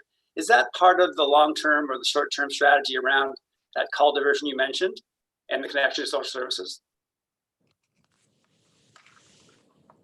Your Worship, through to Councillor Harris, we, through our evidence-based review of our calls for service, one of the areas that we're certainly spending a lot of time reviewing is the opportunity for the mobile crisis response team. We're also looking at the CAHOOTS program that is run in the United States and an assertive community treatment teams, or the Reach Out Response Network. And all of them have a reactive, a proactive complement to them. Many are civilian members that are hired by the police service, and they are dispatched through the computer-aided dispatch, as we all would be as police officers. So this is one system or one section that we are certainly investing a lot of time in to see what programs that have been evaluated and assessed, and we do have the outcomes that we wish to have in the city of Barrie. Great, thank you. That's my question. Thank you. Thanks, Councillor Harris. Councillor Morales. Thank you, Mayor Lehman. Chief Greenwood, is there calls that Barrie Police currently responds to that Barrie bylaw, in your opinion, could start picking up? It's been a while since I checked in, but I think dog calls, like barking dogs, used to be a police thing, not a bylaw thing. I don't know if that's transferred over. Is there anything that we can shuffle, or not shuffle, reallocate properly, piggybacking onto Councillor Jim Harris' question, reallocate more effectively that would allow your officers to respond more appropriately to calls that they are trained for and would possibly see cost savings? Mayor Lehman, through to Councillor Morales.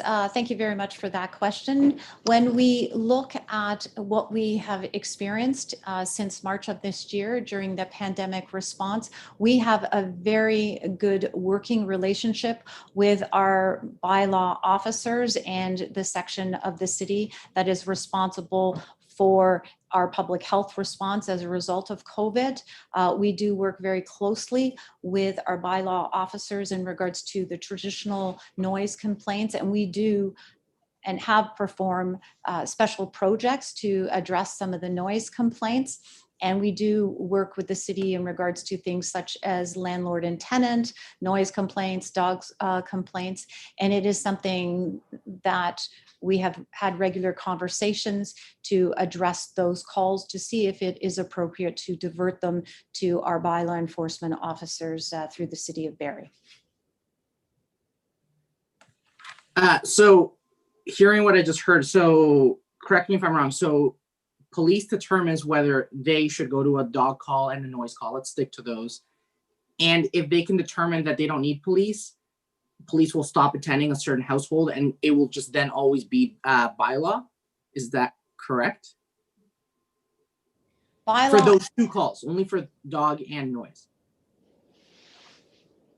So there are some noise complaints that may involve violence. So when we're assessing through our call takers, we ensure that there are no safety concerns related to that.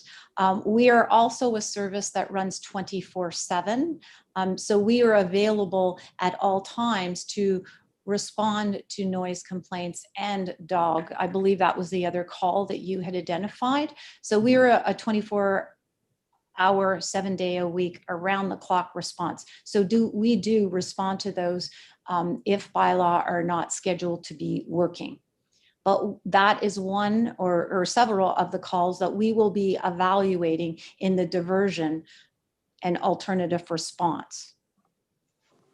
Perfect. No, that's a great answer. And I know our bylaw staff is revamping their own internal organization. So it's definitely worth your time and the Barrie Police Board of Directors' time to discuss with the City of Barrie on how to get to what you just said. And that way safety, but also efficiency is achieved.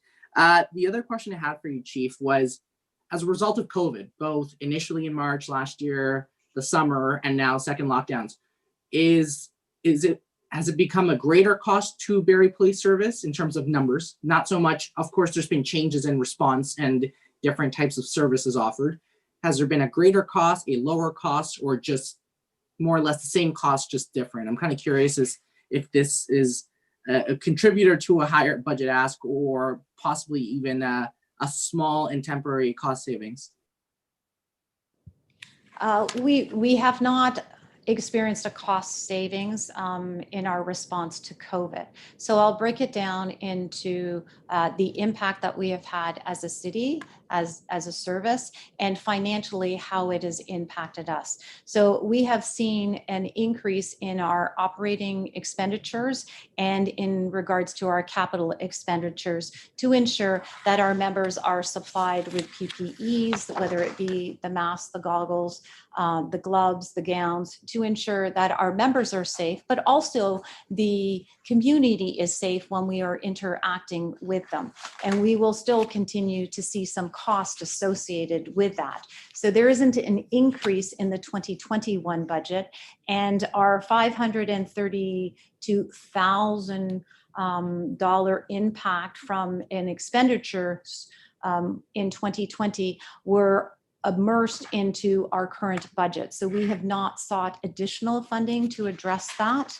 We also noted a decrease in our general revenues, and we also had a reduction in our secondments because we needed members to return from their secondments to support our response in our community during the COVID times.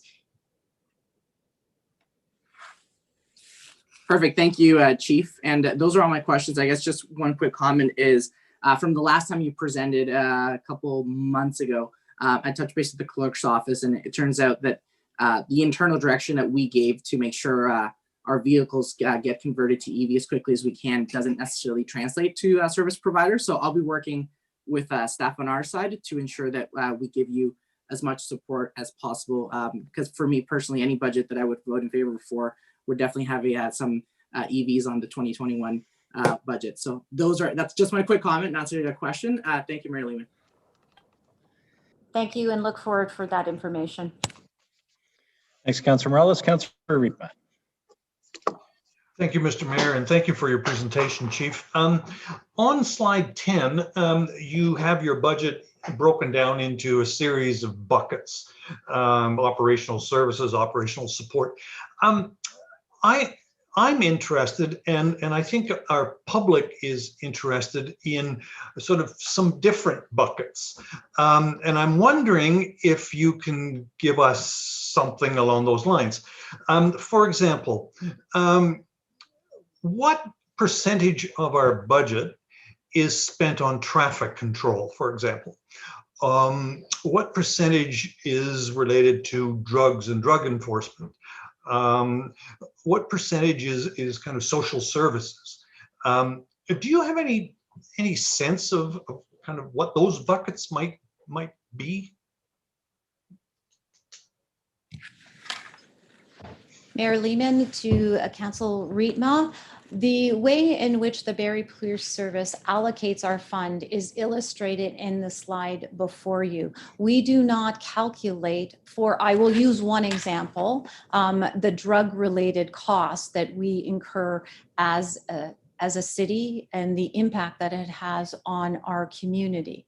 So when we look at how it is displayed before you, if we look at operational services, so those are our community response and frontline officers. They may conduct a vehicle stop, and there may be drug-related charges that come forward out of that. We may have one of our community response officers deploy Narcan in an incident. We may look at operational services, and that's our traffic units. They could pull over and be engaged in impaired by drug type of investigation. We would look at our investigative services and see our street crime and our drug enforcement unit on much larger type investigations. We also are directly involved in the Simcoe-Muskoka opiate strategy that has the multi-tiered approach. And we could be involved in any one of those areas, whether it's harm reduction, treatment, prevention, emergency response, or enforcement. So that is not a way in which we calculate the cost associated to a specific issue within our community. Okay, I appreciate that response. I do think it would be, and maybe it's just an interest of my own, but it seems to me that if we knew roughly how many dollars we're spending as a result of, pick something, drugs, we would know that in Barrie we were spending X millions of dollars.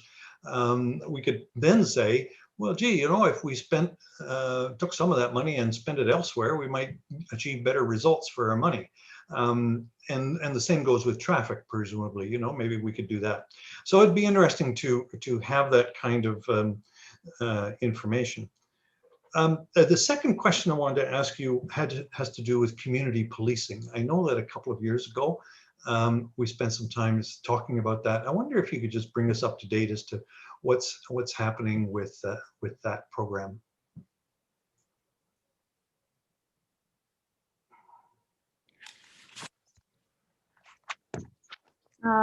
Your Worship, through to Councillor Rietma, I'm not sure exactly what you're speaking about in regards to a community safety response. We are directly involved as a lead for the legislative community safety and well-being plan, and there are multiple initiatives that are part of that. Or are you specifically referencing the neighborhood policing model that we have implemented as a deployment model for the city of Barrie through the Barrie Police Service? Yes, it was a neighborhood. I'm sorry if I used the wrong term, but it was a neighborhood deployment model that I was interested in. We still are utilizing that model for our deployment with our frontline officers, our emergency response, and it's collectively a responsive model and a proactive model to ensure that officers that are assigned to a specific area or a specific neighborhood get to know the residents and the social issues, the justice issues that are facing that immediate neighborhood. So it is still ongoing. Okay, thank you. Thanks, Councillor Rietma. Any other questions for the chief? Okay, seeing none, thank you very much, Chief Greenwood, as always, for the presentation and all of the answers and the good work to protect our community. Thanks for being here tonight. Thank you, Mr. Ferguson. Thank you very much for the opportunity. Okay, our second presentation tonight is by the Barrie Public Library regarding their 2021 budget request. And so I will now call on Austin Mitchell, Chair of the Barrie Public Library Board, and Lauren Jessup, CEO of the library, to provide their presentation.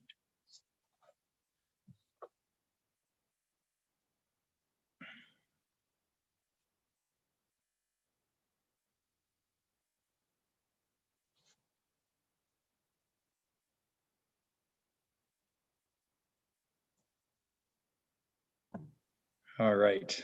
Good evening, Ms. Jessup. Mr. Mitchell, if you can hear me. Welcome Yes. to council. Thank Go you. ahead.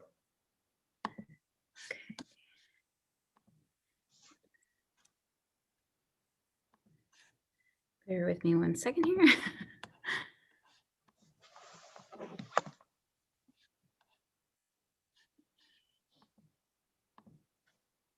There we go. All set. Good evening, Mayor Lehman and members of council. We're here tonight to talk a little bit about the last year that we just had and to give you a view into 2021. Last year was certainly a year like no other. Despite the many challenges we all faced, I'm proud of our progress and success at the library. When the state of emergency was called, management and staff quickly mobilized to ensure that the services our patrons rely on were available. We may have had to close our doors, but we were certainly never closed. We are proud of our ability to adapt our service models and introduce new ways to do business during a very challenging time. It is in the context of rebuilding and serving our patrons where they are that we have developed our budget for 2021. As a growing city, a sufficient budget is needed to make connections in all corners of the community, to provide exemplary service, and to explore new service delivery models as outlined in our strategic plan. On March 13th, we closed the doors and immediately started planning for a prolonged period of digital services. In less than 10 days, library staff were set up to work remotely and began providing our services virtually. One of the first things we did was promote our digital library. This past year has seen a dramatic 70% increase in the use of our e-resources. Online learning tools like Lynda, Creative Bug, and Universal Class have been a wonderful asset to the many patrons who found themselves at home. Library resources allowed them to practice new hobbies, upgrade their skills, and generally just keep their minds busy. Since reopening, we have found that many patrons continue to use electronic materials while also borrowing physical materials from our branches. We are always there for our patrons, and this year in more creative ways than ever. Staff initiated care calls to our most senior patrons to answer questions about accessing the library online, to help with referrals to social agencies, and just to be a friendly voice on the phone in a lonely time. From their first calls, staff shared comments with us like, "I'm so happy to hear your voice and you made my day." When it was safe to do so, we resumed our visiting library service. BLS is a lifeline for patrons who are unable to pick up library materials. During this time, we expanded the reach of BLS with help from community partners like DriveWise and our intrepid volunteers. As part of the Mayor's Social Support Task Force, our Information Barrie team created a central communication hub where local businesses could offer items for donation to help social agencies meet the needs of our community. We were proud to do our part as an information conduit, a role we're very comfortable playing. We were there for our community. When in-branch services were able to resume, we made sure our programs that support mental health were prioritized. We partnered once again with the Listening Post to support human connection, even from 2 meters apart. The library continues to play a key role as a community hub, a place where neighbors can find common ground, learn together, and support community building. Our pandemic response has been about offering our services safely, creatively, and ensuring flexibility as the situation changed. First, we offered our services virtually, then expanded access with what we called express services. Convenient curbside pickup and time-limited use of a computer ensured the services our patrons needed were available in a way that kept everyone safe. During this second wave, we continue to offer express pickup because it's so easy, safe, and convenient. In the fall, as students returned to school and many residents continued to work remotely, requests began to come in for bookable spaces to study and work. In the first month, we took over 200 bookings for tables and study spaces.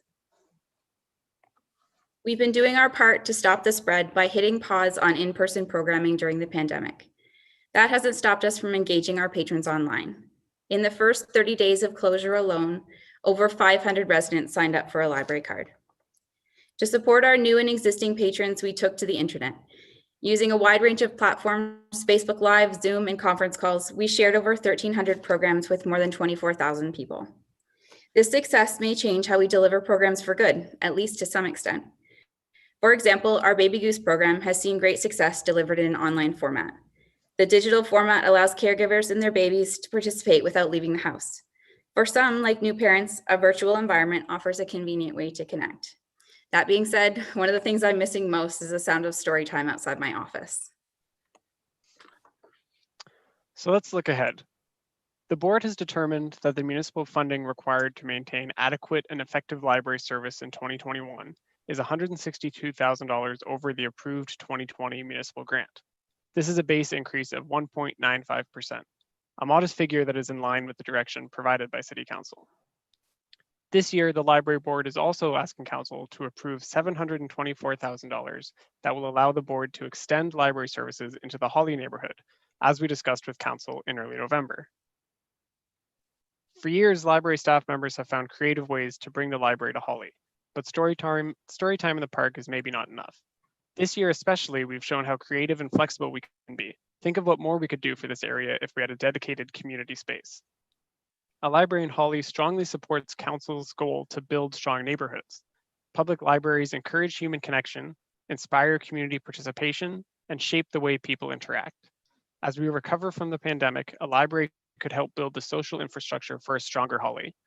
With isolation at an all-time high, welcoming public spaces encourage companionship for older adults, provide early literacy resources for busy young families, language instruction for newcomers, collaborative learning opportunities for entrepreneurs, and inclusive public spaces for all citizens. As we shared with you in November, the library has the opportunity to lease a space in an ideal location where we can provide local library services to Holly. With space limitations and economic factors in mind, we've scaled this project to meet current needs with the possibility of expansion in the future. A 4,500 square foot space is available in the Mapleton and Essa area. This would put the library in the heart of the community in a spot that is busy, walkable, and close to other amenities such as the Holly Rec Center and schools. This boutique model provides convenient and ready access to library services for a community that has been waiting more than 10 years for a library in their neighborhood. If Council approves this request, we could have a library up and running by early summer at a time when citizens are turning to the library for support. Following our presentation on November 9th, Library Management was advised by several members of Council to carefully examine the proposed Holly Library operating budget and to look for areas where further efficiencies could be found. Through further evaluation, we have been able to achieve an additional savings of 15% over the budget presented in November. We have proactively prepared our organization for growth and the expansion of services. We have found efficiencies in our workflows, modernized our policies, removed barriers to access, and streamlined our staffing model. Some cost savings may also be achieved depending on timing of opening. However, exact amounts will not be known until the lease can be negotiated. The one-time capital costs shown here can be funded from various sources, including development charges, municipal and/or library reserves, or library fundraised dollars. Development charges can also be used to fund the annual lease costs this year and going forward. It is also important to note that our capital costs are for items like shelving, collections, and furniture that could come with us if we were to relocate to a larger space in the future. We are prepared for and excited to grow Barrie's library system, and we're asking for Council's support to provide expanded service to this neighborhood. The Library Board and staff have worked hard to prepare a flexible and creative budget, and we are asking for Council's support by approving our 2021 request. Thank you.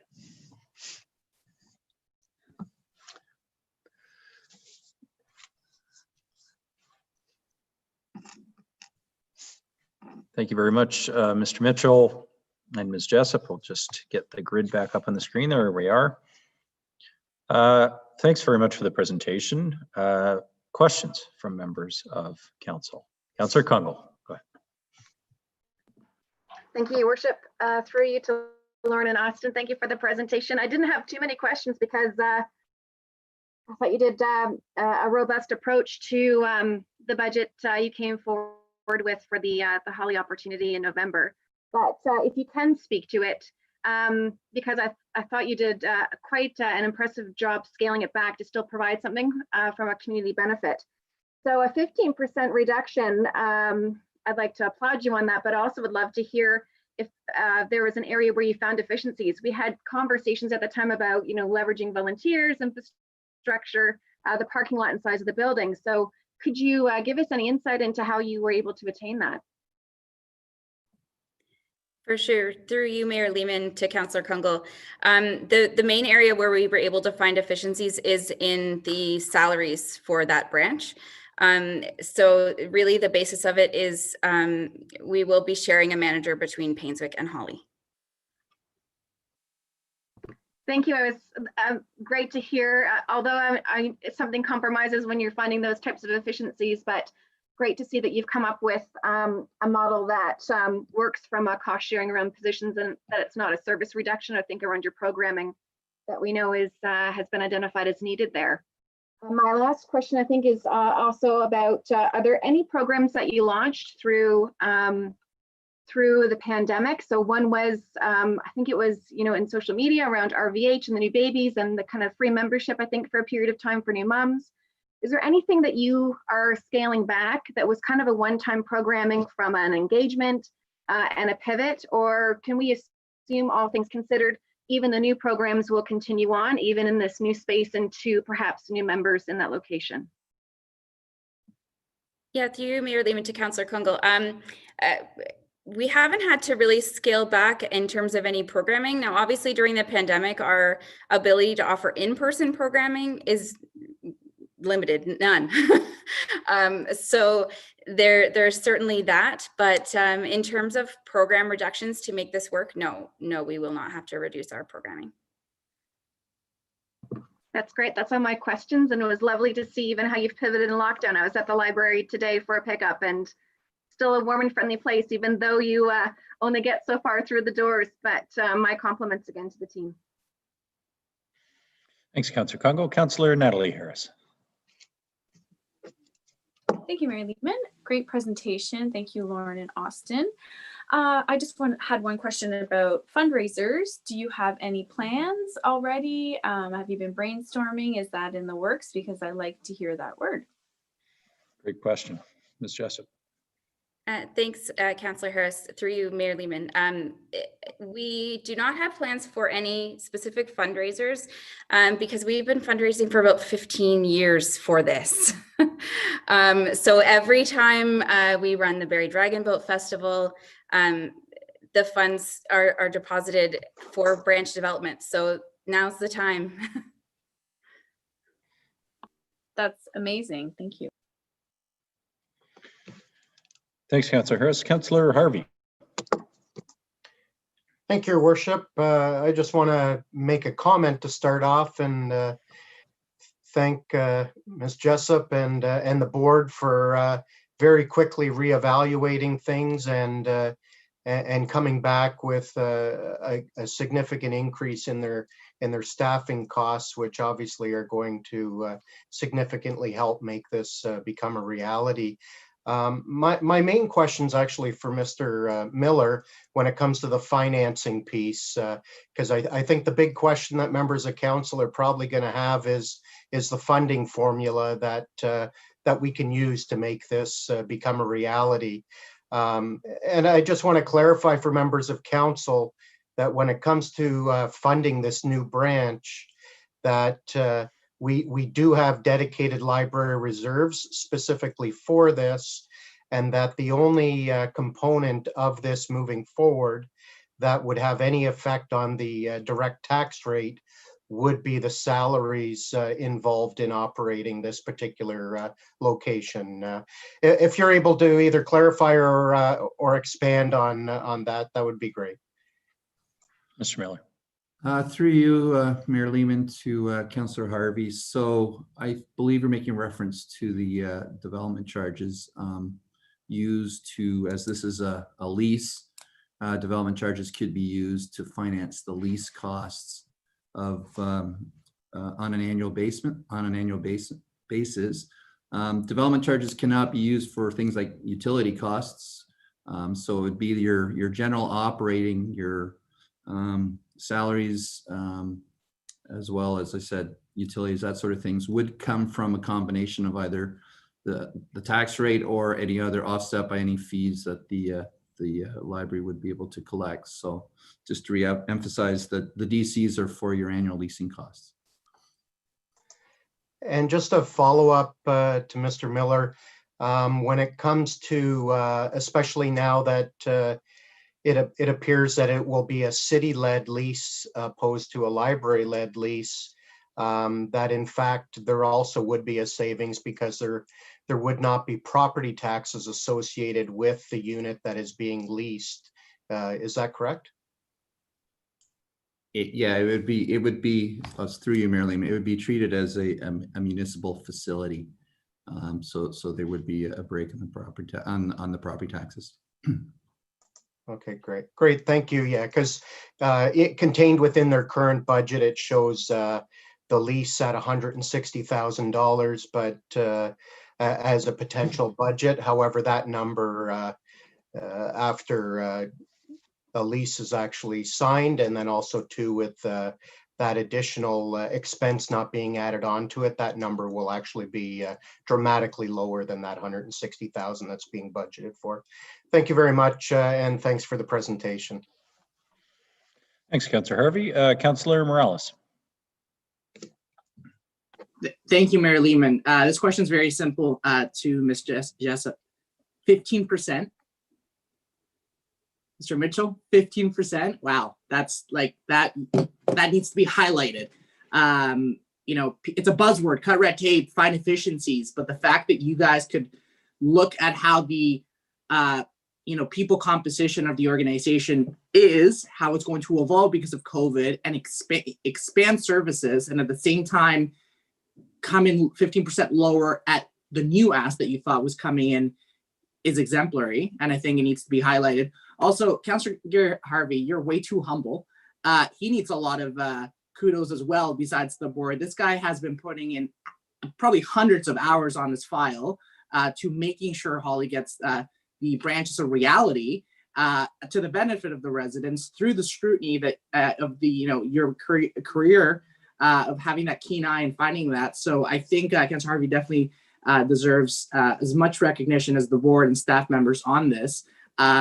Councillor Harvey, we've come a long way. I think a couple months ago I said, "No way this is happening, Holly," and you said, "Just wait, Sergio. We're gonna get there." And I like what I'm seeing, and I think that also needs to be highlighted on that.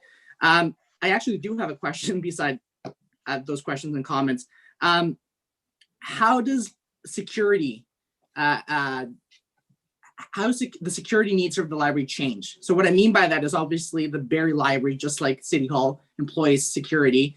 Has that changed during COVID times? Is that just one of those things that we can't change that quickly because there's a year contract and shutdowns are, lockdowns are 30, 60 days in nature? And is there any way to predict how we see security moving forward in a post-vaccination world? I'm just wondering if COVID has affected the security model as well as the other things that it's definitely changed within the Barrie Library. Through you, Mayor Lehman, to Councillor Morales, you're right that it has certainly been different during the pandemic. And we are part of the city's security contract, so not a ton that we can do there. But we certainly have seen a difference. Obviously, when the doors were closed, our security issues were null. Since we've been reopening, it's still a lot of wear your mask, that sort of reminders for people. But generally, some of the incidents have been less for sure. But I do think that once we are reopened, especially downtown, the security issues at Painswick and what we would expect at Holly are non-existent. They're generally fine there. It's in the downtown area where we do experience some security challenges. So I do expect that when we get back to our normal operations, that those security challenges will still be there. They're things that as a society we're going to have to work through, right? So similar to some of the things that Chief Greenwood was talking about, we need to work through that. So I do expect that security is still going to be needed downtown post-pandemic.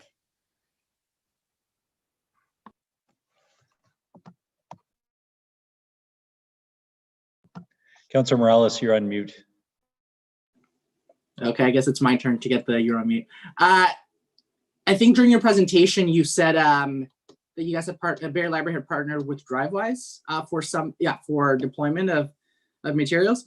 Is there an opportunity? Again, I don't know the scope of that, if it was a trial and how broad and the volume of that, but is there an opportunity to maybe reach out for RFPs and reach out to other I guess you call it transportation providers? And what I'm getting at that is, I know specifically in big metropolitan cities, but taxi industry is decimated, especially like New York, cities where people literally mortgage their families for those medallions. It's a big deal. Here, it's a different magnitude, but do you see the need for materials being delivered, maintaining, or is this just special because of the times? And if you see it being maintained or a model we can explore, could there be a way to give access to those contracts, those services beyond one company to industries that might not go back to normal, possibly, so we can, help out people in those industries? Through you, Mayor Lehman, to Councillor Morales, I should say DriveWise volunteered their services to do that work. So we're very grateful to them for that. And normally we have a dedicated team of volunteers who operate our visiting library service. But during the pandemic, we were hesitant to utilize those volunteers.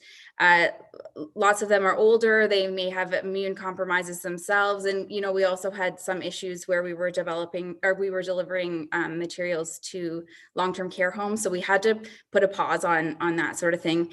But I do expect when we return to normal services that our volunteers, our volunteer base will come back and they will be able to help us through offering those services. So we don't actually pay at all to offer BLS. Fair, good to know. Volunteers are great, but again, the library model might be so revolutionized that the volume might get to a point where we might have to have these discussions. But in the meantime, I'm very appreciative of those volunteers. Those are all my questions, Mayor Lehman. Thanks, Councillor Morales. Councillor Thompson.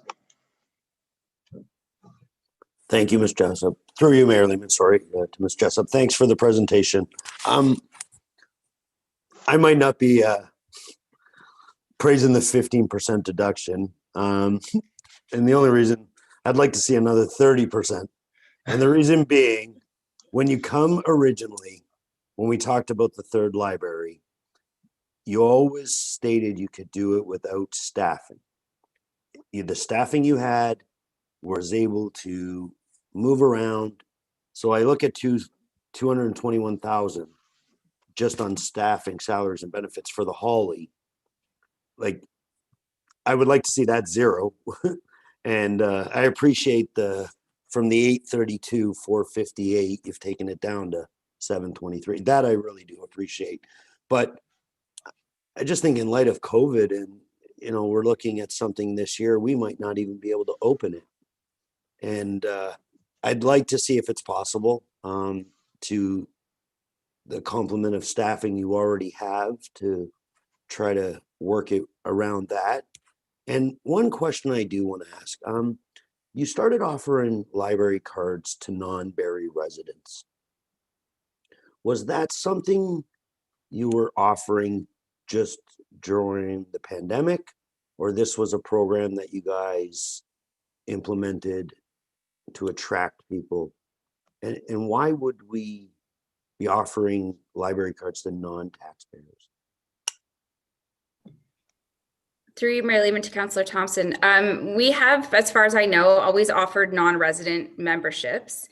But you're right, we did expand that program to include people who work or study in Barrie.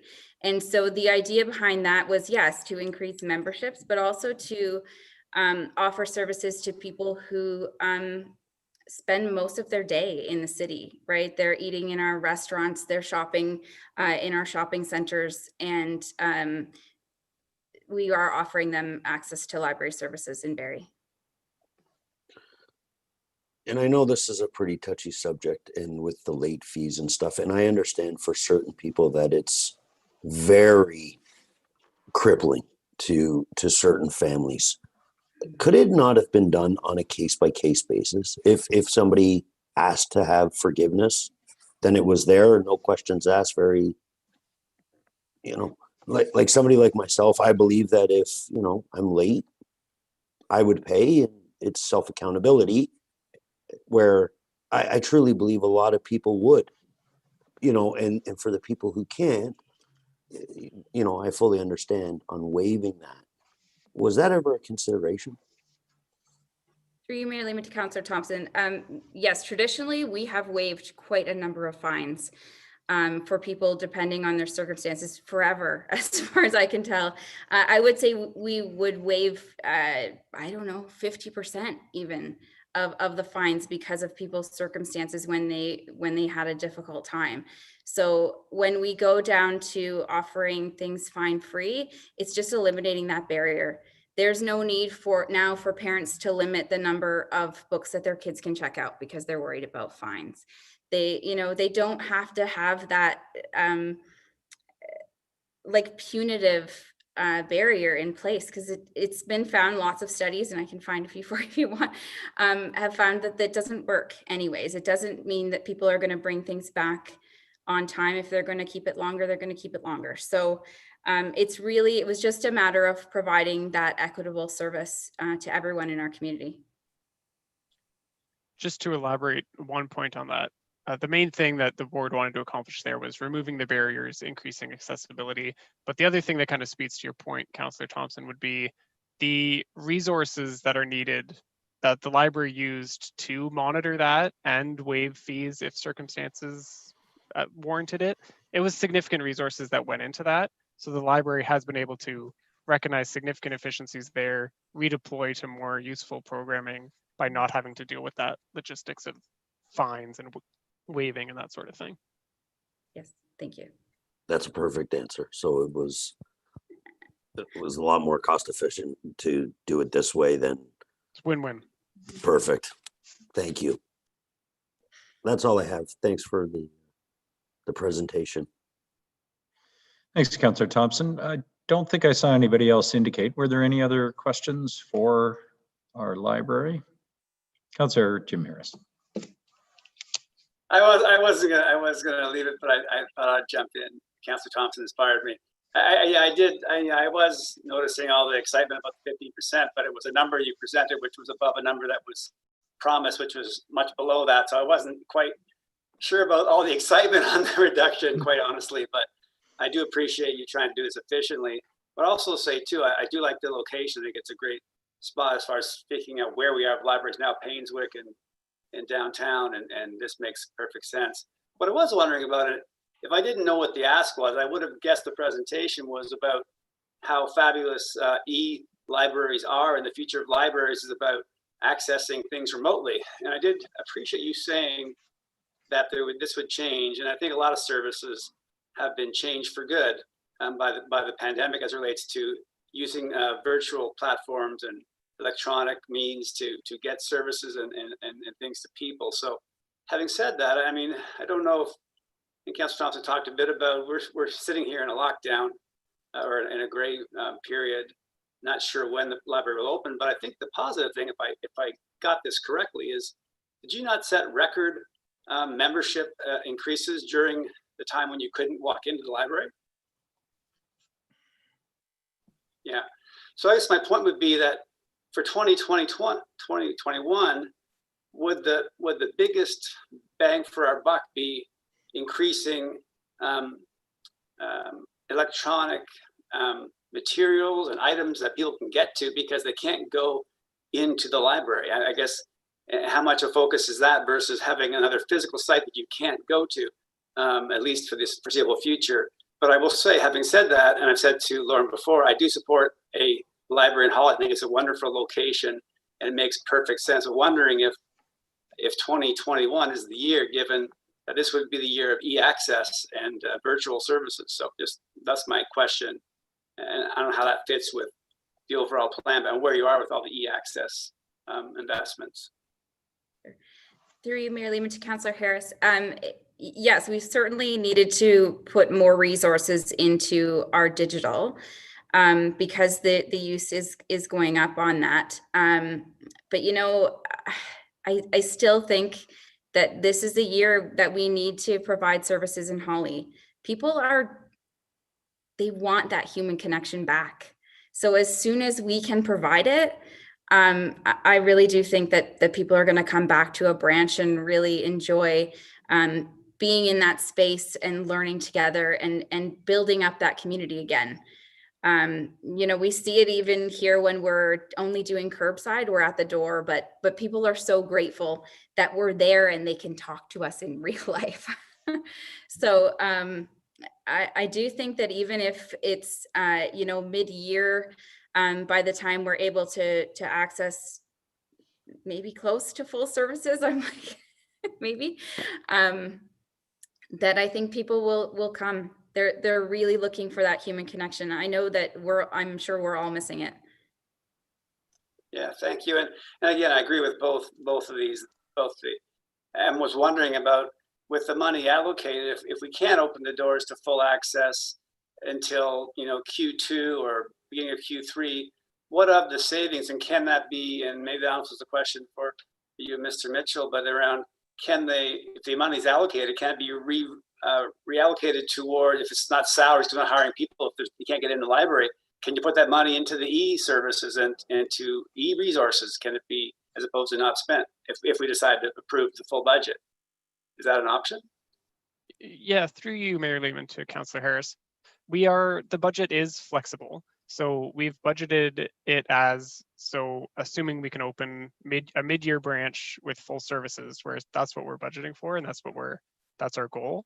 But yeah, the board and management can work as a team to, we'll either realize savings, or we can use some of that money if we can't open, or if the lockdowns continue, then yeah, we can continue to invest in e-resources as we have done in the past, as those e-resources have been increasing for a number of years.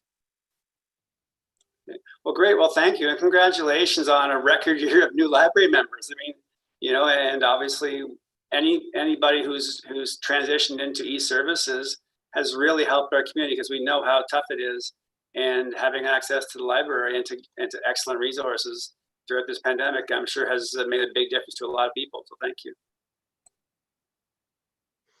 Thanks, Councillor Harris. Any other questions for the library? Okay, I just had one for you and then a related one on this budget for Mr. Miller. So the proposed opening, you've budgeted for half the year, I think you said, Mr. Mitchell. Does that mean we'd be looking at an incremental cost next year to run the branch for a whole year, or are you requesting a full year's cost in this year's budget? I'll let Lauren speak to the specific details, but it's not a half-year budget we're asking for, but because there'll be some significant costs associated with planning and implementing and ramping up to that opening, including staffing and collections and that sort of thing. But Lauren, if you want to elaborate on that at all, go ahead. Yeah, Austin, you've pretty well covered it. This is expected to be a full year's operating. However, it's difficult, I guess, before we know more details on the lease and how soon we could be in the space and be open. It's difficult to say what those costs exactly would be for this year, but that is expected to be the full year. And I do recognize that there's some ramp up and time that goes into preparing the branch for opening. It's not like everybody who works there starts on September 1st and there's no work before the opening day. There's a lot of work before opening day. It's actually good practice to be carrying more of the annual costs, because otherwise we're going to have a hole next year, which will hit the budget next year, and that can be the hidden cost of a half year start to a new service. That being said, it may be a way to ramp up those operating costs. And I tend to agree with some of the comments. I mean, I'm wildly enthusiastic about getting a library into Holly. We saw such an incredible response from our community in Painswick, blowing past all the projections in terms of circulation and library cards issued at that branch when it was opened. And I tend to feel that the Holly area of the city will embrace a library in the same way and with the same energy. So it's worth doing and doing well. But if we know that, you know, the vaccine schedule and so forth is unlikely to allow, for example, a May 1st or June 1st or July 1st opening. We hope it will. Certainly the restrictions should be starting to come off by then, but the gap between then and when you're able to open the doors, I guess, is anyone's guess. So it's tough to budget for, I recognize that. The only other question I had was for Mr. Miller, and it occurred to me with this presentation and also the police presentation that neither the library, correct me if I'm wrong, neither the library or the police carry in their budget request any assessment growth, any portion of that assessment growth that we anticipate into the city's coffers. Is that, I don't think they do that, right? There's no recognition for the fact that, and what raises it is the library is going to be serving a growing area of the city. Holly has a brand new neighborhood, Bear Creek Ridge. There are more neighborhoods to come. We were talking about whether we might service one tonight. But the assessment growth that comes from those neighborhoods will help us pay the operating costs of things like a new library branch. But we don't carry, they don't carry any of those revenues in their budget. So Mayor Lehman, it's how the city pays for their municipal tax ask is really, we carry that. So we budget for it overall. So in our 2021 budget, we've got a number in there aggressively of $4 million. That would cover the city services and applicably the library and the police. And that's what gets our number to where we're sitting. So not directly, it's an indirect funding source that we budget. I guess the only place where that comes in, and I think it's kind of important because I know there'll be a close focus on the percentage increases in every budget this year. And I know there was discussion in the previous presentation around 2.6, and I know library were able to come in with the 1.95 for their base operations. But the assessment growth, we use that revenue to offset our increases in our city budget. And we're paying some expenses for, in some cases, service partners. But I guess my point in that is more relevant for the police budget, which is to say that, there's $1 million probably of that for the police being something like a quarter of the operating ask. There's probably $1 million there that should be used to get an apples to apples comparison to see what the actual tax impact is of the increase. If we're claiming it, then it should probably be used in the service partners' budgets to provide that apples to apples comparison, because otherwise the impact of growth on the services is not being recognized. Anyway, I guess that's a math point for discussion next week. But in closing, Ms. Jessup, Mr. Mitchell, thank you very much for the presentation. I know the ward councillor and others have been working with you already and working hard and interested in this division to deliver a branch in Holly, which would be a very bright spot for the 2021 budget and community. So we will look forward to that discussion next week as part of our debate. And thanks for being here tonight. Thanks. Okay, our third and final presentation tonight is by the County of Simcoe. And at this point, I would like to call on Trevor Wilcox, General Manager of Corporate Performance, to provide the presentation. And Trevor, I know with you tonight are Jane Sinclair and Greg Bishop, representing areas of services at the county that the city funds. So welcome to all three of you and to City Council. Thank you very much, Mayor Lehman, and good evening, Council. If I will share my screen shortly so that I can begin. So let me try and do that here.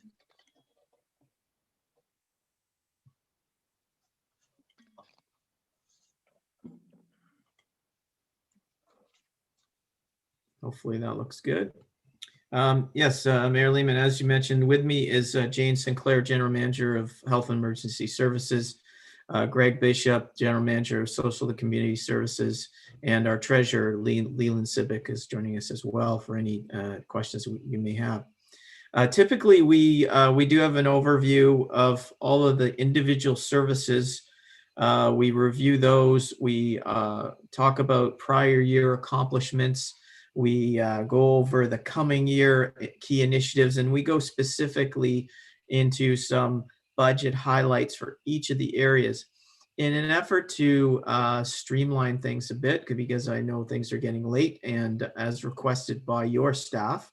And I know you like reductions, so we are reducing our slide deck to 8 slides. I will just go through the first 8 slides, highlight the financials and the changes that we will note that are affecting us this year. And then my colleagues will be available for questions. You have the deck already in your agenda, so hopefully that helps. So with that, I will jump in to the first slide, is the capital and operating budget slide. I'm just gonna get heads out of the way so we can see it too, just to make sure I'm looking at the same slide. So this one outlines a trend of the operating and capital component that is allocated to the city of Barrie. So we are in a shared services agreement, which I'll go into a little more detail in a minute.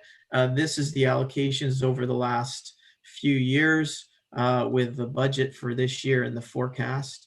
As well as the budget for next year in 2020, and the variances highlighted. I'll note that you'll see that the homes budget has the largest significant increase. That is our long-term care area, and that is largely driven by COVID costs. There are some standard incremental costs in terms of inflationary expenses, but vast majority is related to COVID expenses for extra staffing, for PPE, and for all the measures that we've needed to put into place. Paramedic services was a very good story. We had lower costs mainly related to WSIB costs, so that went down actually year over year. There was a small change in children's services. You can see that in terms of where that's coming in. There was a change in community services related to municipal homelessness prevention, and the addition of a director in that area to manage that area as it becomes more complex.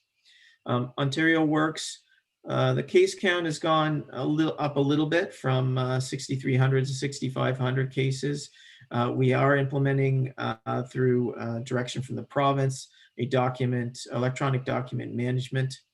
And then there's also some provincial administration money in there that the compensation has been capped to 2018 rates. So we're not seeing that we're having to absorb the inflationary costs around that.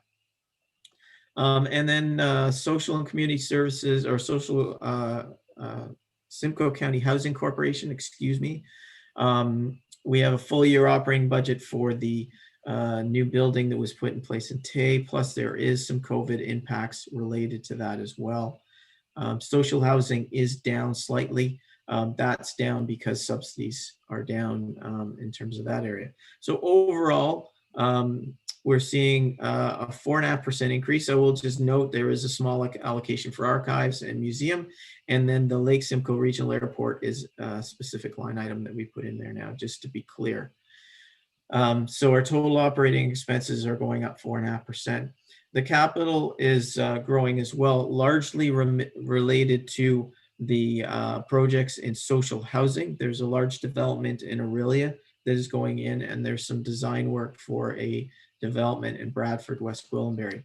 I would note that there will be one coming up shortly in Barrie, which we are looking at and can speak to further as well.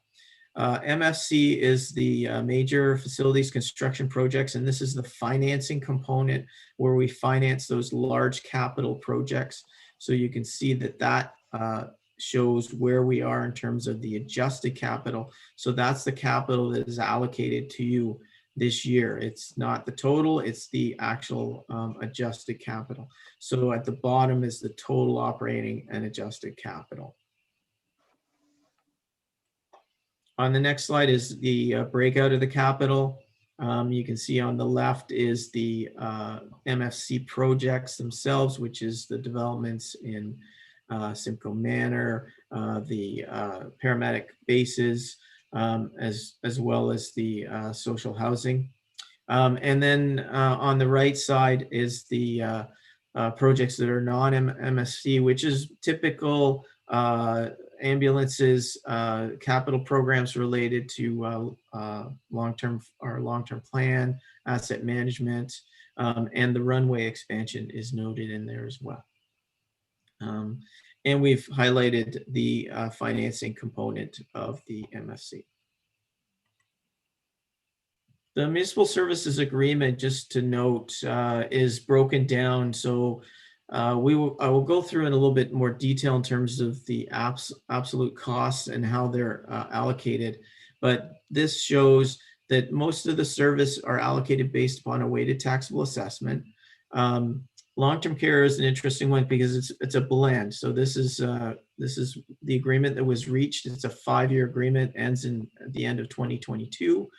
And is based on a blend of caseloads or resident beds that are occupied by city residents, and also weighted taxable assessment.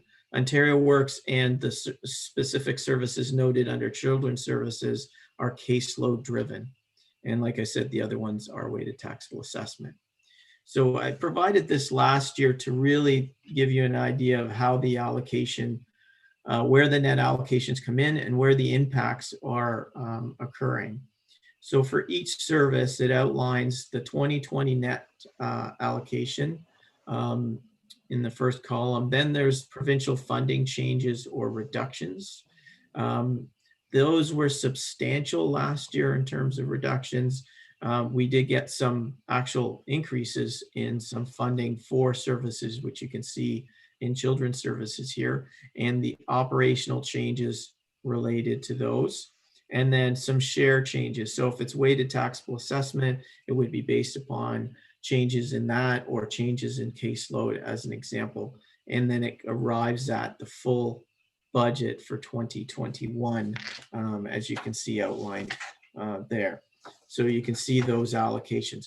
This is the breakdown for the social and community services, with children's services, community services, Ontario Works, and then the social housing components. And you can see here in terms of those where the changes are occurring. So we just wanted to be clear about that. The next slide shows the same information, but for health and emergency services.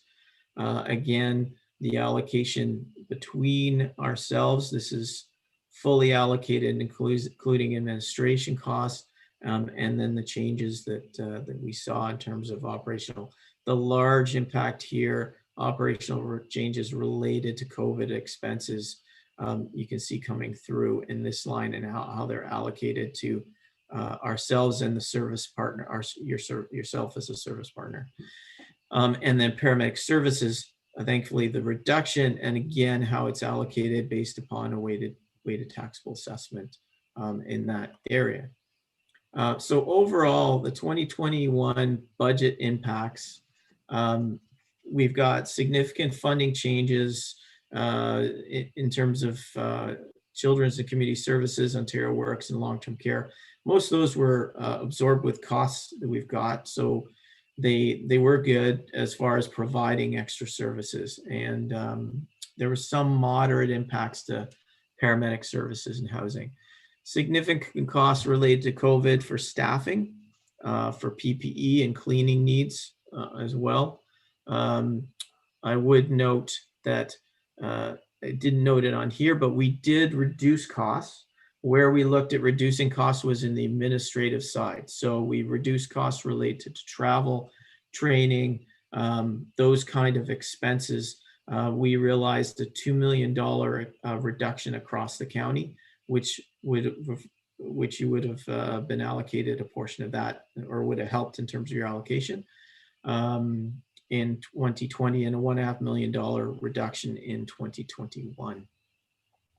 So also some cleaning needs related to social housing. Capital higher mainly to do with social housing projects and the construction of those. And there was a small reduction in paramedic services capital because the prior year included the Barrie Simcoe Emergency Services Campus, and that budget was in there. In terms of funding for these, especially the COVID related, I just wanted to note that the way the funding worked, the city of Barrie as well as the county of Simcoe received an allocation of municipal funding for phase 1. That was for 2020. The county received $9 million and city of Barrie received $6.6 million. For 2021, the county received 1.8 million and the city of Barrie has received 1.3 million. So those would be funds that you would be able to access for the increase in costs related to COVID that you're seeing in those pieces of the budget. I'm happy to stop there and take questions. We can reference the slides as needed, but that's where I thought you'd appreciate the quick overview. Thank you. Thank you very much, Mr. Wilcox. And yes, I know members of council will have taken a look at the slides for each department that the county does provide, but we appreciate the focus on the budget request, especially in an unusual year where the numbers took some explaining. Questions for Mr. Wilcox? Councillor Natalie Harris. Thank you, Mayor Lehman. Thank you for the presentation. I'm not sure who to direct this question to, but I'm just wondering if there is a date allotted to when paramedic services will receive their vaccines. That would be a great question for, I think, General Manager Jane Sinclair. Thank you. Ms. I thought so. Hi, Jane. Good evening, Your Worship, and good evening, council members. We don't have a date at this point in time. We have had some of our paramedics engaged in supporting the vaccine clinic, working with the Royal Victoria Regional Health Center and the Simcoe Muskoka District Health Unit, and they will be involved in assisting in the vaccinations in long-term care homes. And so we're working at this point to register those individual paramedics for vaccinations, but we are eagerly awaiting to hear when the entire workforce will be eligible for those vaccines. May I follow up, Mayor Lehman? Sure. Yep. Sorry, Ms. Sinclair, what do you mean by eligible for the vaccines? Just curious. I just literally, I have no background knowledge of why York Region paramedics are being vaccinated and why the Simcoe County aren't yet. What are the stipulations and what is the delay between county and I only meant my wording with eligible, and that's a voluntary program. So all healthcare workers have the choice to take the vaccine or not. We are strongly encouraging and reinforcing with our staff, all of our healthcare workers, the benefits of this vaccine. And we anticipate, we've had lots of inquiries about it. So I only intended my wording to reflect that it is voluntary, whether they receive the vaccine or not. Okay, thank you. Thanks for that clarification. And thanks for being kind enough to answer that question, which is kind of off the beaten path with the respect to your presentation, but important for sure. Thank you. You're welcome. Thanks, Councillor Harris. Councillor Harvey. Thank you, Your Worship. Actually, it's a follow-up for Ms. Sinclair, if I could, please. I'm just curious because in my full-time position, I do work in York Region, and I was well aware that the paramedics in York had started about a week ago getting their vaccinations. Are you in a position where you're able to tell us what the delay is? Why different regions, especially regions that are adjacent to one another, would have different start times for the paramedics to be immunized? I don't have the answer. The rollout is happening at a provincial level. So we are taking direction and receiving the information as fast as we can get it. I know we just received a provincial directive that certainly identified as paramedics as the priority group for vaccinations. And we have been in ongoing consultation with the medical officer of health, Dr. Charles Gardner, about our paramedics being vaccinated. We're, as I mentioned, we're very eager for our staff to be offered the vaccines, but I can't comment. I don't have the information why we haven't received the vaccinations for our paramedics as yet. Great, thank you. And I think this whole topic deserves a shout out to our friends in Peel region who actually initiated all of this, or else we wouldn't have seen the paramedics getting immunized at all at the level that they're getting it right now. So thanks a lot to Peel region. Thanks, Councillor Harvey. Councillor Rail. Thank you, Mayor Lehman. I do have a couple questions. The first is around the social housing portion of the budget. You had mentioned that the operating budget for social housing is down because subsidies are down. And I was surprised to hear that, actually. Do you know the reason why that is? If I could ask General Manager Mr. Bishop. Sure. Certainly, through you, Mayor Lehman, to Councillor Elwin. For the nonprofit providers, we receive provincial indices every year that we base our subsidies on to the nonprofit providers. And one of the key pieces or factors for the indices changed this year, and that was related largely to the rent being held at 0%. And so that affected the formula and the indices that we receive to guide our budgeting and our funding to the nonprofits. Okay, that makes a lot of sense. Thank you. And my second question is around homelessness prevention. This morning, I was on a call with Barrie Police and a shelter provider, and there were concerns raised about the sheer number of people living rough in downtown Barrie right now, estimated around 45 to 55 people. Recognizing that we have the hotel model of emergency shelter right now, which has been great, has worked really well in terms of keeping people safe from COVID-19, but that also comes with higher barriers to access because it is on private property at a hotel versus being at the property of a shelter. So I'm wondering if there are ways that the city of Barrie, as a service partner with the county, if we can support the work that you're doing or augment the work that you're doing to prevent homelessness and to get people into supportive housing, because I'm extremely concerned about the sheer number of people that we're seeing, and I think we need to do everything that we can to prevent people living rough in the middle of winter. So wondering if there are ways that we can help. What may be the cause of seeing the sheer number of people that we see downtown? It's certainly more visible than I think I've ever seen it. So wondering if you have some thoughts there. Through you, Mayor Lehman, to Councillor Elwin. We have experienced through the emergency homeless shelters in particular, but also the other partners that we work with and provide funding to, have experienced and observed an increase in homelessness. And that's something that's true across the province and the nation as a result of the pandemic. One of the items that, or one of the factors involved in that includes an inopportunity to, or inability in some cases, to couch surf or use homes from families or friends. And so that with COVID became a challenge. Also, the individuals increasing from incarcerations has been a factor through the pandemic. With respect to the shelter capacity, and I appreciate your comments about the motel model, there continues to be capacity.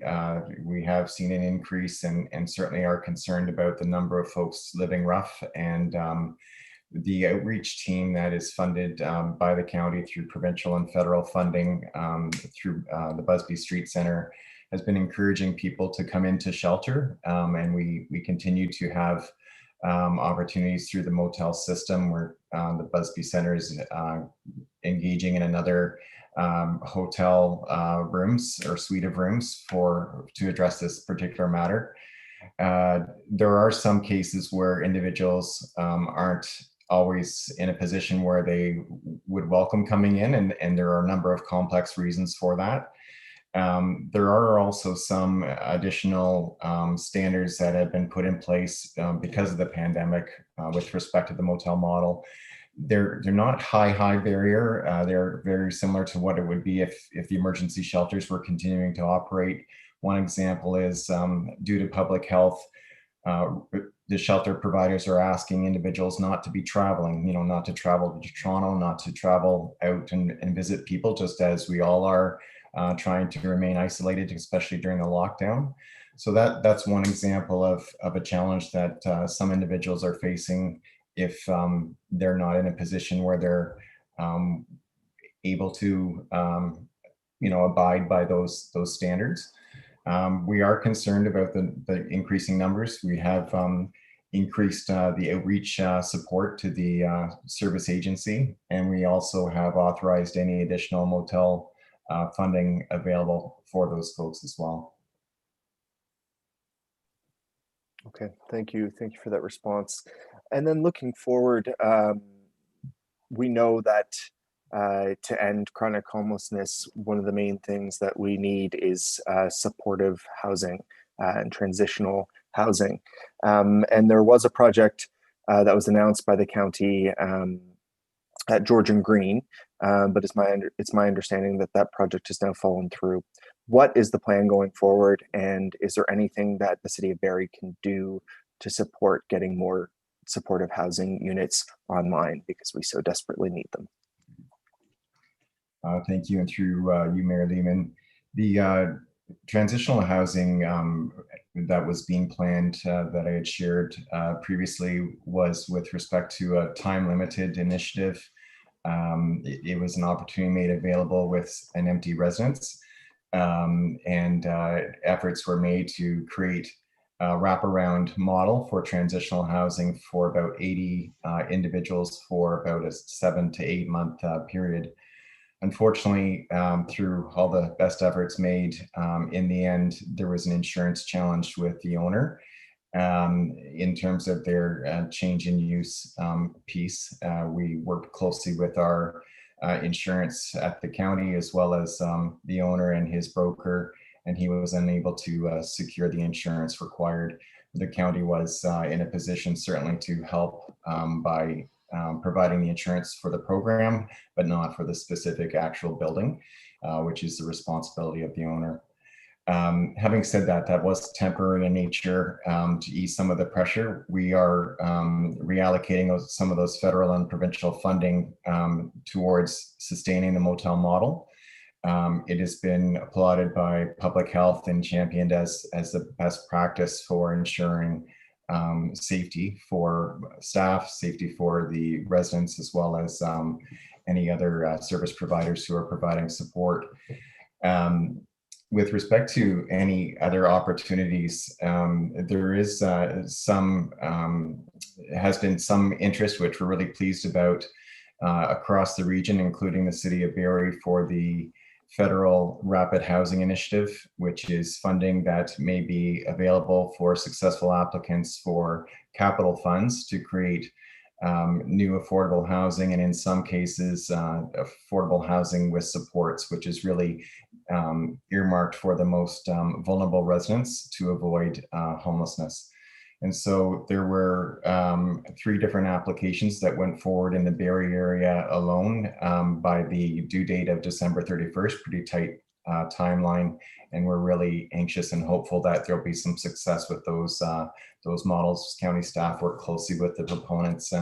One, the county did put in with a partnership also with a service provider for one of them, but the other 2 are specific to nonprofits who have some great models, and certainly the county staff have worked closely with them. I know that the city also provided letters of support, as did the county, and we're really pleased about that. So look forward to hearing they apparently have committed to reviewing the applications by the end of January, and we are looking forward to knowing early in February, certainly by the mid of the month in February. Okay, thank you. It can't come soon enough. We need it desperately, and I'm worried that as it gets colder, I don't even want to think about what's possible. It's scary. So thank you for your work. Thank you, Councillor Owen. Are there any other questions of Mr. Wilcox, Bishop, or Sinclair? Councillor Morales. Thank you, Mayor Lehman, to Mr. Wilcox and Mr. Bishop. So when I took a look at this presentation, two things came to mind. Both the fact that we are a central urban node in our area, and therefore we get the benefits and consequences. And number two, the Bradford situation. And while Bradford has different semantics as to why they in the past have maybe not been happy with service delivery, bang for buck, obviously it's not a apples to apples comparison. I'm looking at this budget, and I think my question to you guys is, I do have a question on this. The asks I get are COVID related significantly by the magnitude that we saw in those numbers.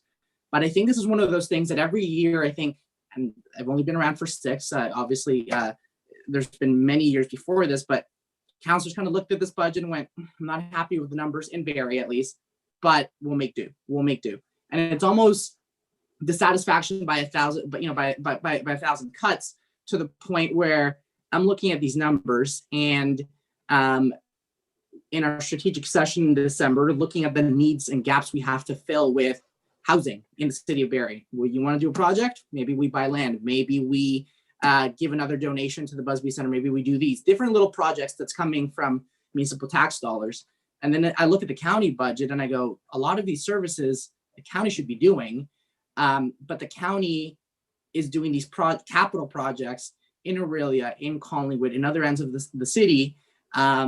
So essentially, and I'm not saying it's malicious, so it's definitely not personal, but in essence, I'm looking at it from a Barrie lens going, our monies that we're giving, and every year we get asked to give more, are being sent to other municipalities. So we're essentially subsidizing operation of other municipalities and not getting our bang for our buck. And it's a little bit problematic. I know I'm not Bradford, but from what I read and interpreted and followed the story, they felt a little bit of a similar bang for buck. And the other thing that is also concerning for me is Barrie, since it's the urban node in the county, in short, I'm sure there's more color to it, people from other municipalities that might need social services gravitate towards Barrie, settle, live, try to locate in Barrie. And unless we have really good data, it can be easy to interpret them as Barrie data points, as Barrie people, where in reality, that my notion that we are subsidizing operations in other places of the county, it's probably to a greater magnitude. That number is actually probably higher, because even the Barrie numbers that we think are Barrie numbers are actually Collingwood population, or actually Stroud population, or actually Aurelia. So my question to you is, how can the county strive towards providing a more equitable, fair distribution of services and investments for the city of Barrie, based on both how much we pay and contribute to you guys every year, so that we are not accidentally, as councillors, subsidizing operations for other municipalities? Mr. Wilcox? Thank you, Mayor. I'm sure you're happy to pass that one on. I will begin, and I think my colleagues will probably jump in. I think we could share with you that we hear a similar tone even in the opposite direction. So there are a substantial amount of services that are taking place in the city of Barrie and for the city of Barrie, because it is, as you say, the urban node within our region. I will ask Mr. Bishop to comment regarding to Ontario Works. Ms. Sinclair can comment specifically on paramedics. We have invested substantial dollars in terms of capital over the last several years.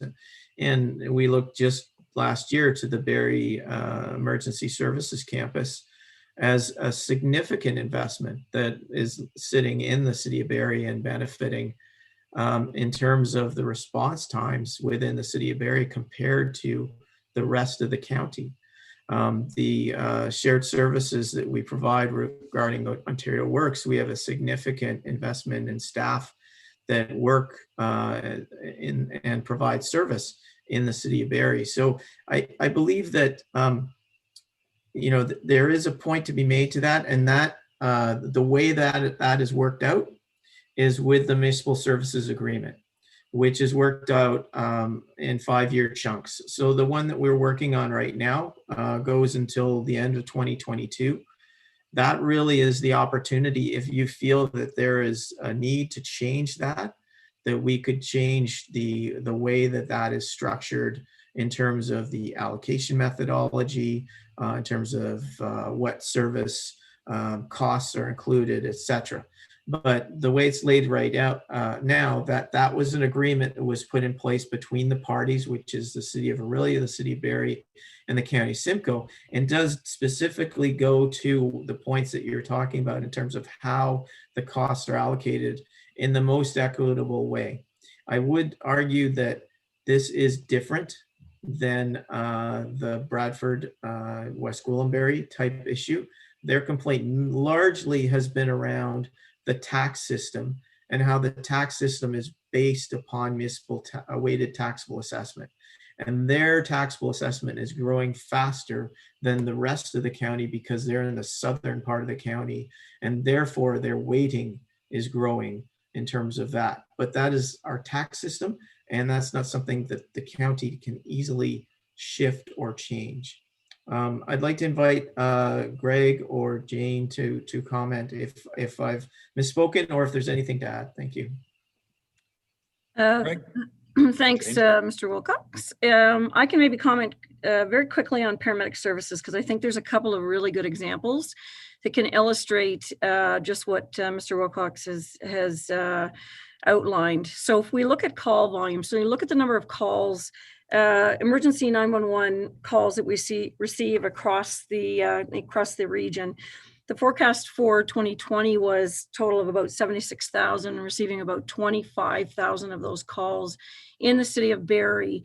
And when you look at, and then the projections for year end 29,000, which is approximately 34% of the entire calls across the entire region. So all 16 County of Simcoe municipalities, cities of Barrie and cities of Orillia. So we actually invest significant portion of our operations to respond to the 911 medical calls in the city of Barrie, more than the actual weighted assessment portion, which part of it is because it's a large urban center and there's more calls per geography, but that's an example of significant investment in emergency response to residents living in the city of Barrie.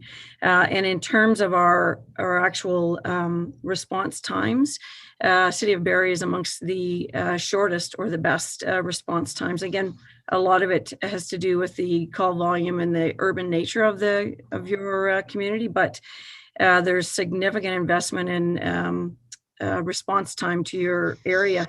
And the other quick example to illustrate is the capital planning. Mr. Wilcox talked about the emergency services hub that we just opened. We were very pleased to partner with the city of Barrie. That was a significant investment of $26 million for the county of Simcoe. And it's part of a long-term asset planning model. So albeit we have different smaller paramedic service station developments, again, we have completed a really significant investment in the city of Barrie because of the nature of the calls and our resources in this particular area. And in fact, we're actually continuing to invest capital in 2021 with the development of the Ross Street hub and spoke model. So it's a small drive-through spoke that we call it, that is part of that large emergency services hub. In fact, we have about 5 spoke models that we are developing and completing as part of our paramedic services capital asset planning. So those are a couple of examples of how we are certainly investing on a region-wide basis and providing a significant resource and support to City of Barrie. So I hope that's helpful. And I would turn it to Mr. Bishop, who may have some similar examples in his area. Thank you, Jane, and through you, Mayor Lehman. Thank you for the question, Councillor Morales. The approach within social services, particularly with respect, I guess I could talk about it in a couple different ways, for childcare system management and funding, as well as childcare fee subsidies. So that's the actual direct delivery for families in need. And also Ontario Works and homelessness service and related supports. That is the bulk of that funding that we receive from the province, and in some cases the federal government does go to support the need in Barrie. We do look at our service delivery though from a regional system approach, but certainly recognize that larger urban centers have greater needs with respect to social services. Your example around capital affordable housing rental construction is a bit different from what I just shared. So having said that, we also are looking at ways that we can support the 10-year housing and homelessness prevention strategy and targets, because there's a need across the entire region. I will mention to council, I think I've shared this before, we did receive direction from council to from County Council to sell our scattered units. That's the individual semi and detached homes that are part of the social housing portfolio, and put proceeds towards the purchase and development of a new affordable housing build of a significant one in Barrie. And that would be in addition to the other third-party developments that have received federal and provincial funding also in the last since 2015, and some of which are in Barrie. So we are actually have been looking in Barrie for an ideal location, close proximity to services, something that would also be able to house our Ontario Works and Children's Services staffing area. As you know, we do currently lease out of 136 Bayfield Street, and we have 75, well, about 75 staff in that location, combined with OW as well as Children's Services. And so we'd like to look at a model that includes a bit of a hub approach, as well as being co-located with an affordable housing build. And so we're actively pursuing property, and I can't really get into further details around acquisition at this point, but it is looking promising. Perfect. Thank you. And I just want to clarify, Ms. Sinclair, I'm so sorry I missed you when I started, before I asked my question, I addressed Mr. Wilcox and Ms. Bishop. I just missed your screen. So please don't take that as disrespectful that I addressed it to and not you. That's been weighing on me this whole time. As a follow-up to these questions, I appreciate the thorough answers on those. And I want to, I guess, clarify the tone. My tone is not meant to be populist or combative or, you know, we're going to rip it up. It's just meant to be, it's really tough to answer the question of the county's doing that, and then from residents, and you guys are, we see in the media that you're pursuing another social project. Why are you paying for it twice? And while there is sometimes a very reasonable answer, as you guys gave, paying for things twice is very, very frustrating to residents, or the appearance that you're paying for it twice and there still being gaps. So again, I appreciate the very thorough answer, especially as it relates to the main of my questions, which is the social services, capital, and some of those things. One very quick question, 2022, do you know when that service agreement, Mr. Wilcox, that you had alluded to, like when it's up for negotiation or ratification, like what month at the very least? Because 2022 is an election year. So I'm wondering if the re-signing it is during kind of a lame duck period, which would be kind of problematic for me. The agreement goes till the end of 2022. So it is up at December 31st, 2022. Yikes. Okay, that's really problematic timeline. So the new council being sworn in first week of December. Okay, that's another conversation. But so one more thing. Is there a way the county currently captures it or could capture it in the future? Those and I said data sets very hesitantly. I'm not reducing humans to data sets, but I'm speaking as someone looking at the numbers. If somebody is of the Collingwood region, was saying, I'm not trying to pick on a city or on a town, and then relocates to Barrie because of the services, kind of chicken and egg argument, and then they become a Barrie resident. But all of a sudden that's capped. You know, somebody could look at the data a couple of years later and say, that's a Barrie resident. You're paying for them, but in reality, it's because of the centralization of social services that led them to come here. So AKA, that's really a cost, or should somehow be at least captured in the data. Is there a way the county does that, or it's just, I'm assuming it's very hard to, especially if somebody just relocates and stays, right? Does anybody have an answer for that? Because that would help address that paying your fair share of the need for social services. I think maybe Mr. Bishop. If I could maybe start, and maybe Ms. Sinclair and Mr. Wilcox would have additional information. One thing that I would say is that, you know, people do move to the center, and sometimes people move outside of a larger urban center. And one example, I had a similar conversation with someone in a community where we were building affordable housing through the Simcoe County Housing Corporation, and it was in a smaller community. And they were very concerned that we just limit the applicants and the tenancy to just that community. We, of course, can't do that, and don't approach it that way. People can, generally, most people end up wanting to reside in the area. They don't often move for strictly just affordable housing reasons. Sometimes there's some economic attachment to why individuals may move. But so generally, wherever there is a new build, it is usually the majority of tenants for housing happen to have resided in that home community. But having said that, there are people that would be from across the county, and in some cases across the province. So we do look at it more from a regional service perspective with respect to housing in particular.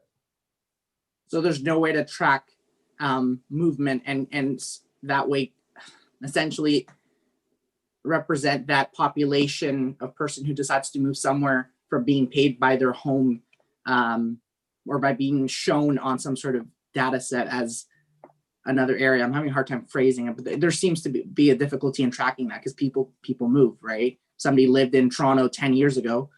You can't really call them a Torontonian anymore. So I don't know if this can be addressed, but I kind of see where we're coming from. And my final question, if the city of Barrie, and again, I just mean this purely from a numbers perspective, if the city of Barrie leading up to a 2022 renegotiation wanted to move to a more a la carte model with the county, so we pay what we get, with that service agreement Mr. Wilcox initiated initially, how much lead up time would the county require for them to even explore it? I'm not saying that they want it to happen, but let's say the city of Barrie as an entity said, we want to look at this. And the county says, okay, it's up to county council, it's up to Barrie City Council, it's up to a lot of factors. I get it, it's not that easy. But if you want to move to more an a la carte, you guys need to start the process 16 months, 12 months before December 2022, and then hit these milestones as you go to provide adequate time for both a vote, for county staff to be able to do reports, all that fun stuff. How much of a lead up would we need if the city of Barrie wanted to explore that? So I'm going to jump in there because this one is definitely not on the budget presentation. It is a very, very important issue. But I'm just going to ask county staff if you could follow up with, because I know the answer to that's going to be a lengthy one. If you could follow up to Councillor Morales with your answer via email around the process, and I think Ms. McAlpine here at the city as well would be able to advise on the answer to that one, just in the interest of time tonight. So Councilor Morales, did you have other questions on the budget presentation? No, Ms. St. Clair, Mr. Bishop, Mr. Wilcox, I really appreciate thorough answers. They answered a lot of what I had, but thank you. Okay, thank you very much. Are there any other questions for the county? The only other question, the only quick question I wanted to ask related to the budget, and it I think is important for our residents because they don't often recognize this. Mr. Wilcox, can you just remind us and our loyal viewers, the county budget is prepared and approved by county council. The city's input to that occurs for our services, so to speak, through the Human Services Committee, although we do not get a vote at county council. And then that is done in, was it October, November this year that the budget was finalized? We presented the budget, sorry, through you, Mayor Lehman. We present the budget, we prepare the budget from the beginning of the year practically. We have strategic planning sessions in June, which leads into the budget. We seek input through your staff as well through the liaison group. And then it is presented to a committee, which you have representatives on in October. And generally speaking, it's near the end of October. Then there's 2 meetings in November to finalize the budget through committee of the whole. The final budget does go through council and is voted on by council, but the decisions made to change the budget and to adjust the budget are all done at committee, which is which you have both cities have representatives at and can voice opinions at. Okay, the reason I asked the question is, and to Councillor Morales's questions around the service agreement, you know, this budget request is unusual in the sense that, you know, if Barrie Council actually said, well, we're not passing it or we want to amend it or something, County Council would be forced to reopen their budget, which is, of course, next to impossible to do because then you got to take it back to 16 other member municipalities. That's why there's a service agreement, and the formulas for how we pay for things are established by agreement. That being said, I think the more we have these discussions, I think the more it makes that participation at Human Services Committee and the communication between the city and the county relevant. Because, you know, the county, you did a great thing with the MFC solution, the major projects financing, which helped to smooth the impact on the city of all these very large affordable housing projects that the city pays for. And if you look at the budget this year, there's 3.5 million for us towards a project that is not in our municipality, but is open to residents of the region. So we all share these costs together on a regional level. But I guess the reason I raise it is because in the discussion tonight, I think you've heard some of the concerns that Barrie Council has had, specifically around how we convey to our residents that things like housing are on a regional level rather than on a city level. And when they see these huge sums of money going to Aurelia or Bradford, why is that happening? And the short answer to that is because the county and the city are in this together, and we try and manage social housing and housing vulnerable residents on a county-wide basis, whether we're talking about seniors who need subsidized housing or social housing. But it does become important, and I think it's going to be increasingly important as those asks get bigger, that council has a channel back to county council and city council and vice versa. So these presentations are part of that. Our representation on Human Services Committee is part of that. And with that, I'll thank you for being here tonight. So thank you for the presentation, and we will be considering all these matters as part of our budget discussion next week, members of City Council, and that does complete the presentations for tonight. And it brings us to inquiries with about 15 minutes left on the clock. Deputy Mayor Ward, do you have any inquiries of staff?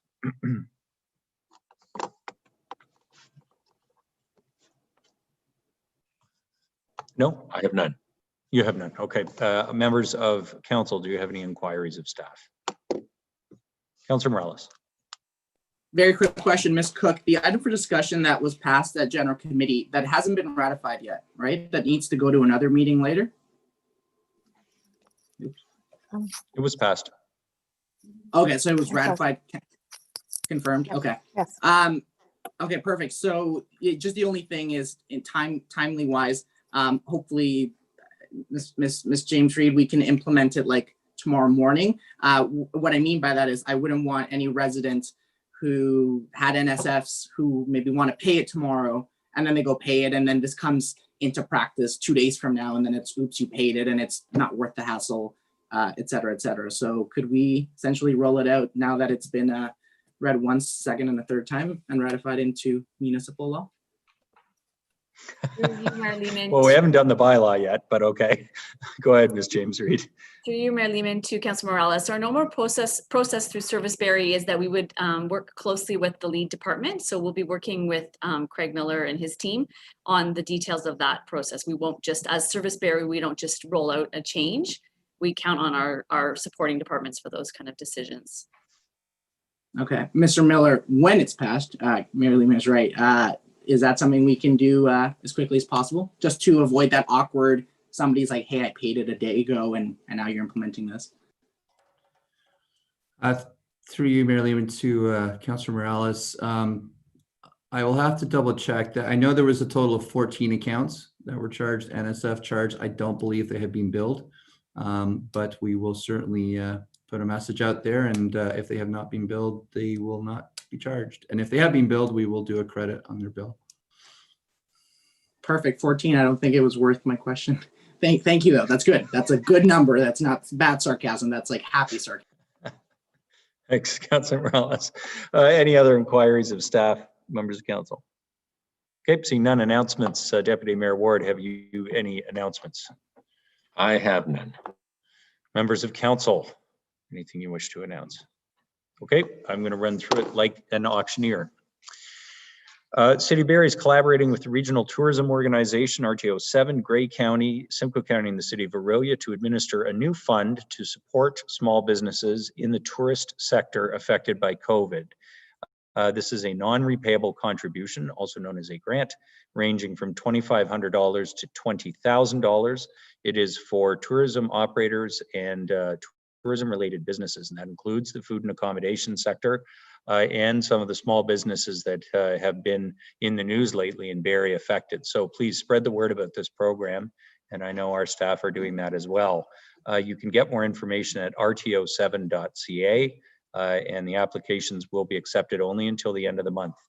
There is a limited fund, but that is designed to support small businesses affected during COVID. Christmas tree collection will occur weekly during January. Please ensure there are no more ornaments on the tree. I usually lose one a year this way. Of course, that they're not sitting in the tree stands. Please do take them out of the stands and lay them down on the snow beside the end of the driveway. You can also take trees to the landfill. We have made some changes to on-street parking and pass locations as part of the city's new parking strategy. Unfortunately, this there was some misconceptions, I think, out in the media around the changes to, quote, downtown parking. Downtown parking rates have not changed, and the $10 an hour parking that caught a lot of people's attention is only for 3 lots on the waterfront: the Marina lot, the Lakeshore Drive lot, and the area by the Spirit Catcher. The vast majority of downtown parking, of course, does not have those waterfront rates applied to it. So lest there be any misconception out there, and I did talk about that on the radio today. The City of Barrie, okay, this is the most fun thing that happened today. The City of Barrie invites residents to name a snowplow. David Plowy has already been submitted. Snowby won Kenobi. There were a few others. Both of those by you, Damon. No, those came from the community. Well, David Plowy was actually in Scotland, and I love that one. The city has 12 snowplows. We need 12 names. You can submit them online. They will be featured on the Plow Tracker app and will be added to the machines for next winter. You can get more information at the Plow Tracker website. That's the same website that you can go to find out when your street was plowed. That is barrie.ca/plowtracker. And a reminder, of course, we have overnight parking restrictions to allow those same snow plows, whatever they're called, to do their work. We do have a province-wide shutdown, as I'm sure literally everybody knows. And we are expecting some more information from the Premier tomorrow on what, if any, changes will be made in terms of the restrictions that are in effect right now. But in terms of our services, rec centers are closed to the public. We had to do that on Boxing Day as a consequence of the provincial order. City Hall, there are still pre-booked appointments available for in-person services. If you need to do that, please call Service Barrie 726-4242. We put some more restrictions, or at least control measures, on at the rinks to ensure no overcrowding. And that seems to be working reasonably well. You may have to wait if you come to City Hall or Centennial, but people are being really great about that. And we do have staff there assisting with the first come, first served skating at the City Hall and Centennial rinks. Note, though, change rooms and washrooms are not open. We're not able to offer that at this time. The landfill is open with a reduced capacity. And there is, of course, more information about all of this on the city's website at barrie.ca/services. This brings us to the bylaws. Deputy Mayor Ward. Bylaws. Moved by myself, seconded by Councillor Thompson, that leave be granted to introduce the following bills, and these bills be read a first, second, and third time this day and finally passed. Bills 1, 2, 3, 4, 5, and 6. It's always fun reading the bylaws at the first meeting of the year. So what was it, the line from the Mel Brooks movie? That's the combination an idiot has on his luggage. Okay, that leave be granted to introduce the following bills, and these bills be read a first, second, and third time this day and finally passed. Bill 1, 2, 3, 4, 5, and 6. Any comments on the first 6 bylaws of the year? Okay, seeing none, I'll call the question. Those in favor of the bylaws? Are any opposed? None. That carries. Deputy Mayor Ward. Moved by myself, seconded by Councillor Thompson, that leave be granted to introduce the following bill, and this bill be read a first, second, and third time this day and finally passed. Bill 7. Moved by Deputy Mayor Ward, seconded by Councillor Thompson, that leave be granted to introduce the following bill, and this bill be read a first, second, and third time this day and finally passed. Bill 7, the confirmation bylaw. Comments or questions? Seeing none, those in favor? Are any opposed? None. That carries. Can I have a motion to adjourn? Councillor Harvey, seconded by Councillor Thompson. I need to go change the combination on my luggage, and we're adjourned for the evening. Good night, everyone. Good night, everybody. Ward 5 snowplow will be frosty. Frosty? It's fantastic too. We've got the biggest frosties in Ontario. 2 of them. I did love today. Somebody said Dale Plowerchuck, which would be a funny and touching choice. And the Ward 9 one will have a Simpsons reference because we will be getting Evergreen Terrace, so it has to be Plow. It might be. I somehow